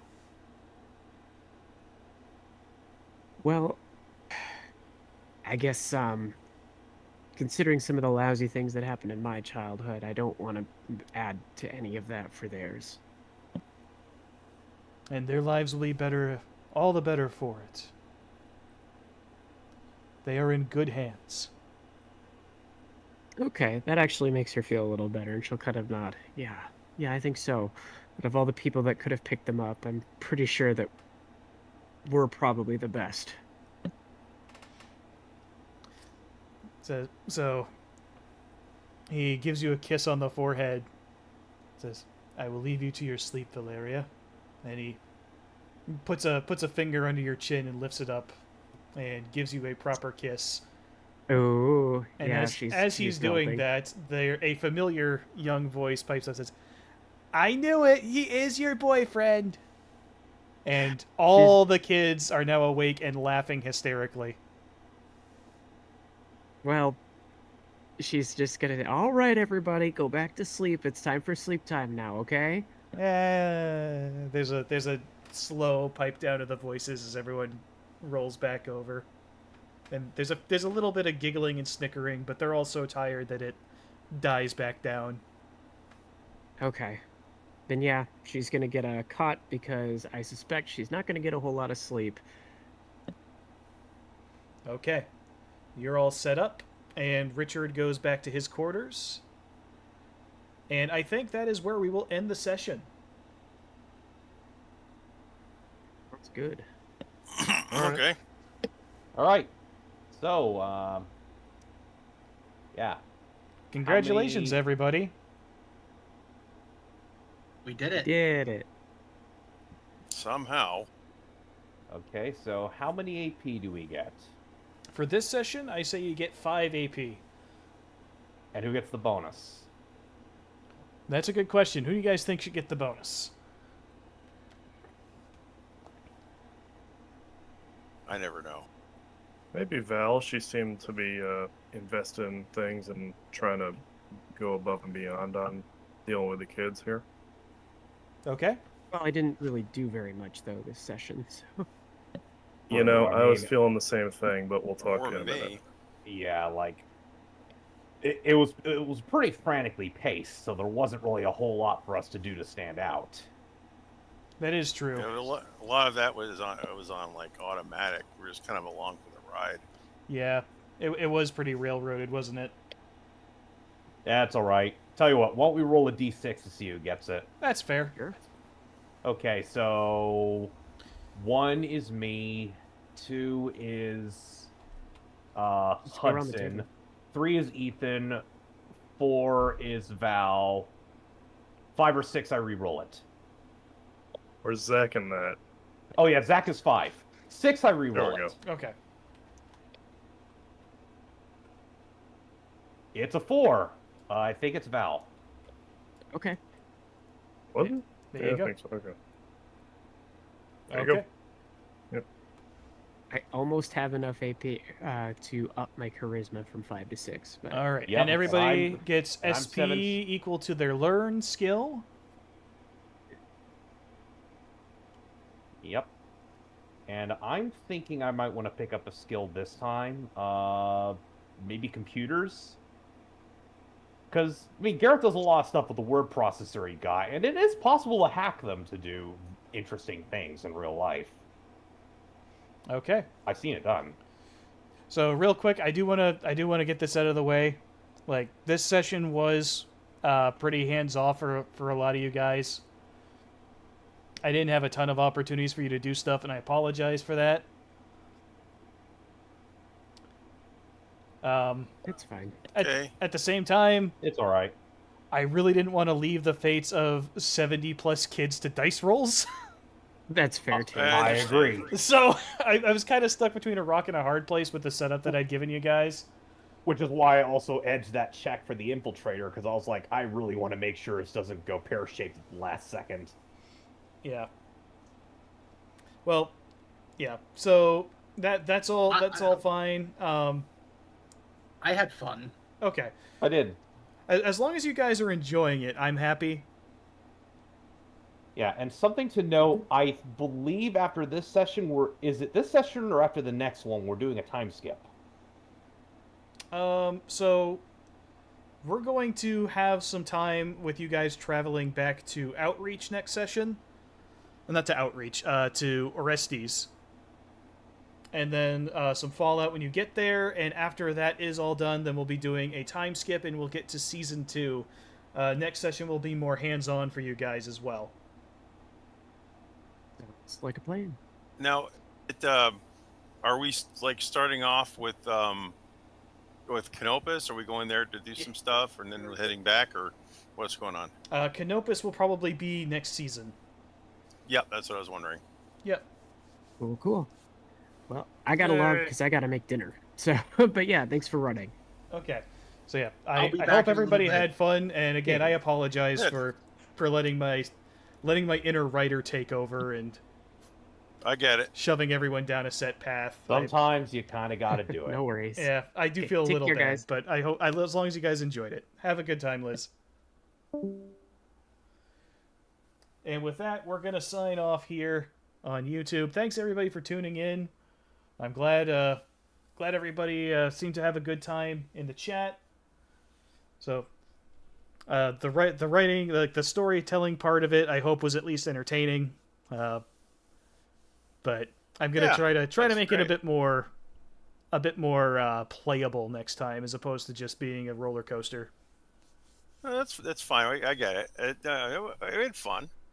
Yeah, I'm self-conscious about this kind of thing. But anyway, thanks everybody once again, and until next week, this is Mange Leader signing off. Ciao.